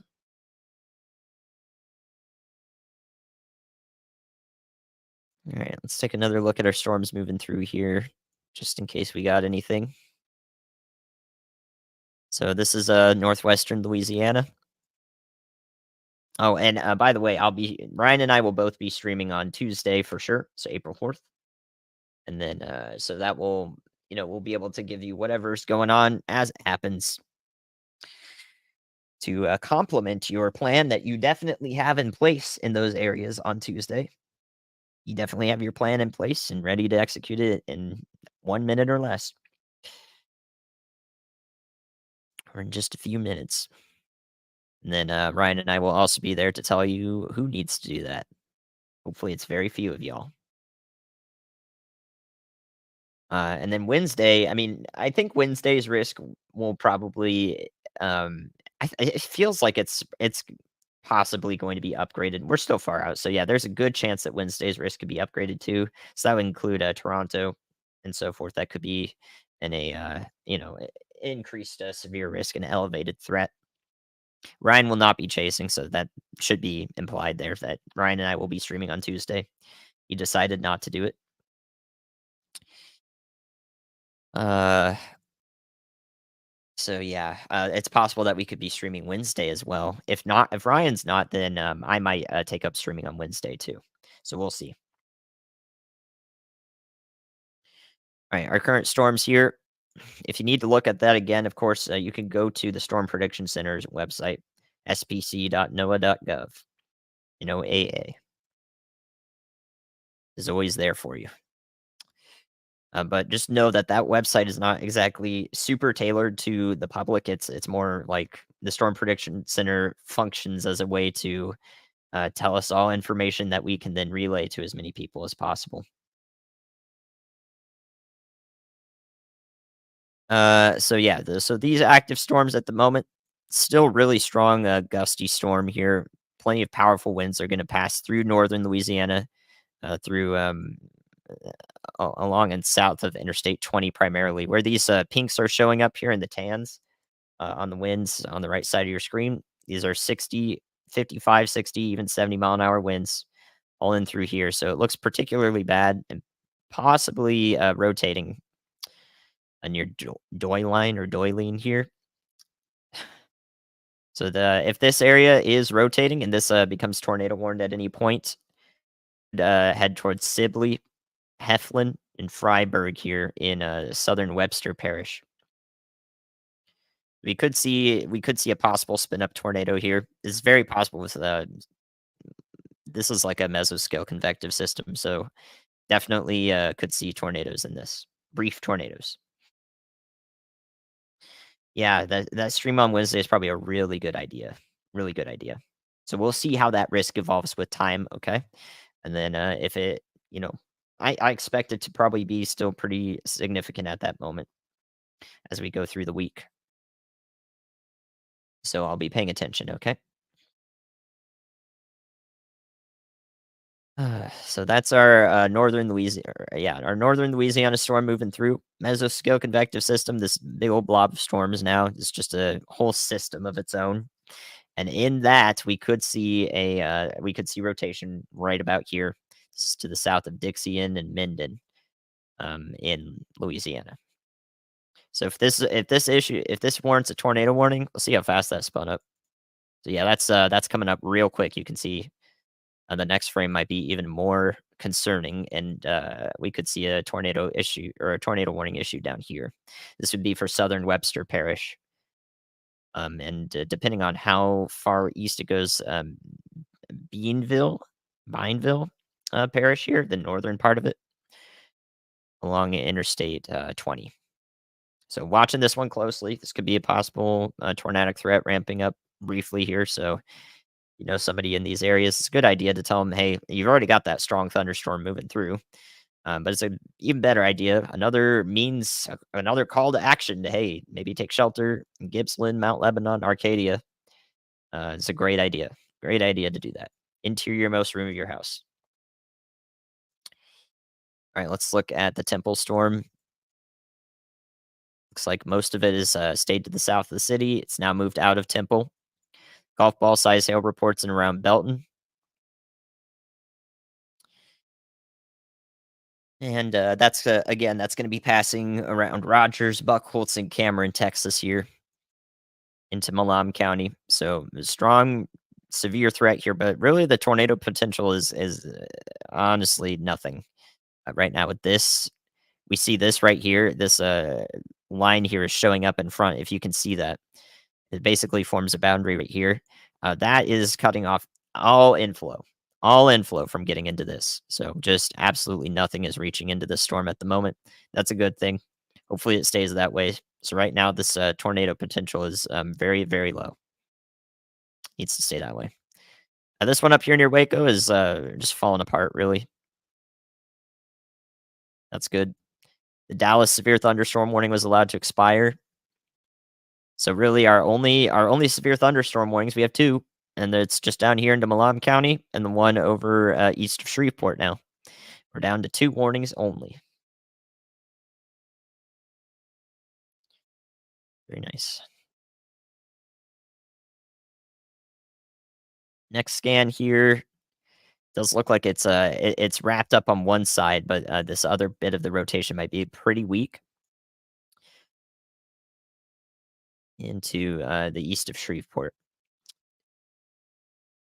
So hopefully that continues to be the case. But these storm systems altogether, they alter the atmosphere all around them, so they can make their own conditions if they want, and that's why we see these spin up tornadoes quite often. So again, if there is a tornado warning that comes through for this, I wouldn't be surprised. It would be for southern Webster County into northern Beanville or Bineville, not county, parish. They always get me with that. I've been doing it good all day today, and then finally I succumbed and said county instead of parish. There it is. Oh, man.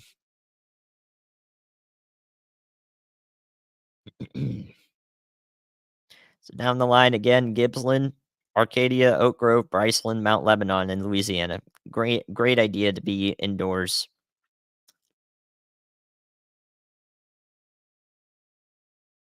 Bienville. Thank you. Bienville. I was wondering if somebody would come through with that. Perfect. Appreciate it.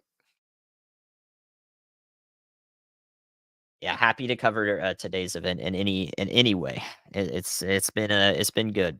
Glad I've been able to do all this. Does look like we're really losing the severe threat though.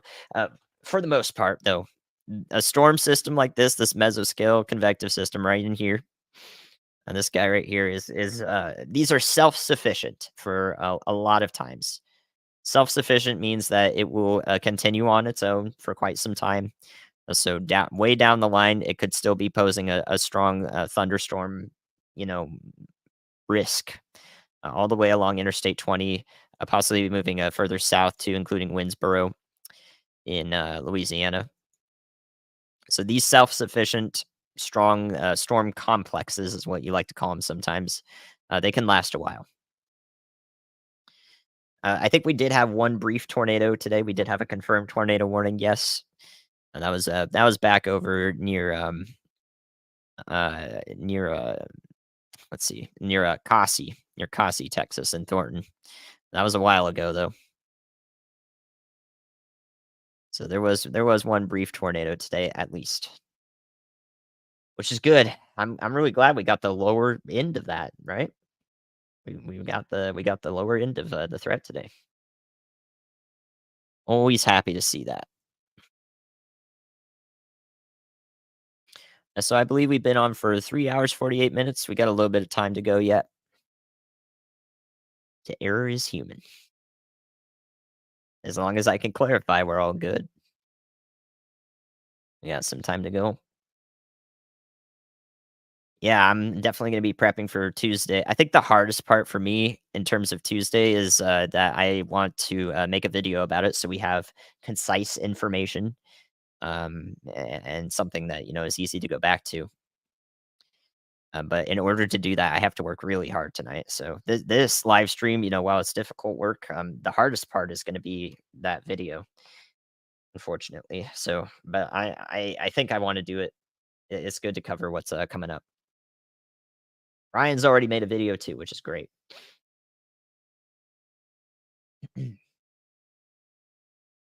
Back in there on Tuesday, you should be fine in Temple. You'll be good. You'll be good. Much further north and east, is where we'll be focusing on the southern mode. So, Chad, let's talk a little bit. What do you guys, got to say to me that isn't just asking about your specific location? Since we're down to 2 severe thunderstorm warnings, those are where, that's what I'm looking at. So, anything from y'all? Anything from y'all? I see that we're, approaching 100,000 subs. Yeah, I wish I could see that better on this live stream area. But thank you all for doing as much as you have to, help this stream along.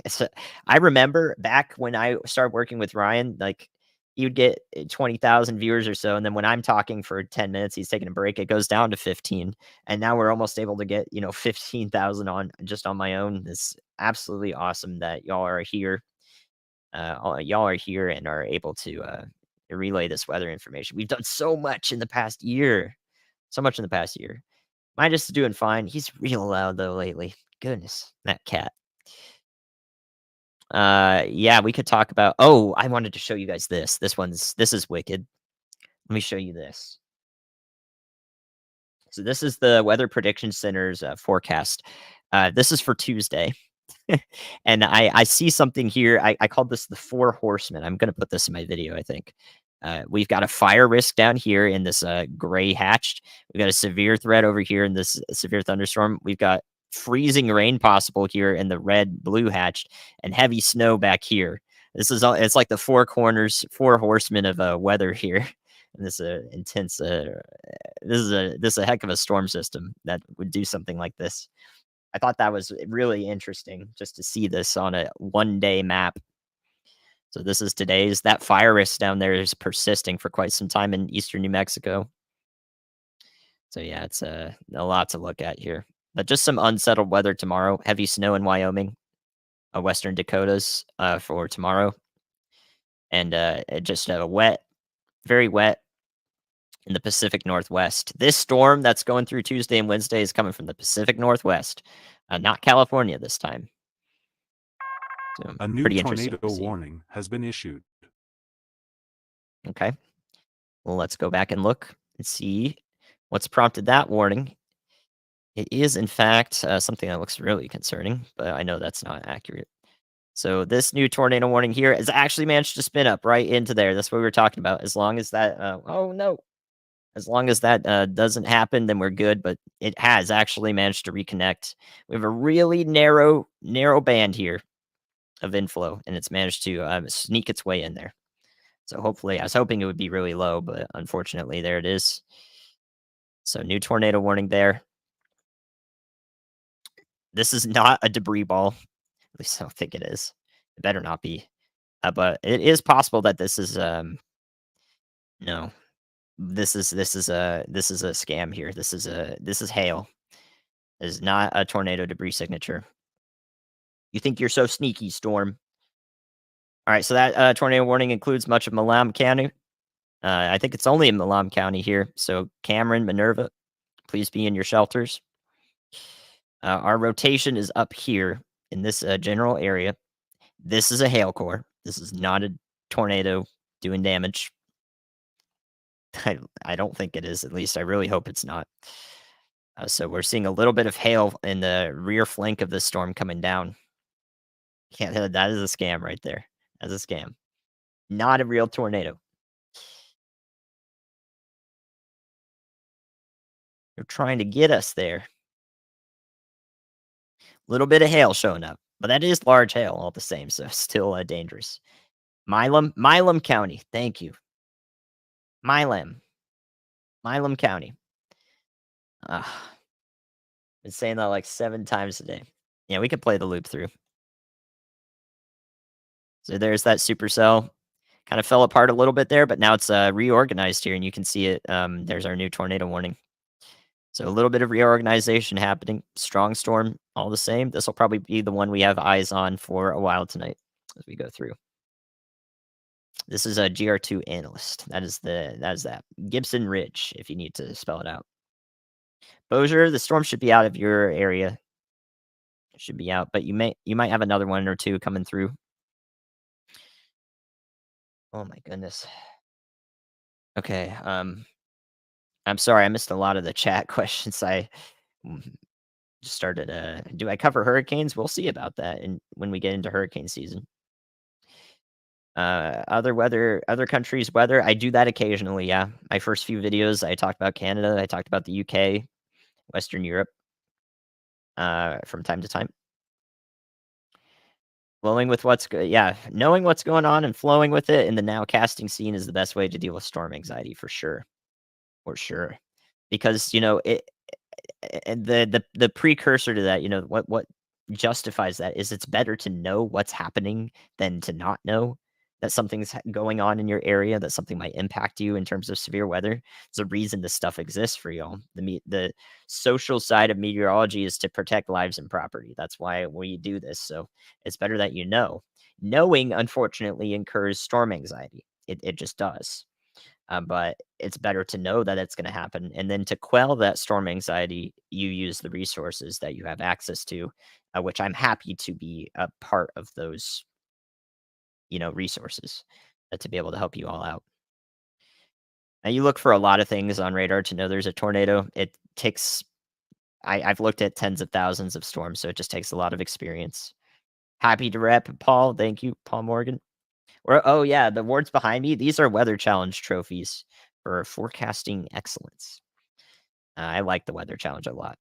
However, I don't have time for it anymore, unfortunately, with this job. These are tornado warnings in pink, severe thunderstorms in red. This is the default for this program, and I like it better. Mm. Minden, Bienville. Thank you. How do you, as individuals, help after a tornado from afar, from abroad? Helping after a tornado is it's difficult, but Ryan for the past few events has set up the All Squad Fund in which he can use that to immediately distribute large amounts of aid to places that are impacted, and we're seeing that now. We're going to see that up and coming as well for Sullivan, Indiana, that was impacted on Friday, uh, and um, and Wynne, Arkansas, several places. So that's one way to help it. We're trying to offer that and we are offering that as a very solid way to have a massive and more immediate response. That's at least more unprecedented. I'm 25. Ohio on Wednesday, you definitely want to be looking out, be prepared. Multi-mode weather is possible. We could see supercells in Ohio on Wednesday. It's definitely possible. I'm watching Central Texas right now into Milam County. Chaser feeds down, probably. We're getting into the nighttime hours here. I've got them up, but we were able to get some valuable stuff from the chasers today. We had Zach and Frankie and Brian Allen today. We will be streaming Tuesday and Wednesday as well this week, more than likely.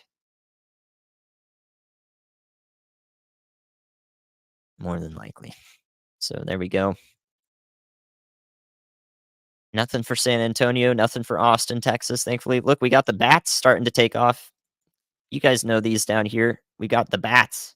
The bats are starting to fly off here in and around Austin and Round Rock. Watch them take off there. Look at that, near Round Rock, watch the bats. There they go. Bats are taking off this evening. They show up on the radar. There's a lot of them. Iowa City on Tuesday. Be weather aware, tune into the streams. All severe modes are possible for you. Thank you for the support, y'all. Th A name for a storm cell? I don't know what you mean by that. What Indiana next few days, Tuesday into Wednesday is what you wanna be paying attention to. Um, like, all severe weather is possible on those days. It's gonna be a strong storm. Lower Michigan on Wednesday, Lansing, you might be a little west of the primary severe risk. It's gonna be Detroit on Wednesday into, southern and southeastern Ontario.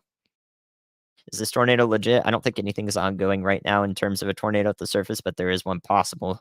So Cameron and Minerva here in Milam County need to be taking shelter in Texas. Uh, no, I don't think there's going to be any more storms back here today to the west. I think we're done with that. Yeah, let's go back to the I-20 storm too. We're going to flick back and forth. These are our last two storms today. That are significant. Except we could be seeing things start to ramp up back here. These are traveling through much of the same areas, so a similar environment to what just happened. So now we've got severe thunderstorms back in here that are going to approach Shreveport again.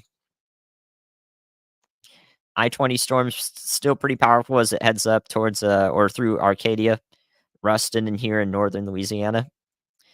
And then I guess we could call these I-20 storms as well near Ore City. Not seeing any, significant rotation in here.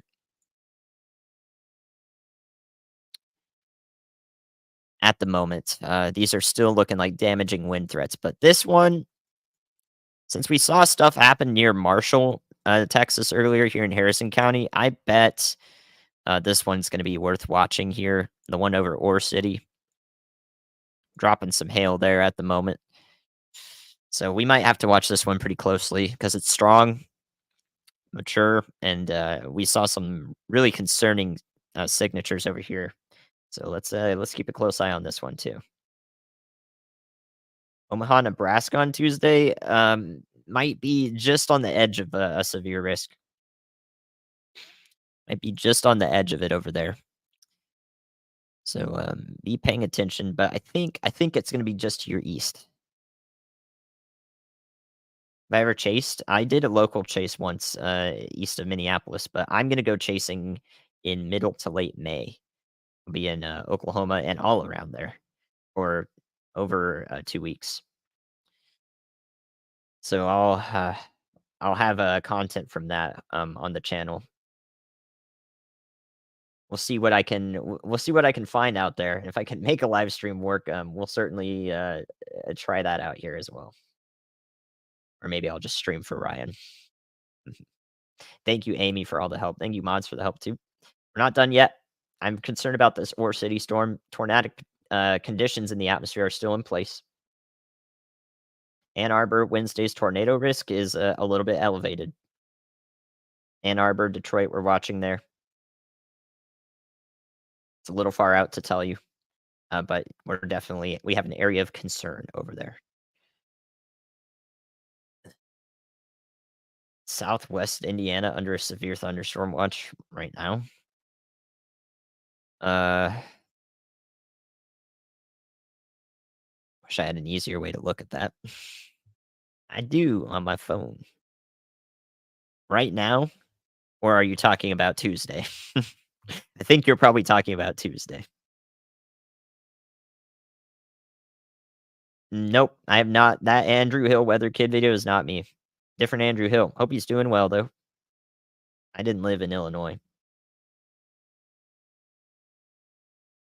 A flooding risk on Tuesday? Yeah, maybe. Right now on Tuesday, we have marginal risks for excessive rainfall from the Weather Prediction Center, so a lower end threat for flooding. On the news? It was on the news? Or are you watching that YouTube video? That is not me. Middle Tennessee upgraded tomorrow? Tomorrow? I don't think so. Middle Tennessee probably won't even see storms tomorrow. More city heavy hail. Yep. Taking a look at that right now. We're pretty concerned if it begins to wrap up. That's going to head towards Jefferson, Texas, and Marion County. I know. I saw that. Everybody gets recommended that video. It's so strange. Yeah, that's not it. That's a separate place file, Andrew. Separate place file for our GR2 analyst. To find locate a place file, not archive, but a list of place files. There's a several resources for that. CC drop correlation coefficient. This product on the radar. Whenever you see this, if we see blues and greens where we expect a tornado to be, or where large hail is, like back in here, we see some greens here showing up. This is where all the hail is over Ore City. Somebody just reported that in the chat. What that means simply is the blues and greens here and the yellows means that things are less uniform. So a raindrop, every single raindrop over here is going to be more uniform. When you have small and large hail showing up, it's not the same size. Radar sees that and it's like, wow, here's an algorithm and bang, it's not the same. So when there's a tornado and debris is being kicked up, it's not going to be the same size. I could tell you that. A 2x4 is not the same as a dirt speck. So that's why we see those signatures show up. One way to use the radar. Ma, meteorologist Andy Hill. Ma. Okay. I don't know if I don't know. Will that stick? Ma. Ma here. Meteorologist Andy Hill. Ma. Absolutely happy to help on Friday in Murfreesboro.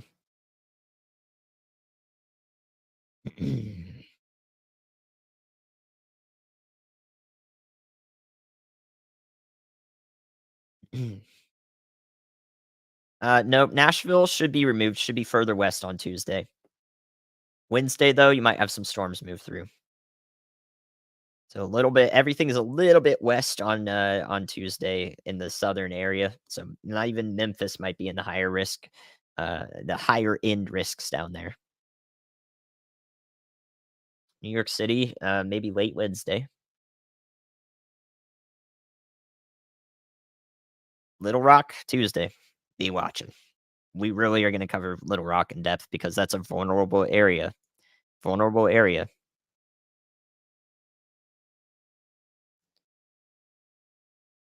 Still watching this one near Ore City, Texas. Pretty concerning threat over here. The weather so far, not too bad today. Not too bad today. No, I'm not from Illinois. I'm from California. Anything in North Alabama Tuesday? No, it'll be Wednesday. It'll be Wednesday. We got some artifacts going on. People are like, "Oh my gosh, rotation." This is not rotation. This is not rotation.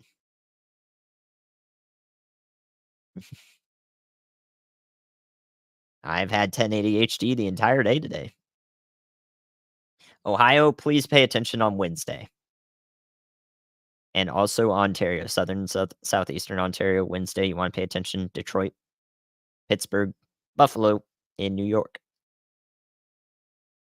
I followed the storms in New Jersey last night just a little bit. Sorry I wasn't streaming for that.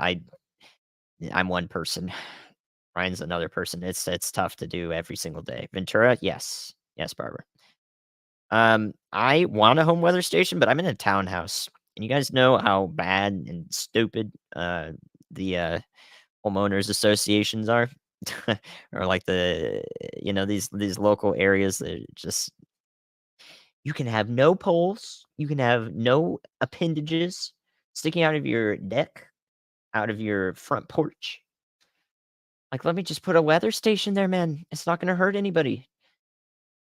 Huh. But I'm probably just gonna do it anyway. I'm just gonna put one there anyways because it's weather data.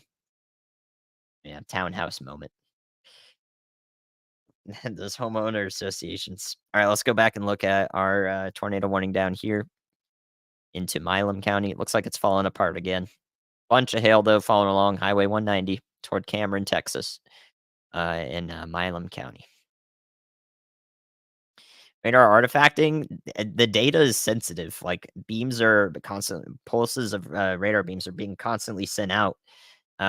They're all small and, like, the data has to be very heavily altered, to even make sense, once we're looking at it here. So it's, all put through algorithms.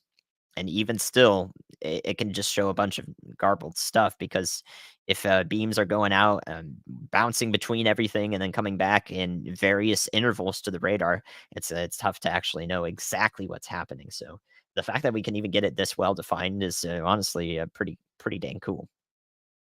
Pretty dang cool. Yeah, I'm gonna get the Tempest.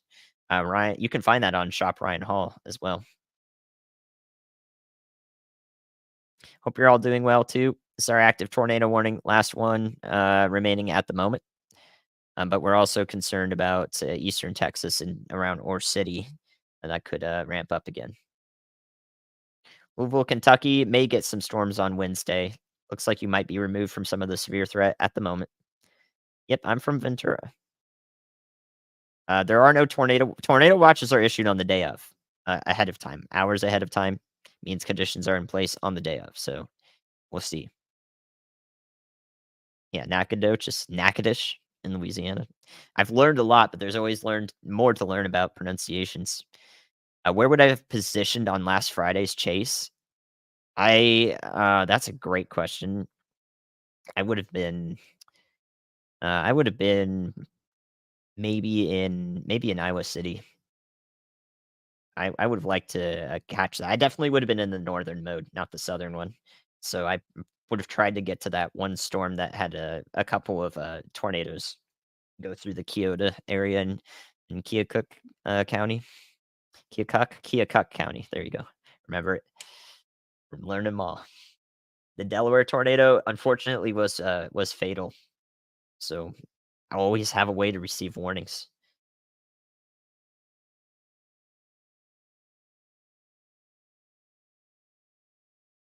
Unfortunately, that was yesterday. Always have a way to receive 80 to 90 degrees. Finally warming up over there. Springtime's coming through. Very good. All right, there's our considerable severe thunderstorm for this one over here, approaching Jefferson and Marion County, Texas, toward the Louisiana border. This is where we're looking, northwest Louisiana and northeastern corner of Texas. So this is in place now for golf ball size hail. So this is primarily for hail. Lots of hail just went through Ore City, possibly another round near Gilmer and to the south. Winnipeg getting 10 inches of snow for winter storm watch. Dang.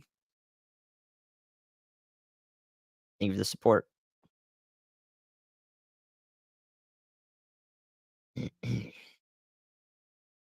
Yeah, I'm happy to help as many people as possible.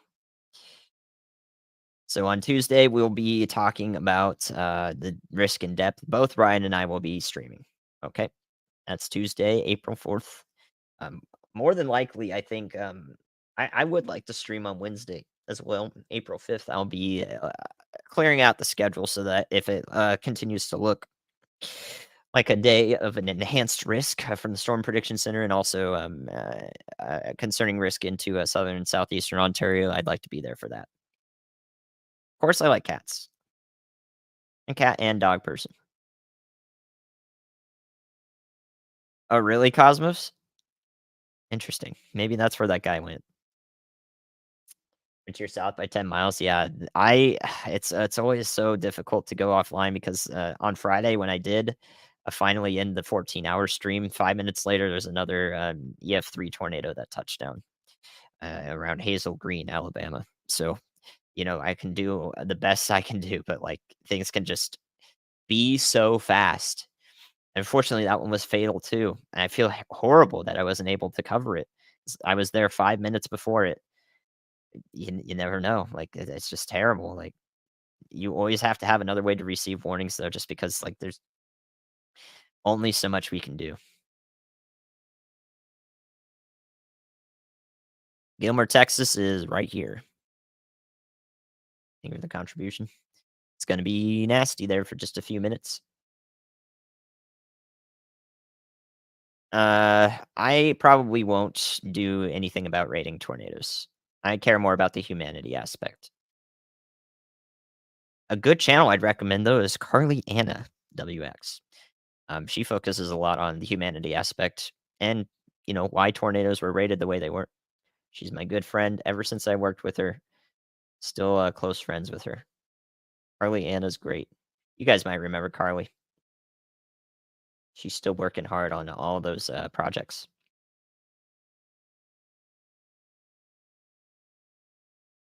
I'm gonna keep the red and the pink on GR Analyst for the warnings. Yeah, I did absolutely as much as I could on Friday, but nobody is nobody's perfect, and even though I missed those at the end, that one more good one at the end there. I don't know the rental rates there, so probably not any good though. Yeah, Carly's great. Carly is great. The Carly on Ryan's stream now, that is his sister, different Carly, just as great, wonderful person to work with. Can I link you? Yeah, yeah, I can do that. Give me a second. I can definitely do that. Because Carly is great. Thank you all for still being here, hanging out while we are in the last few warnings here for today.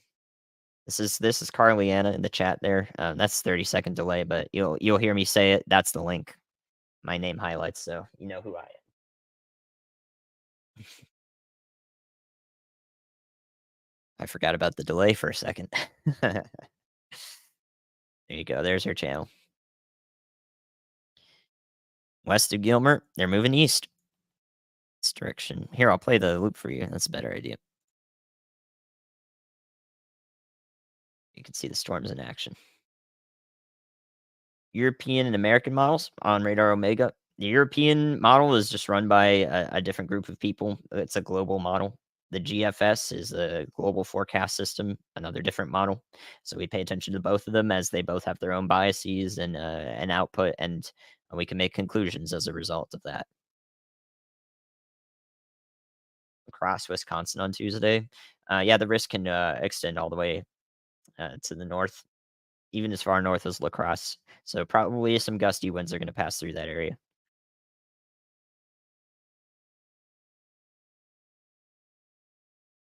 Ruston, you guys are out ahead of the storm.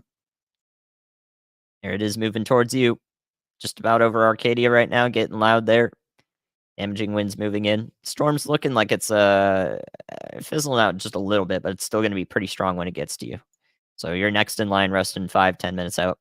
Monroe, let's see here. Monroe about probably an hour out, 45 minutes out.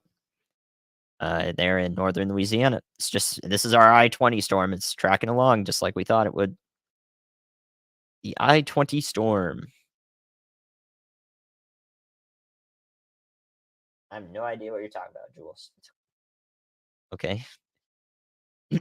Yeah, Ryan decided not to chase on Tuesday. Both of us will be live on Tuesday. Eastern Pennsylvania good on Wednesday. Probably late in the day, you might see something then. Honestly, remains to be seen how storms evolve on that day. ECMWF is almost always known as the best in terms of accuracy.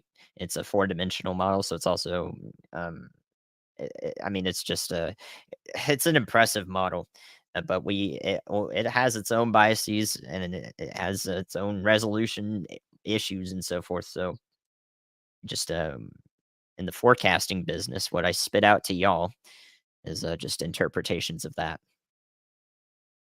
Yeah, Ryan should be streaming.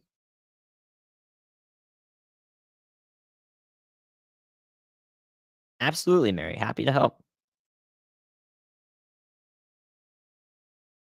Hardly rained. That's good. Yeah, Hazel Green is shocking 5 minutes after, but it can spin up just as good. We saw a few of them spin up just that fast on Friday. So North Mississippi, yep, this, storm right here will probably North Mississippi. You're fine for now. The storm's gonna move, east across I-20 though. These are self-sustaining systems whenever we see them like this. Um, this could last all the way through Vicksburg and Jackson into Mississippi, maybe just north. It's just probably gonna be a strong storm when it gets there. Alright, let's go back to our active tornado warning since it's still in progress here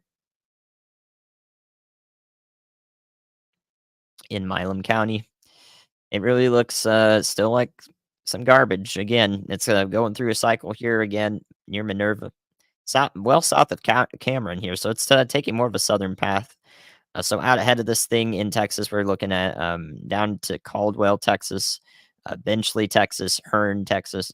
All along here could be the, extended path, maybe a little bit further south and east as well into Burleson County. Over the next little bit for this, supercell, which, I mean, really is like the last one out here. Just a lonesome supercell all by itself. You'll probably see the lightning from this thing for quite some, distance away from it. One little supercell.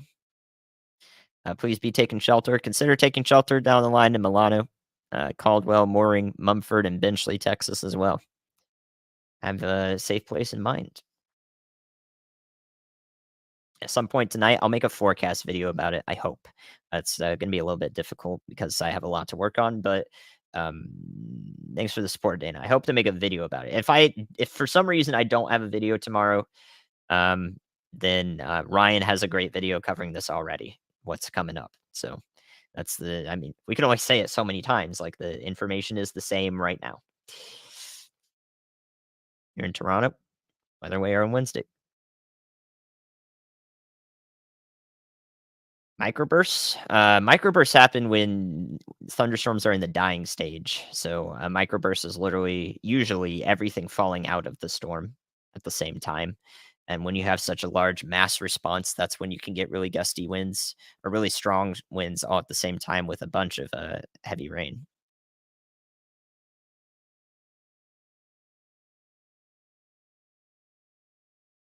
All on its lonesome over here. So Corsicana, nothing's happened up there. You're good. I recommend Radar Omega or Radar Scope. Both are fine, whichever you find that works for you. I sat here for 14 freaking hours on, last Friday. So, sure. I can stand up too. Do you want me to do that? I got a standing desk. It's pretty cool stuff. Oh, y'all are funny. Y'all are funny. All right, let's go back over here. Shreveport's gonna get in on another round of severe weather. Look at this. Coming towards you. More wind and, hail coming this direction towards Shreveport, all along this area. So right back into Caddo Parish. So derecho, A new it's tornado subjectively watch has been defined issued. as a continuation of a tornado watch into these areas over here. It's subjectively defined as a line of storms that carries consistent severe winds with it and significant winds as well for over 250 miles. I'm not sure, Brian. I don't know. It seems pretty specific. Thank you for the support, y'all. Appreciate it. Anyone coming through the Memphis area? Honestly, I'm not sure. We need better modeled data, I think, coming through there. But I think the risk for Memphis is probably late Tuesday night and maybe into Wednesday morning over there. When will mid Tennessee be affected? The cold front and storms will probably pass through mid Tennessee on Wednesday. Radar Omega is 8.99 one-time purchase, and then you have access to radar and everything. Then, or not everything, but radar and operating it, and then the data comes with the additional subscriptions that are monthly in various tiers. Looks like 100K tonight. I don't know. I don't know. I don't know. It's supposed to be 80 on Wednesday in Pittsburgh. Dang. Yeah, that's that ripe atmosphere coming up. That's why there's a severe threat already outlined over there. Very that those southerly winds are streaming that warm air in. Dang. It's springtime.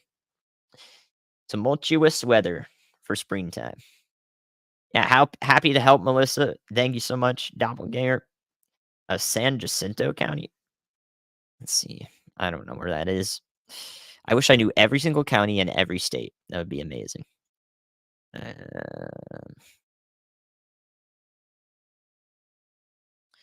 I'm looking. I'm looking.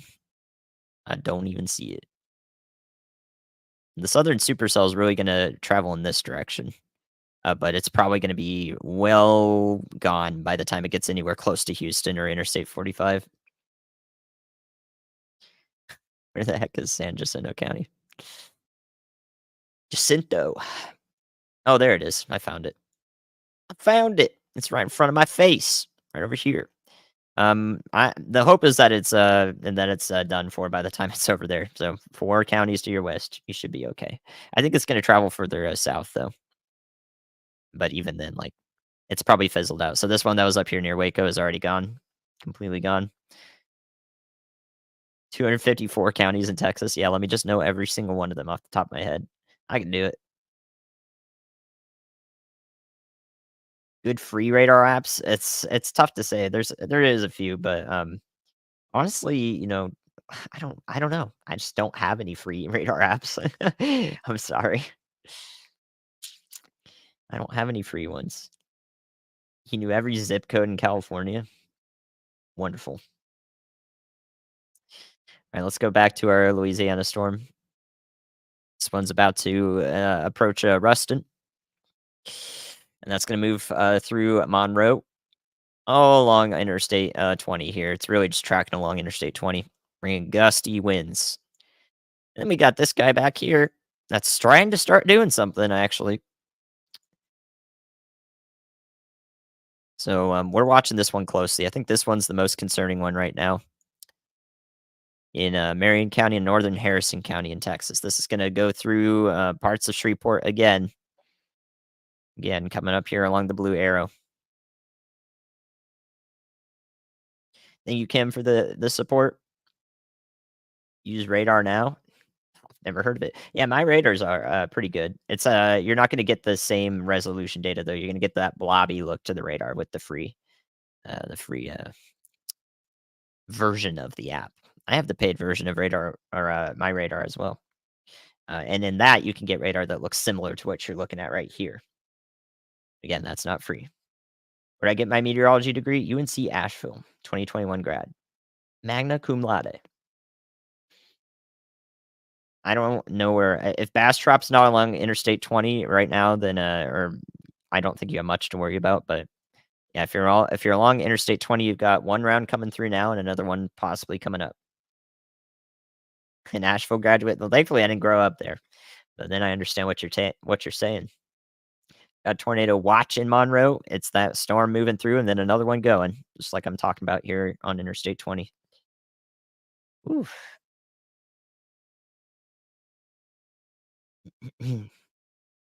Indeed. Happy to help with captions. I'm sure it's twisting a lot of my words, but I have to stream in normal latency, which means 25-second delay for captions to go through, unfortunately. Missy, thank you for the support. This is really beginning to hook. Take a look, y'all. Supercell here, classic structure. There it is. I've drawn that shape 100,000,002 times. And now here it is again near Jefferson. I would not be surprised with a tornado warning from this in Marion County and Harrison County in Texas. So Shreveport's got their eye on this in the National Weather Service. They're seeing the same thing I am at the moment. And it's very possible we could see a tornado warning, although it's a little disorganized still. So keep your eyes peeled here in uncertain Karnak, Lay, Gray in Texas, and also across the border here into Mooringsport, Oil City, and Caddo Parish.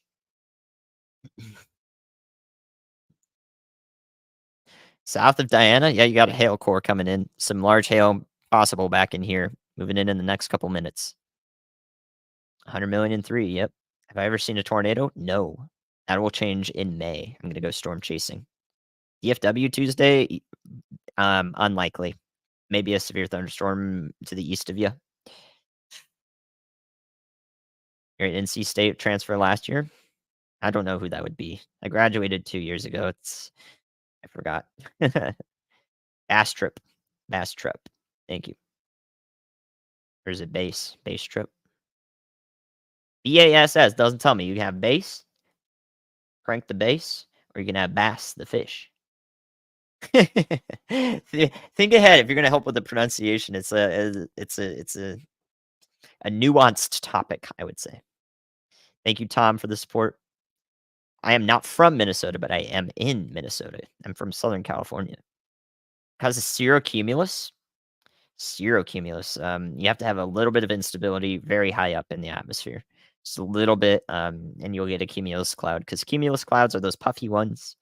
And the way those form is when there's just rising air right in that area. So if you have just cirrus clouds, the air's not really rising there. It's just kind of steady state moving forward. But if you get a little bit of those puffiness, then you have a little bit of a rising component. Bass the fish. Thank you.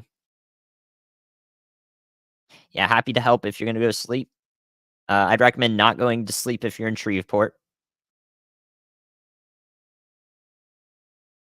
or out ahead of this near College Station, just in case. Down here in southeastern Texas or eastern, central, eastern, southeastern Texas, College Station.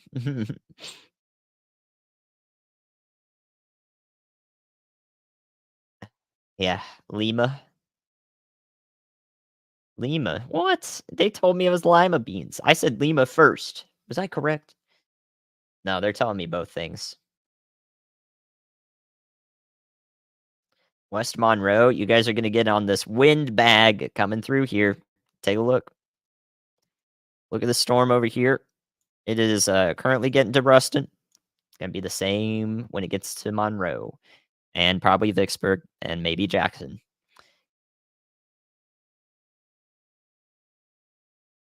Yep, I live in the Minneapolis-St. Paul metro. Twin Cities. You're doing well in Nashville? Pittsburgh area this week? Yep. Be paying attention Wednesday. It is Lima. See? See, chat? Oh, no. I just say both. I just say both.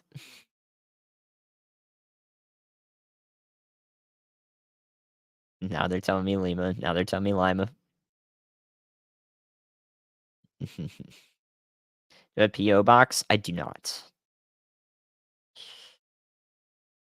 So, one round of severe weather coming through, and this next round is probably going to do much of the same thing. It's actually doing the same exact thing. So we had this leading supercell that was, possibly tornadic here, as it approached Shreveport an hour or 2 hours ago, and then we had that hail core back in the back here. It's doing the same thing again. Isn't that incredible? Isn't that incredible when that happens? I'm good with Lima. I'm gonna do it. Tomato, tomato. Right, Amy? You tell him. They say Lima. I'm going with that. Uh,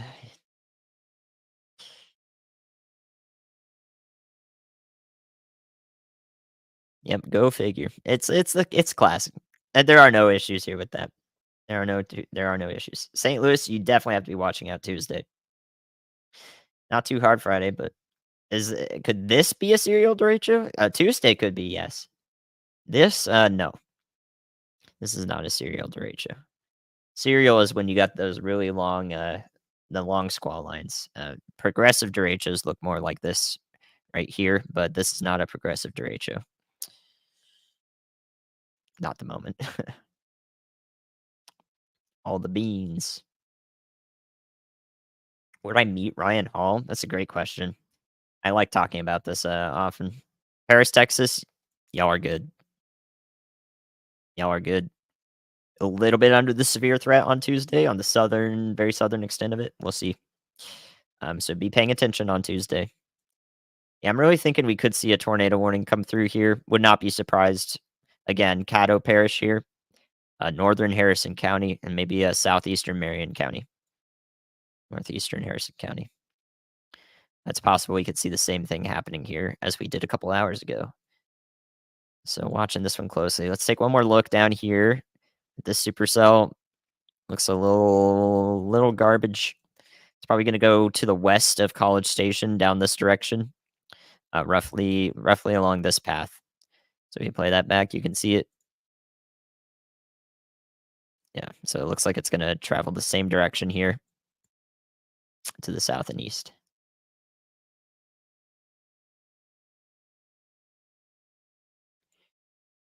That tornado warning is likely going to be allowed to expire pretty soon here. We'll be back to no warnings. But we might not be no warnings for long with this over here if this does ramp up. Meteorology degree took me 4 years. Classic Bachelor of Science. It was tough though. I almost double majored in math too, but I was like, there's one class left, and I was like, I don't need this. Oh, but yeah, talking about how I met Ryan, I applied to be a YouTube mod, much like so many of y'all are interested in doing. That's all I did. I applied and I gave my background and what I do, hoping to fit in with the team. I expected there to be like 10 meteorologists with Ryan, and like they were like, highly organized behind the scene. And he's like, no, do you want to do all of this for me? And I was like, I wanted to mod your YouTube channel, but I think I could do it.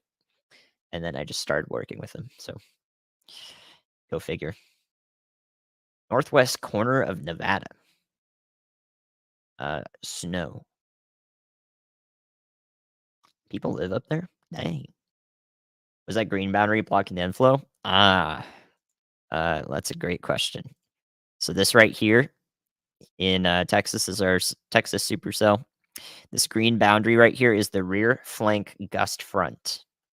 So we have our rear flank downdraft right here, the back part of the storm. That's descending air toward the surface with all the rain in it. And then that air pushes out in front of the storm and forms a gust front. And that's the rear flank gust front.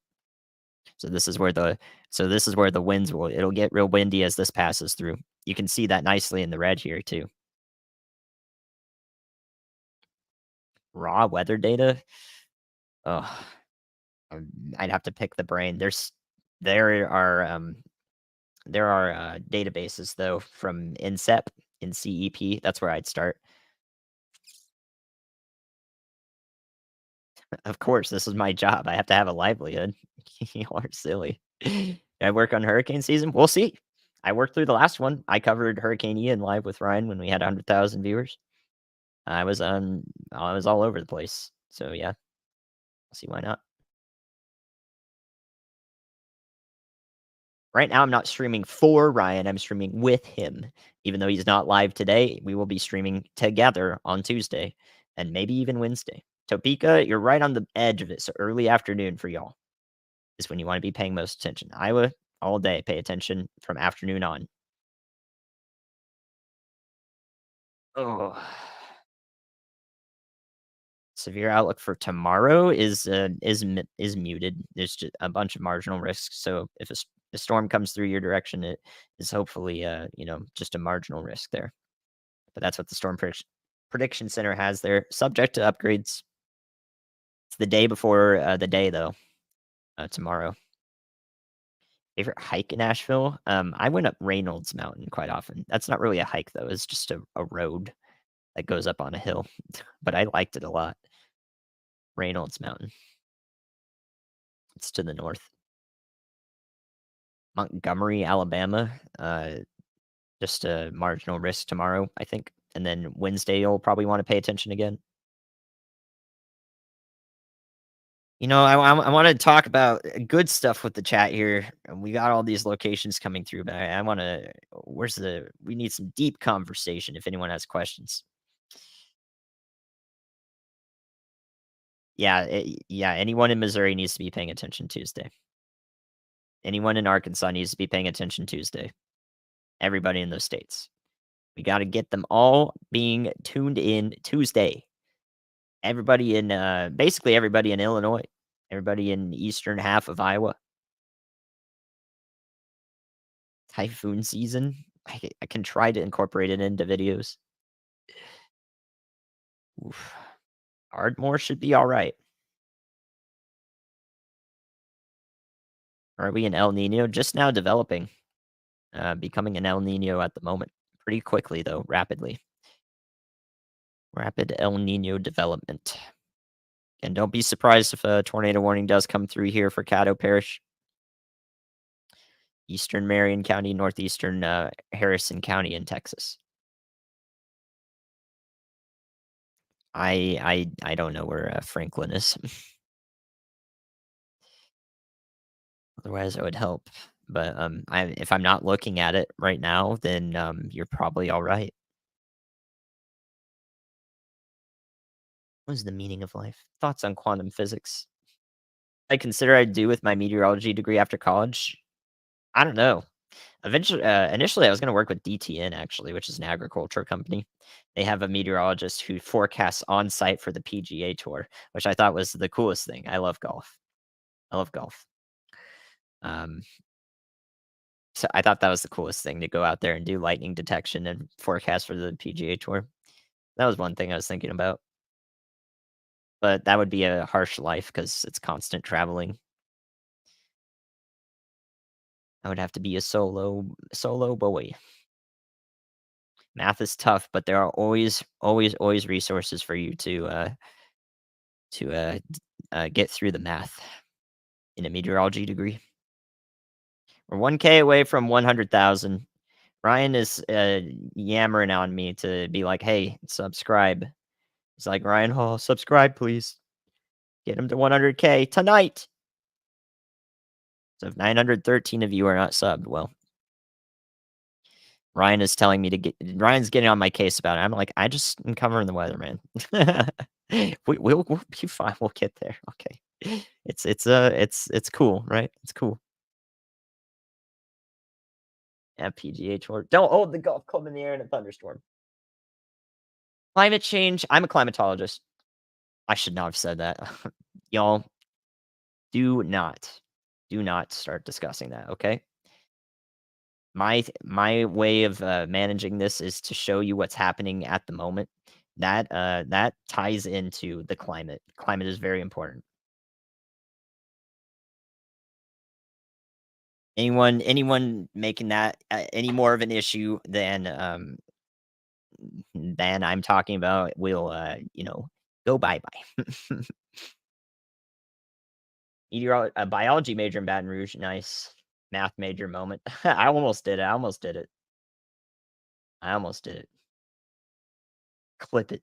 Clip it and send it. Climatology is very important. Extremely important. And if me saying that and you respect me right now for covering the weather, that doesn't tell you enough, then I'm sorry. I'm sorry. You are unfortunately unfortunate. Unfortunately unfortunate. You got your geography major. Nice. Working with GIS. GIS is huge, huge, huge. You can get so many positions if you can do a GIS stuff. Yeah, slash S. Perfect. Let them know.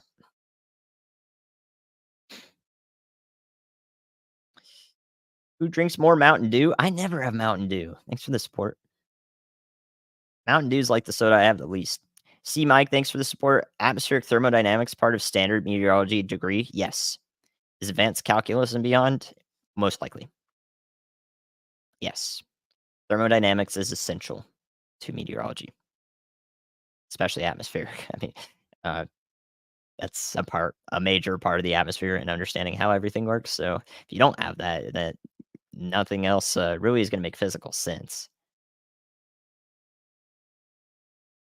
That's funny. Fort Smith. YouTube chat. Ryan's just a mod on this channel. He works for me. He doesn't. Yeah, he volunteers for me. Shouts to Ryan. What a great volunteer, y'all. Ryan Hall, y'all. It's a Minnesota snow event. Uh, it's probably gonna be with the rest of the system on Tuesday that's causing all that mess. I get my caffeine, Dr. Pepper. I can't have too much caffeine, though. I'm a very small lad. I weigh 100 pounds. I'm 5'8".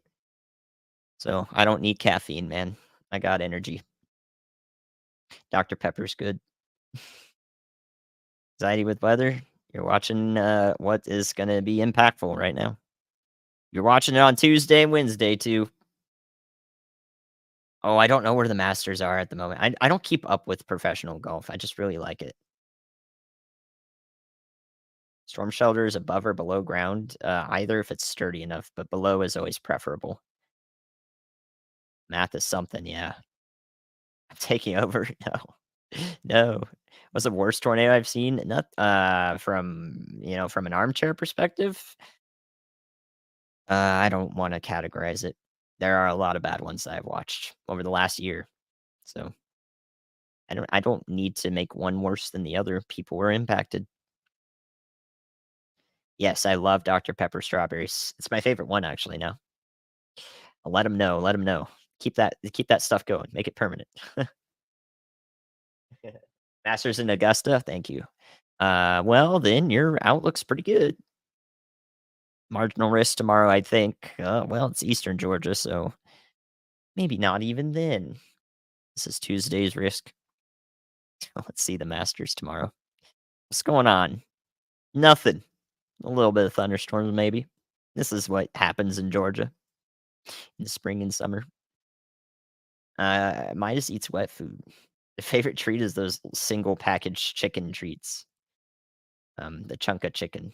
Those are very good. For the cat, I mean. For the cat. For the cat. Oh man, that's funny. Strong storm still headed through I-20 to Monroe. 20 minutes out from Monroe at the moment. 15. They may persist all the way east for a while along Interstate 20. And then another round's coming back behind it. No tornado warning with this yet. If it does develop, though, you'll see it. We are out of the tornado warnings now. That one in closer to the west of College Station has been allowed to expire. Thanks for your support, y'all. Storm Chaser in Clarksville was Tuesday for Tennessee for the HRRR. HRRR is not running that far out yet. Tennessee, though, it's going to be west of Tennessee on Tuesday. Tennessee, we'll see the storms on Wednesday sometime, but I don't know if they're going to be that bad. Don't know if they'll be that bad yet.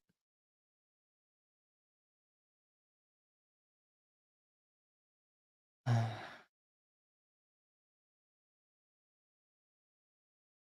long have I had my channel? This channel here, I've been operating it for 20 days, 21 days, 3 weeks.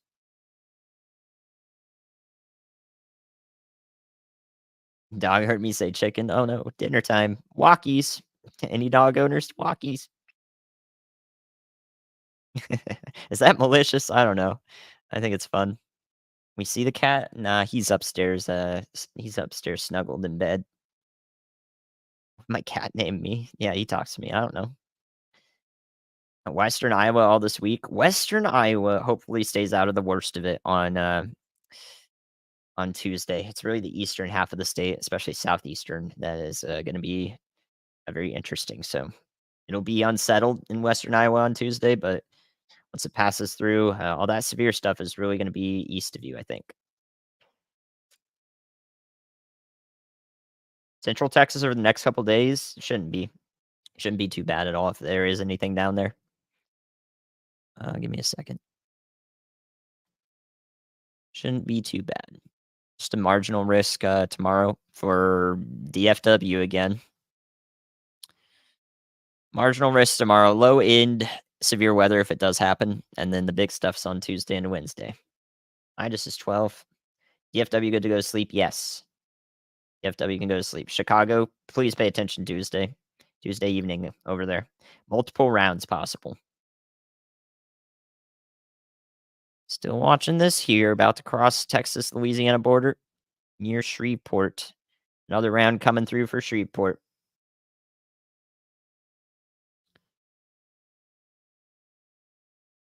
Yeah, a lot of the clickbait can be frustrating, but, yeah, that's, we do our best here. I always have input into Ryan's channel, all the videos Ryan's doing, so, as well as other meteorologists we have on the team, Ben Price, Heidi Oberlin, amazing people. Gonna work with them closely on Tuesday. I think we'll see a tornado warning pretty soon with this. This is still, starting to ramp up more. So, please, go ahead and get in your safe spots here in Shreveport. Once again, this is gonna go through the northern part of the city this time, and then, it's gonna be more of the same for a lot of Shreveport, but this part up here is a little concerning, so we could see some brief development here. So, let them know in Shreveport. Strong storm coming through about 20, 30 minutes out. Don't like the look of this one, so let's pay attention, of course. Let's pay attention. Louisville Tuesday night, maybe. It's Tuesday night into Wednesday morning probably for y'all, maybe Wednesday afternoon. Thank you for the support. We're gonna have way, way more to tell you about Tuesday and Wednesday. Right now, if you're in anywhere in the Midwest, like Tuesday and Wednesday, southeastern Toronto, southern Toronto, Ontario, including Toronto, and then into the Northeast, to just be like right now, you should be preparing. We don't have the specifics to tell you yet. It's still a few days out. Still a few days out. So there's this considerable severe upgrade for this storm. That hail is beefing up there. It's a nears Marshall. Just right now you just have to have a plan in place. It's better to not travel on that day. Just the plan should literally be pay like I'm gonna have these things to pay attention to on Tuesday. And if you do that right now, you're good because we can't tell you much more specific than that. You just have to be paying attention on those days. I can't tell you if there's gonna be a tornado or wind in your city. So all you have to know is just to be a heads up there. Longview, Texas, good for now, I think. Um, down here, these storms are passing to your north and east. I think you're mostly fine. Maybe a little bit more heavy rain if these back here track toward you. You're on the wrong scene this whole time. Not a medium. Central Illinois, Tuesday.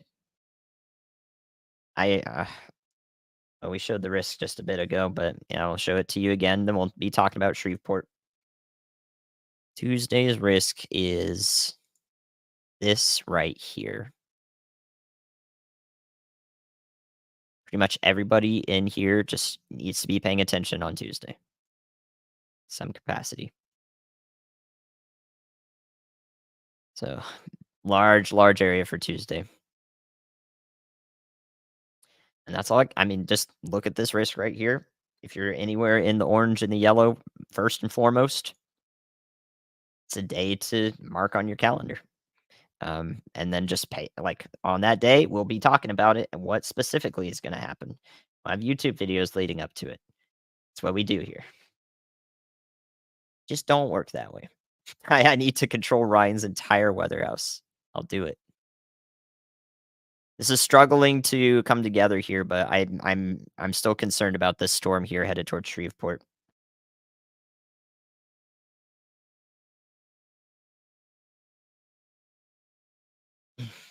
Well, what happens at the surface can be much different from what the height the radar is scanning. So that's why you can have 70 miles at the surface, but it looks like light nothing on the radar. We just saw that over DFW actually, the Dallas storm, and that little storm that just went through a couple hours ago. I don't have to spam the same message over and over. Doing good here. We're doing good. Amy, it's okay if we don't get to 100K tonight. Maybe we'll do it with the video. That's fine. All right. It's fine. It's fine. I'll be all over the place on Tuesday and Wednesday here on this channel. So, you know, we're just doing good things here. Will happen naturally. I appreciate y'all. Yeah, I appreciate y'all. Lake Michigan can cause storms to fall apart, especially in the street in the spring. Yes, because the lake's still cold. If you're in right on the lake, on the border of the lake, yeah, you could get a little bit of lake modified air there. It's a little more stable. So it is possible. Typically, it'll happen in just a bit, but strong storms can move into it and, overcome it for just a little bit. Will we ever be able to perfectly predict the weather? No, I don't think so. Because the weather at some point down the line, right now, there's molecules bumping into each other, microscopic level. And if they do that just a little bit differently than we thought they would have, 3 weeks down the line, something could be entirely different. 2 months down the line, it could be entirely different. So because of that, it's just impossible to know exactly what will happen. We could get pretty close though. Anybody who's spamming the same message over and over, talking to anybody about that. Yeah, thanks to the mods. Mods really helpful on a stream like this. Things are warmer this year. It's relative, but yeah, I agree with you. Quantum computing, true. Oh my gosh, y'all are so funny. There are no problems if we don't get 100K. I'm not focused on that. I'm not focusing.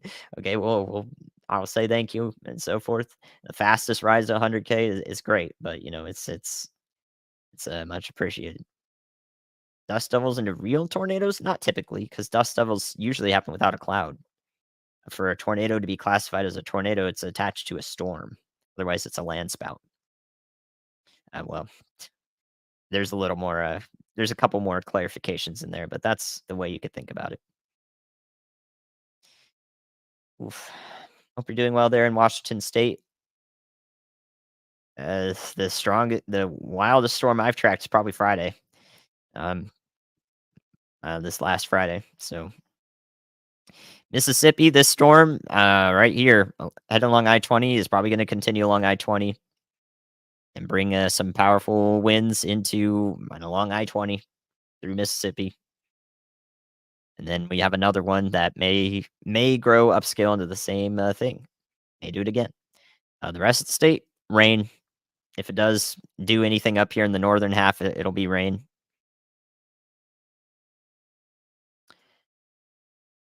Jacksonville, Arkansas on Tuesday, you definitely need to be paying attention. I wish the best for you though. Wish the best for you.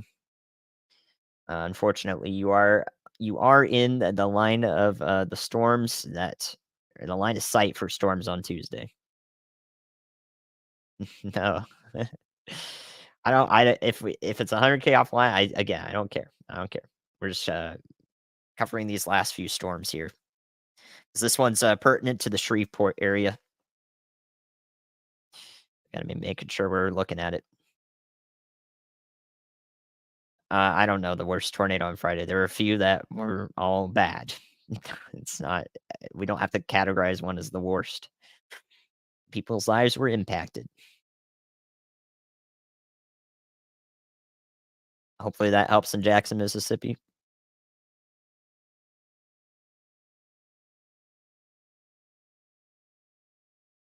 Dust devils anytime there's wind. Yep, yep, yep. Now, yeah, because usually water spouts are a part of a storm. So that's why when they hit land, they're a tornado. Very true. Yeah, thank you all for the support. Arkansas will be in the afternoon and evening, and then as you go northeast towards Jonesboro, might be overnight into the hours where it gets dark out there. So unfortunately, probably northeast Arkansas will be closer to at dark. Hopefully not though. Hopefully not. We'll see. No, this green icon here, this is a TVS or a vortex signature. It's an algorithmic thing that shows up when we have some rotation on the radar. But then it's up to human interpretation, which is what I'm here doing, to tell you what exactly is going on to the best of our ability. So this looks concerning over here, right? We got this thing here, but as far as I can tell from this supercell down here, we're not really seeing too tight of rotation. So right in here, there's probably a wall cloud here. You're probably going to be able to see it if you're, if you're in the northwestern side of Shreveport. But I'd recommend being indoors for this. So pass through the northern side of the city, northern side of Shreveport, Brownlee, North Highlands, this area. Not currently tornado warned. This is a severe thunderstorm warning. Yeah, Wednesday for southern and southeastern Ontario. If I'm on streaming that day, then I'll be covering that area too.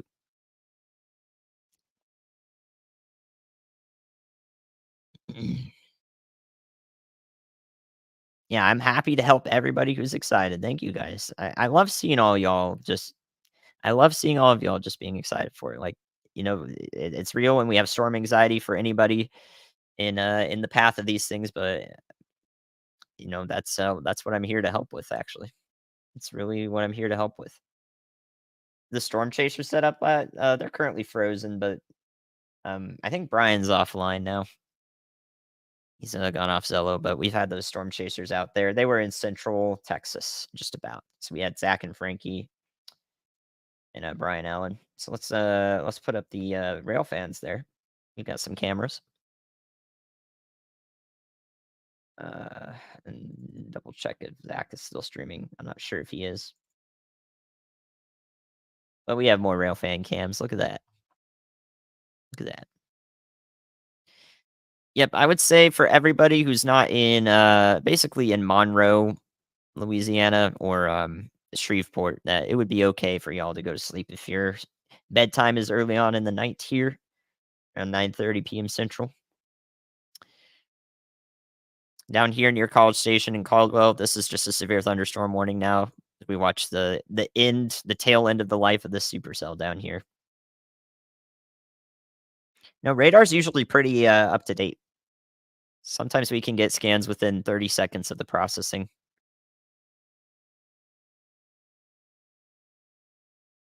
Yeah, that big sandy cam. I don't know. I don't know which cams I have up right now. They probably. I'm not sure if they were ever switched. Unfortunately, so I'm not sure where these even are. I can't see them. I can't see where those cams are. Heck yeah. Get ready to go to bed. But unless you're in Shreveport, because this one is concerning. Some powerful storms are gonna move through. You're gonna get woken up anyways here in Shreveport, so blah. And then Monroe, you're gonna get woken up. If you try to go to bed in like 2 minutes from now, it's gonna be loud. And you're like, what the heck? What the heck, man? Again, this storm's gonna travel along I-20, be self-sustaining for quite some time here and head towards Jackson, Mississippi. So there may be severe thunderstorms as far east as Jackson in Mississippi. But it's gonna go along I-20, then perhaps do it again down here or over here near Shreveport.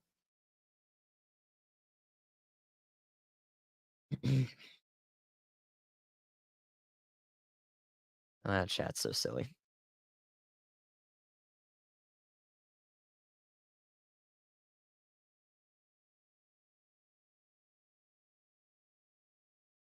Yeah, Amy's doing good work.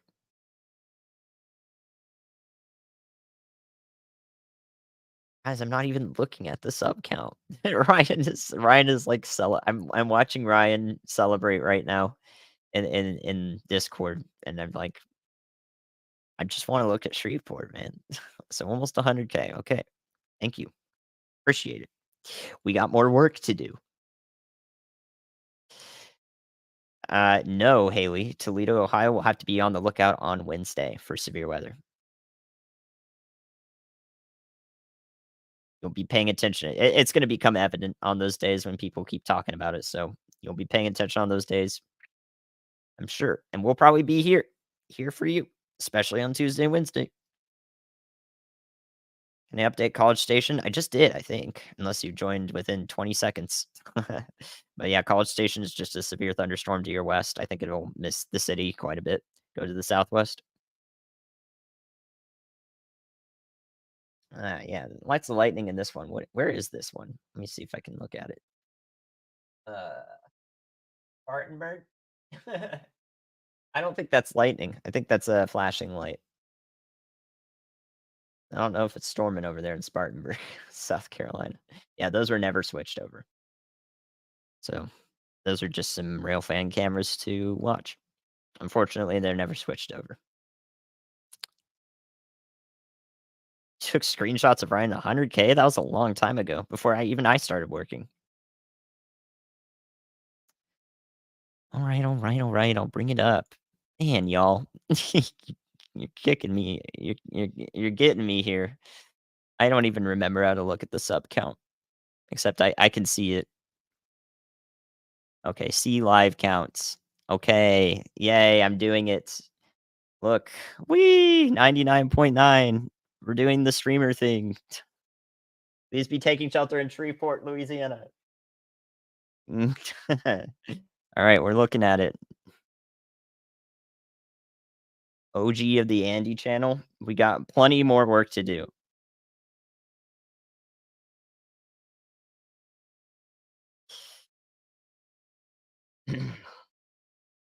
Springfield, Missouri. Good to see you. Hope you're paying attention next Tuesday. We'll be streaming on that day. Might be for your area too. Utah along the Wasatch Front. Snow. If you're in Salt Lake City. Or rain down there. Could be rain.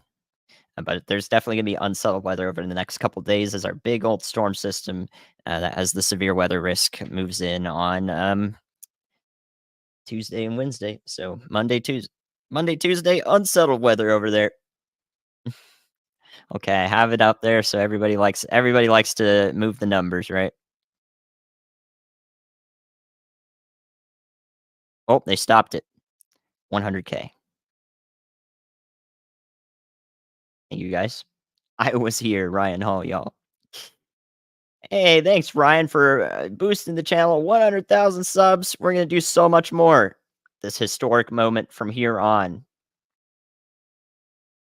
Good job. Thank you, guys. Andy Hill channel in 100,000 subs in 3 weeks. 21 days from the first video. Well done. I hope I have made myself worth that much to y'all. I hope I made myself worth that much. So appreciate all of you. You made me turn over here. I was like, no, I just want to look at the storm. We're just looking at the storm. Thank you guys. Thank you, thank you. This is hard work. Just beginning. Just beginning here. Social meteorology, guys. This is the paradigm shift right here. Starting anew. We are providing a new way to receive your weather and make an impact to the people you care about because you can tell them what's going on. Oh my gosh, this chat. This chat. Thank you guys. Yeah, I hope I can help as many of you all as possible as a thanks for getting me to this point. As a thank you. Thank you for the support. Lots of nervous Michiganders. Wednesday in the eastern part of the state is where we're looking right now. Detroit on Wednesday has a chance for supercells, chance for damaging wind. So be paying attention Wednesday. All right. This is not $100,000. My goodness. Yeah. Thank you guys. Let's put the storms back up. We made it. Nice. All right. This one's still approaching Shreveport from the north. Let's play the loop back. Take a look at it. There it is. Going in quite the consistent direction. So let's draw it out. This direction for the supercell into Bossier Parish, that is. That's where we're watching here. Coming up in the next 15 minutes, 20 minutes. Out ahead here towards Red Chute, Brownlee, North Highlands. And then back behind it, we've got this big old hail falling here. Wind-driven hail, actually. Again, it's going to go to the north of Marshall. So round 2, this is the area I think that was hit the hardest today. Right here around Marshall, Texas, because they got very powerful winds and hail moving through earlier. And now they're going to get it. A lot of this is going to be right on the border of getting it once again there. Definitely the most impacted area today, I think. A new tornado warning has been issued. There we go. Now we have the tornado warning in Decato Parish and Bossier Parish on the eastern edge of Texas here.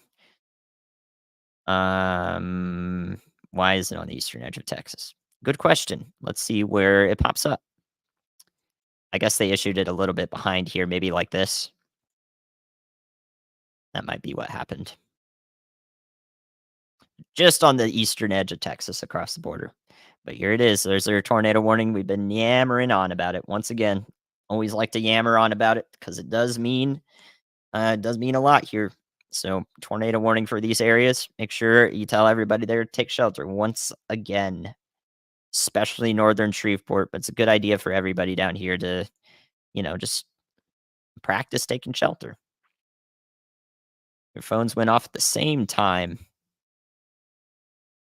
Yeah, so right on the edge there. There we go in that pink box. There's our tornado warning. Great County, y'all are more than likely about to be fine if you're not already.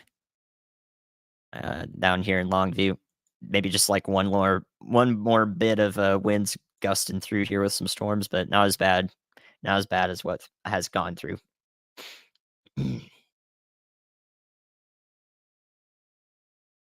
Classic looking supercell. Take a look, y'all. There it is. You got that hook right on the end of it. Yep, this is exactly what I would have called out if I were talking on Ryan's stream. I'd be like, "Hey, Ryan, we're watching this." Radar indicated means that we're watching the possible, a storm that could possibly produce a tornado based on its radar data, the data that's being collected about this storm. So radar indicated means it's checking off those lights, it's passing filters. It's like, hey, we should be paying attention to this. Here's a tornado warning, just in case it develops. There we go. So again, this is going to move through the northern bit here, the central bit of Caddo Parish into Bossier Parish. Pass just north of most all of Bossier City and Shreveport. You're gonna be able to see it. I don't recommend being outside, but um, yeah, I have not seen sprites. I hope to be able to do that. I want to see a heat burst. I want to be in it. I want to see sprites. I want to see all of that in my storm chasing adventures next month.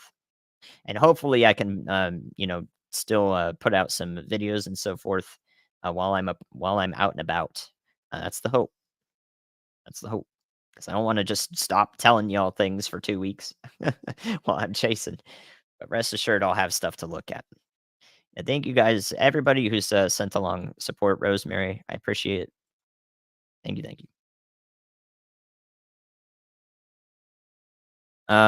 While this supercell kind of falls apart down here, let's take one more look at it just in case it's still doing something. We'll come right back up to Louisiana. Little bean down here, just a little bean west of College Station. Severe warned. While this just falls apart over the next couple hours, um, I think the only other places we really need to watch for severe weather today are up here.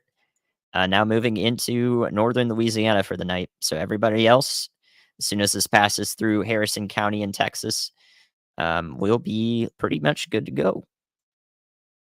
Pretty cool. Be pretty much good to go.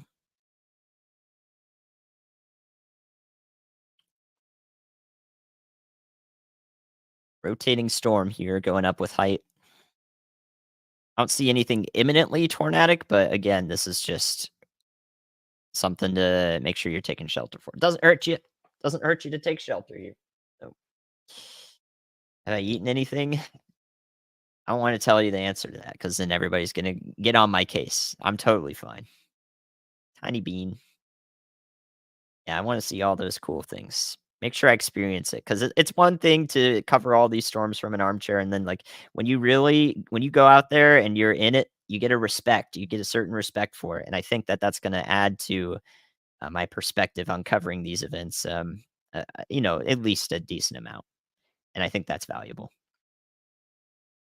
Nope, this is not confirmed. This is radar indicated, so it is a preventative warning. Please take shelter in Bossier Parish and the northern part of Caddo Parish here. So into Shreveport. Would recommend, just being in shelter. It's a nice thing to do.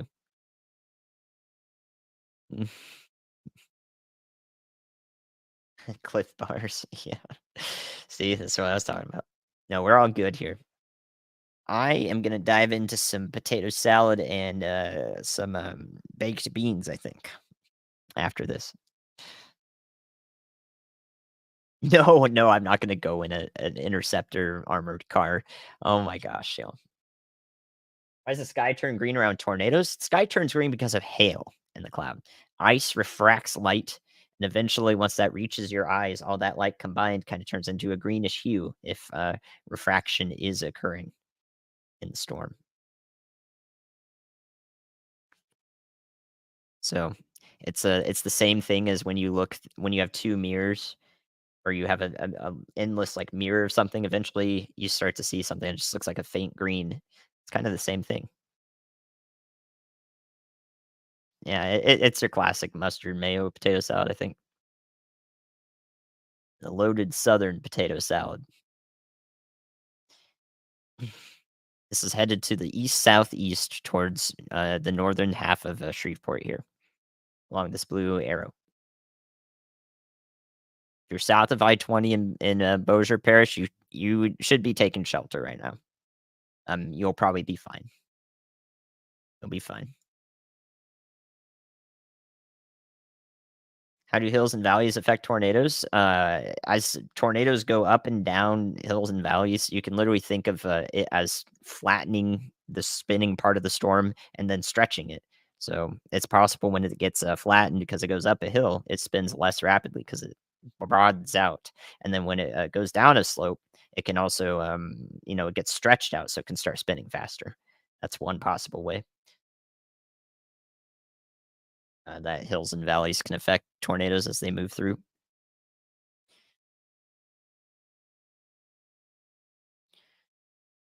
I've gone over Tuesday and Wednesday quite a few times. It is not an outbreak yet because it hasn't happened.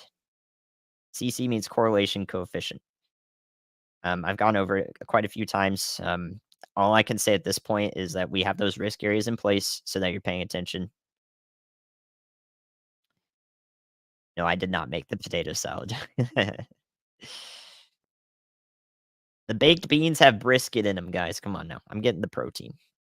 There's brisket in there. I'm looking forward to it. And Monroe's getting started here. Storm's getting started. Gonna be nasty out there for 10, 15 minutes as it goes through. That's gonna persist all the way east, probably through Vicksburg, maybe even all the way to Jackson, Mississippi. And these guys over here that we're watching right now might do the same exact thing. Yeah, I like to respond to as many people as possible. Tater salad, thank you. Yeah, of course, it's tater salad. This does not look like it's currently producing a tornado. For those curious, we have radar indicated warning in place here for you to take shelter. Part of the problem, is with these types of storms is that, hey, Shreveport already got through. Like, oh, is this a duplicate warning on my phone? Why is this going off? No, it's a new warning. It's a new warning. That's something we got to make clear to people because I think a lot of people probably think that. Like, oh, we already went through one. It's done. No, it ain't. Michigan, Wednesday. Pay attention on Wednesday. Ohio, Wednesday. Pittsburgh, Wednesday. Have I seen the Northern Lights before? It is on my Twitter. I saw it on March 24th. It's the first time I've actually really seen them, and it was incredible, visible to the eye. It was I'm never gonna forget that. That was just over a week ago. It feels like a month ago. It was just over a week. I posted a Twitter of it on a picture of it on Twitter. Horizontal vortices? Oh yeah. Yeah, horizontal vortices, wind is streaming up into a tornado, a powerful one. There's multiple areas of, like circling, rotating air, whether it's horizontally, so it's rotating like this, or vertically like this. As it goes into the storm, if that air condenses into a cloud, you can see it visually as a rope wrapping around the tornado. So that's literally just air streaming from the surface up around into the tornado from, outside of the circulation. I know the northern lights last week were absolutely incredible. Florida, no, you're fine. It was last month, true. Oh, I don't even know if I like Cliff Bars. Are they any good?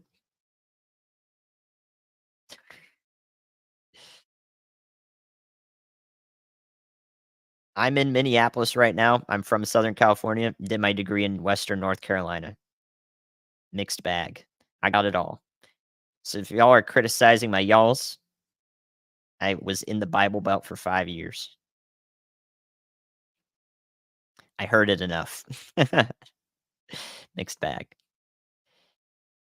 There is no tornado probably down at the moment in north of Shreveport, but you need to be taking shelter. We have this warning in place that's on your screen for a reason. Is there for a reason. So please be taking shelter. It's a good idea. Interior most room of your house in Louisiana, because most of y'all don't have basements down there.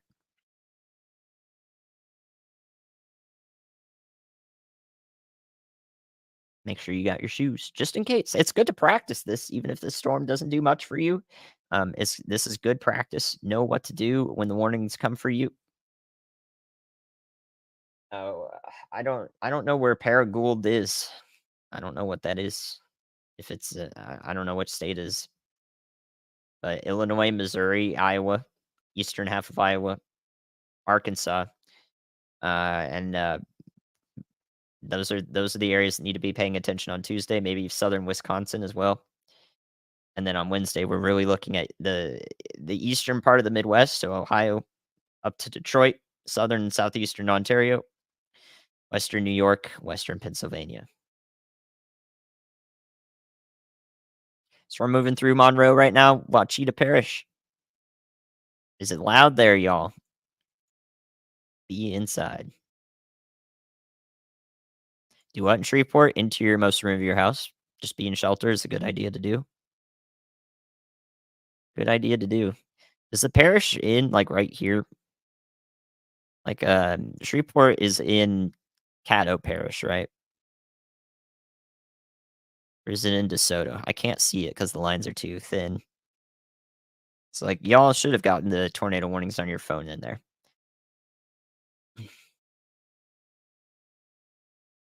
Oh, by Jonesboro? Okay, so if you're in Paragould, Arkansas, by Jonesboro in Arkansas, you wanna be paying attention on Tuesday. You're in the primary risk area for severe weather. We'll be live streaming.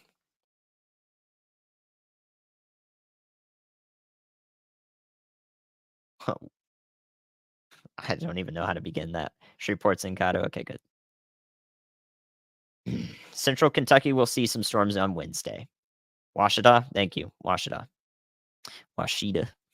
Washita.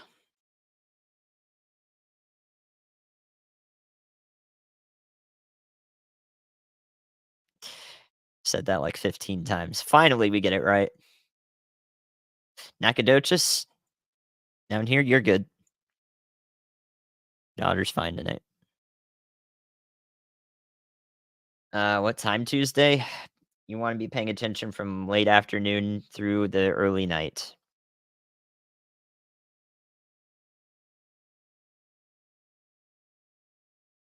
The primary time for severe storms that you know. Nope, Nacogdoches is good. Indiana on Tuesday night into Wednesday, yes. Good luck storm chasing Southern Ontario on Wednesday. Wish you luck there. Uh, Ringgold, Louisiana. I think I saw that. You're down here. There you are. So this storm might get. It's probably going to go to your north, but it'll be pretty close. You might be able to see it for sure, or you are going to see it. But it'll be 45 minutes out before it's close to you. Is there a good way to identify hail? With the color spectrum that I'm using right here, you can see it in the pinks sometimes, but these pinks can also be extremely heavy rainfall. So it is not a clear cut thing. You need to use multiple radar products to verify it. So Right now, I would use a ZDR, which if I were looking at this and thinking it was hail, it would also show up in the grays and blues here instead of reds. So more than likely, this is just small hail, maybe melting hail. So there's a bunch. There's it's a lot of specific things. You need a class on it. You need a lesson on it, and then a quiz to be able to identify it. You're in Benton. It's about to get bad up there in Benton. Please be taking shelter right now. Hopefully, I'm with you in your interior-most room of your house. Made me become a meteorologist. I watched the Weather Channel when I was 4, and I never stopped watching it. I like the weather. Online location degree for meteorology, probably Mississippi State. It's the one I always hear about.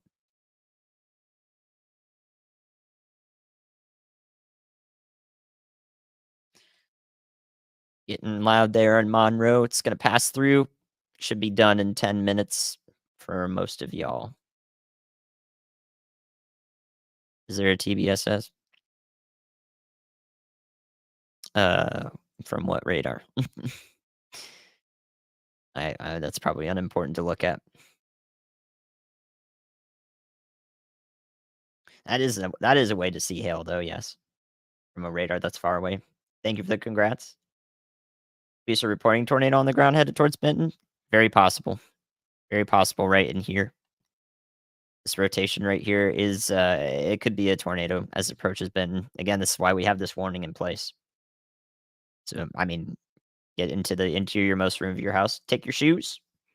Take the quickest thing you can have is a pillow to protect your head with just in case. Okay, take your shoes. You're in Benton, so if there is any possible rotation on the ground here, then that'll be the case. But I mean, it's gonna be gnarly over there anyways, so you definitely want to be inside for this. Storm's moving about 45 miles per hour east, 40 to 45. Oh yeah, that would be how to see it. True. What are the arrows around the risk areas? That's just to indicate that it's being drawn. It was drawn by a human. Nothing much more than that. The TBSS is a three-body scatter spike. Tells us when the radar hits hail, goes to the surface, comes back up, hits hail, and then comes back to the radar. Very large hail needed for that to happen. Where I go to college, UNC Asheville in North Carolina. Good. Sirens should be going off here in North Highlands. It's to the north. The storm is to your north, just a bit. This is Louisiana.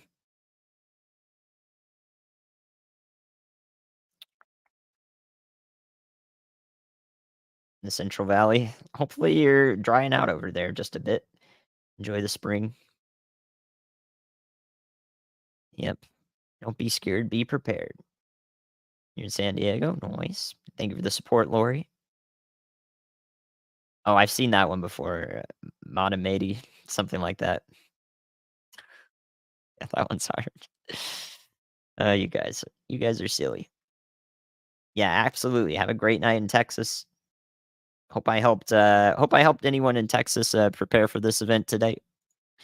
Hopefully, you all found value in that, and hopefully, I'm able to help more people here in northern Louisiana as we watch these storms. Hopefully, begin to fall off a bit, but it's not looking like that yet.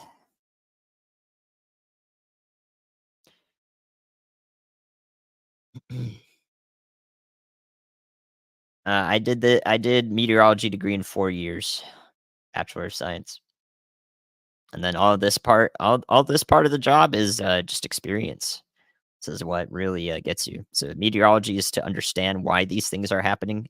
The degree, I understand the physical processes and the reasons why I can forecast the weather and understand what's happening when we're now casting the weather. And then actually doing it requires just all of the experience. How'd I meet Ryan? I applied to be a YouTube mod. I told him about myself, and he's like, "You should do all of this." I was like, "Okay," and now I'm here. That was in December 2021. That's when I applied. Were my hardest classes meteorological statistics. and partial differential equations in math. Those are very difficult, but but I did my best. They canceled your flight. Ooh. Partners in Dallas, happy to help, Jeffrey. Happy to help. Will Northwest Indiana be affected on Tuesday? Yes. Be weather aware.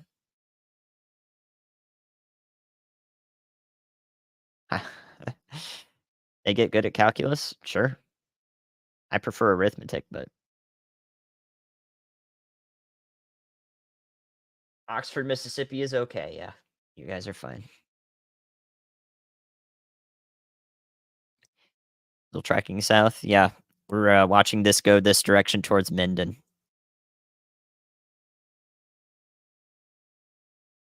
Northeast Texas. Last little bit of strong storms, heavy rain is moving through your area right now.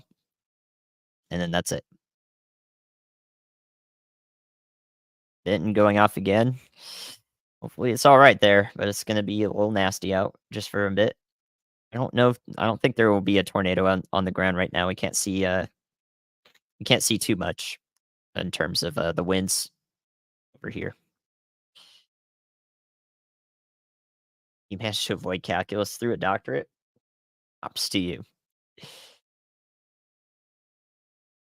It's a long train. Yeah, still going through there. That's in Georgia, I think. We're not talking about Georgia. There's just trains there.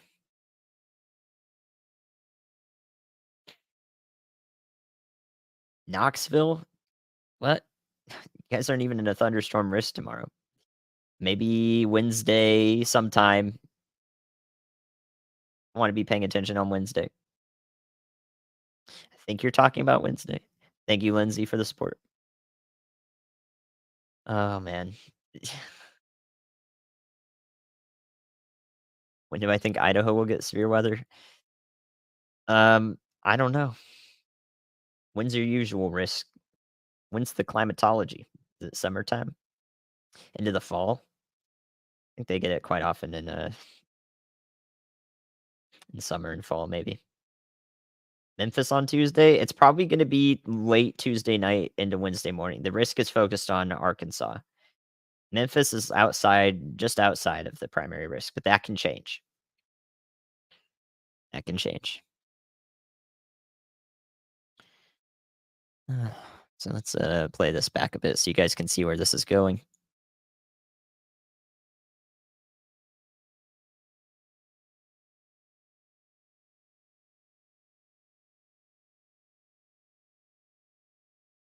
Things happening in Utah right now. Took me to Minnesota. My partner doing the PhD up here. Have I met Al Roker? No. Interesting. Morehouse Parish. I don't know where that is. That up there. Look. Oh yeah, Bastrop. That's right. We were just talking about Bastrop.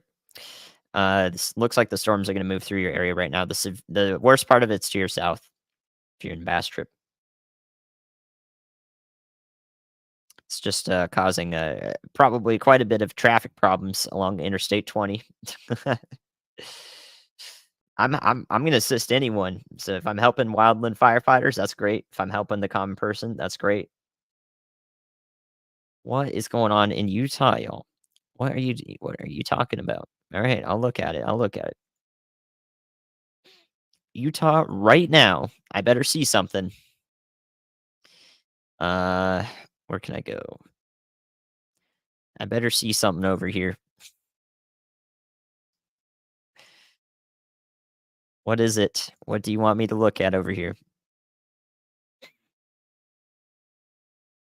Ah, some snow. Some mixed precipitation, maybe. Let's take a look. They really wanted me to know over in Utah. I don't see a single report from anywhere in Utah about what's going on here. So if it's raining here in Ogden and down through the Salt Lake corridor here, then we're good.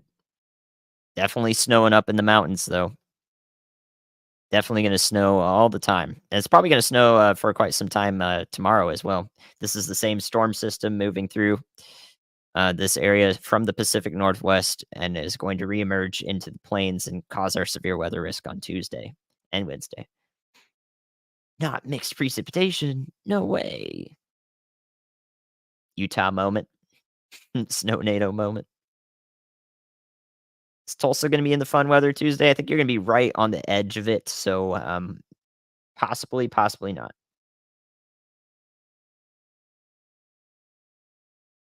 Yeah, and I don't see an ongoing tornado from the radar here. We're pretty close, so we should be able to see quite a bit of data here. Nothing tells me that this is ongoing, but please be taking shelter and starting to think about taking shelter down the line into Webster Parish, where Minden is in Louisiana. Minden, Sibley, and so forth. Start thinking about it. Doesn't hurt you. I'm a climatologist, so that's my opinion on climate change. Means I know it's happening. Silly. West Coast atmospheric rivers be more common? Maybe. It just depends on each setup as it happens. All the ingredients have to come together. I'm already looking at the storms here. You're just on a delay. St. Louis arch effect. I briefly heard about that. I have no idea what it is. It sounds silly though. Yes, I've experienced thunder snow in Western North Carolina. Yeah, we did get to 100K. Thank you guys for the grats. We watched it happen live earlier. We did it in 21 days. So hopefully that the severe weather coverage has been, as, valuable as it is, like, a big number like that, I hope the stuff that I've been able to do here has been worth that. That's my primary concern. Central Alabama, probably looking at, the big storm system is probably gonna pass through your area on, Wednesday sometime. That is not a political stance. Shaking my head. Yeah, College Station's fine. Might see some lightning off in the distance. You have 21 days. Uh Are we finished with rain this month in SoCal? It's definitely, below average now from the Climate Prediction Center. We could take a look at that. The CPC.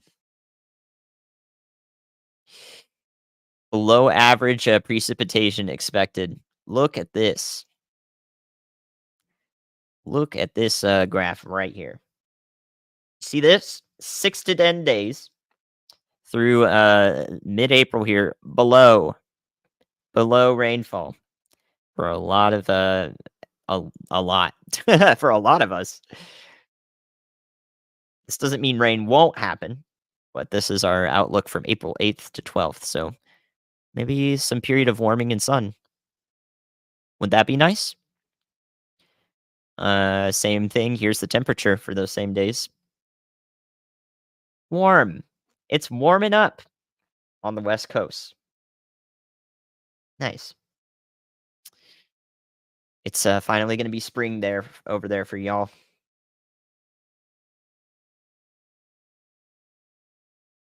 It's warming up. And then it's mostly like neutral throughout the rest of the US over here in those same periods. When we get near normal and a little bit below, it's mostly going to be about neutral.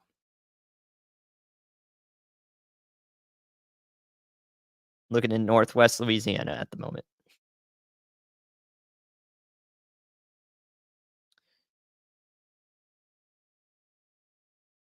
One more strong storm, maybe two, is going to move through the Shreveport. It's going to be stormy in Shreveport over the next couple hours.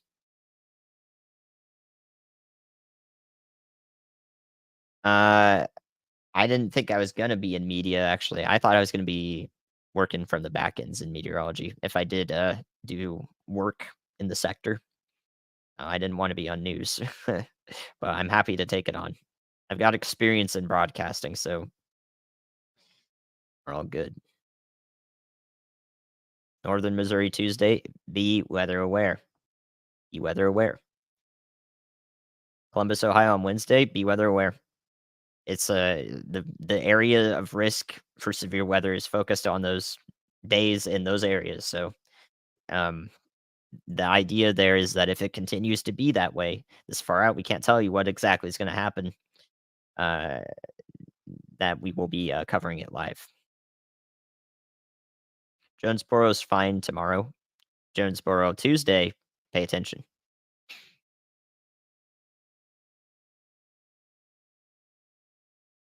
It's 97 next Sunday in Phoenix. Yeah, but you live in Phoenix. You know what to expect. Central Indiana Tuesday, late Tuesday night into early Tuesday morning, I think is gonna be the time. If it's for Tuesday, you're outside the primary risk. We'll see if that evolves. But I think every single person asked about Tuesday and Wednesday is gonna be paying attention on Tuesday and Wednesday. That's good for y'all.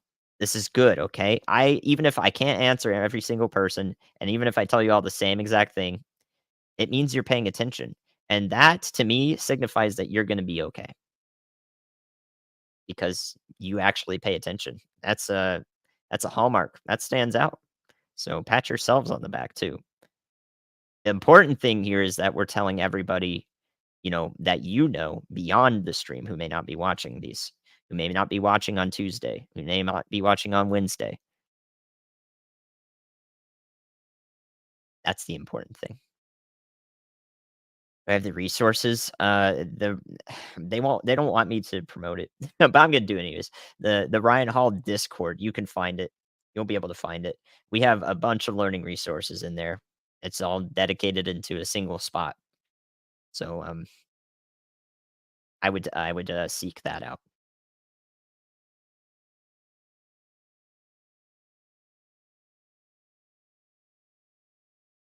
Hopefully that blanket covers everybody who's asking.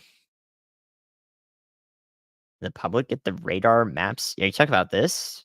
This is a GR2 analyst. Yes, you can buy it, but it costs a hefty amount. This is what a lot of National Weather Service meteorologists use. It's a lot of what a lot of chasers use. It's one of the most concise ways and also adaptable. So you can add and take away data that you need to look at for your specific application to display this information. But for you, you probably like things like Radar Omega. Will give you this same data and a lot more in a format that you can digest much easier. This is like the back end meteorology people use this. Radar Omega is much more tailored to something you would like to use more than likely. Guys, is El Dorado in Arkansas? They keep asking me about it. If it's in Arkansas, I'm telling you to stay weather aware on Tuesday and to tune into Ryan and I streams on Tuesday. Is Bossier City okay? Just about to get through it from this first storm up here.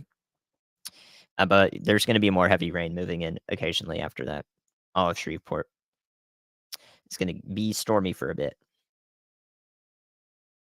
No, right now I don't see much of anything.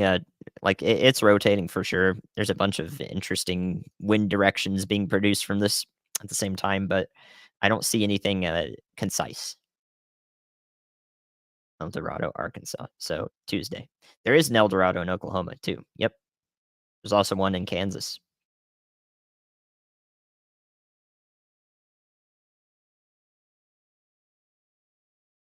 What do you use for warnings? It comes through the radar program. So if you have Radar Omega, you can get the warnings through there. Is there meteorology school online? Mississippi State has one of the most well thought out ones. Mississippi State University. Uh, no, you can get rain without thunderstorms quite often.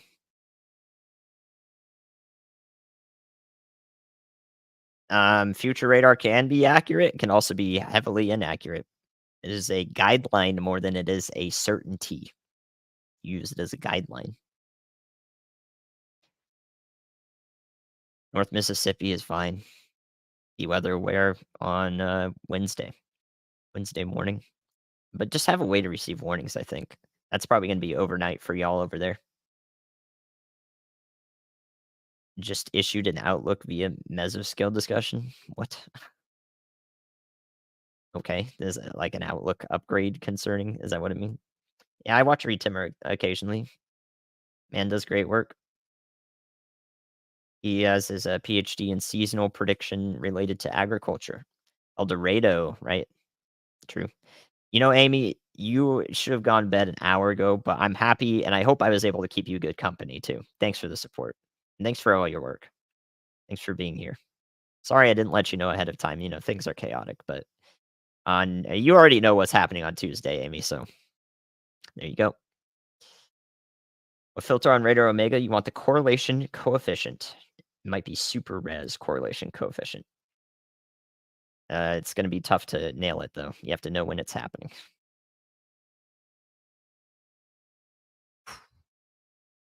Again, this storm over here still tracking along I-20, so Tallulah, Louisiana, Vicksburg into Jackson, maybe a little bit south of that as well. It's going to see a strong storm moving through ahead of time. Check the new MCD. The weather weenies are on my case. I can't let them down. Is it on the site yet? Issued 4 minutes ago. The page you requested cannot be found, so I have to wait.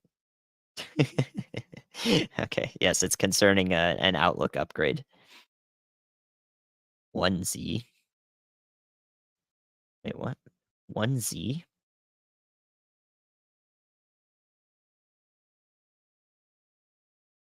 I don't know, I mean, that would be for today, right? That's confusing wording. I'll take a look at it in a second, though. I am ready for warm weather, yeah. I'm ready. I'm ready to get some storms up here in Minnesota. Can I make the map larger? Not really, no. It will remain the same size. No, I've never been to Mississippi. Correlation coefficient means it's, the radar's detecting um, s particles, anything in the air that is the same size, so it's uniformity. So when you have a 2 by 4 flying in the air and you also have a cow, you also have a shingle from your roof, that's not uniform. That's why we see, the correlation coefficient used in those cases, or when you have small and large hail together. Thanks for the congrats. Winchester, Tennessee is fine. Alright, can I see this? I can. Ah, there we go. Nice. So we're gonna have an Outlook upgrade, oh, yeah, okay, I see. So the remainder of tonight, will have a, higher severe risk, a slight severe risk issued, here, let's look at that actually. We can talk about that. So, for tonight, there is a slight risk upgrade coming ow, for down here towards Mobile. So this area down here is gonna be upgraded to a slight risk or a 2 out of 5 from the Storm Prediction Center, because of this guy right here, and these ones back here. I've been saying it a couple times today. It's called a mesoscale convective system, an MCS, and they are self-sustaining quite often, and that means that all of this area where they travel along, expected by the Storm Prediction Center, will be upgraded for damaging winds. So expect it to be stormy tonight through Jackson, maybe as far north as Meridian, down through Hattiesburg and towards Mobile. Not surprising. MCS moment. So if you look at it, this storm over here is what is prompting that upgrade. It's gonna so let me just tell you that this right here, there's gonna be a severe thunderstorm warning, like that throughout the night. Next few hours. I will not be on to cover that. But you can basically expect this to be severe at some point as it travels through those areas. It's just gonna have warnings along with it. Right now, we're waiting for this last tornado warning to expire, though. Be weather aware in Youngstown on Wednesday. That's Eastern Ohio. I know it.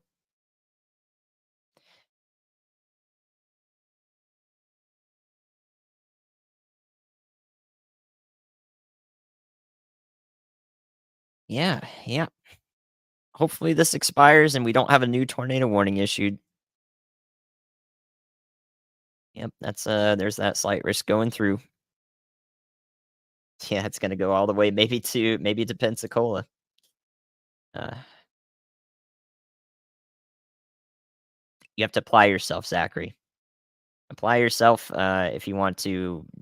You just got to be in where people are. Just got to be in where people are. If you're aspiring, if you want to learn more in meteorology, it's in where people are, and don't be afraid to ask questions. West New York Wednesday. Yep, there will be severe over there. It's a little far out to tell you exactly what. It's expected though, so be weather aware. In Bossier City, it looks like the storm that's prompted the tornado warning has passed you there in Shreveport. But it's going to be you don't have to be in your safe spot probably for the rest of this. This is just going to be more heavy rain. No, Baton Rouge is fine. It's going to be well east of you. How bad will hurricane season be? I don't know. It might be lesser. Might be lesser this year because we have the El Nino starting up for the Atlantic Basin. Hopefully, we get less hurricanes as a result. But that's just one part of everything.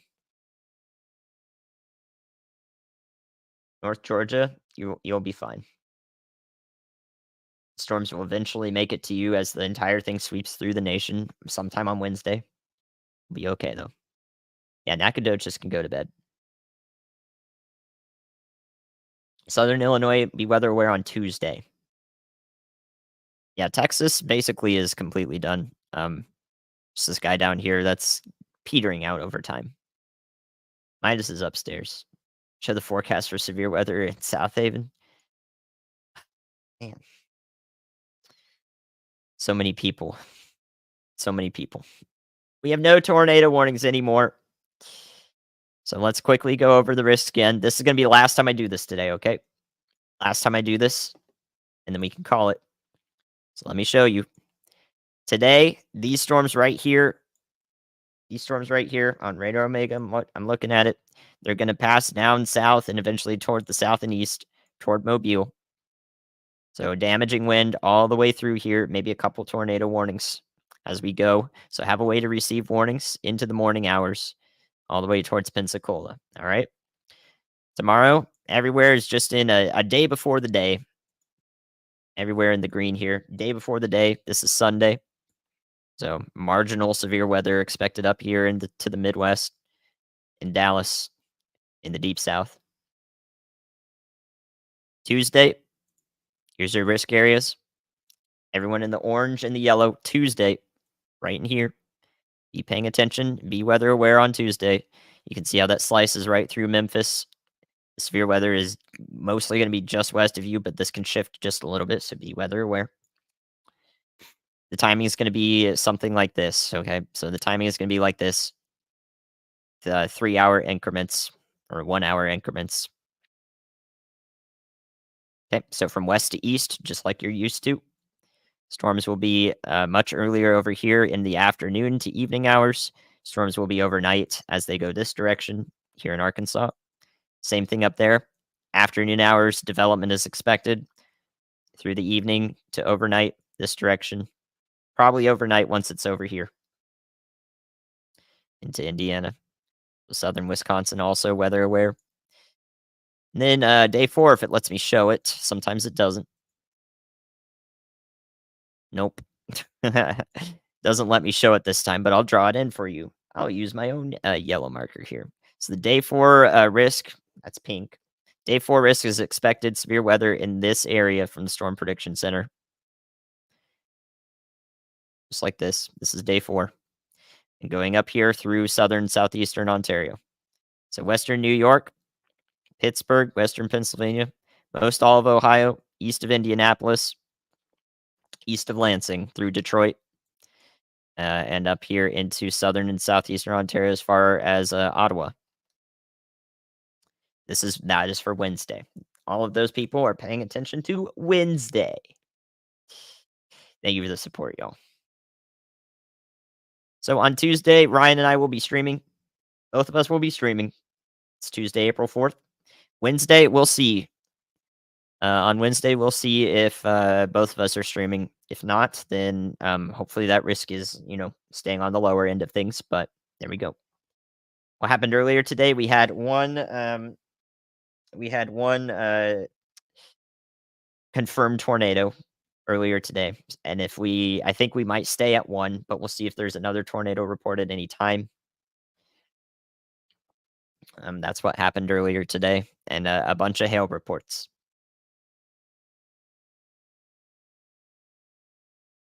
So we verified on the lower end of things, which is wonderful. I cover Ontario. Will on Wednesday if I'm there. We will on Wednesday. The warnings are custom graphics. The warnings are custom graphics.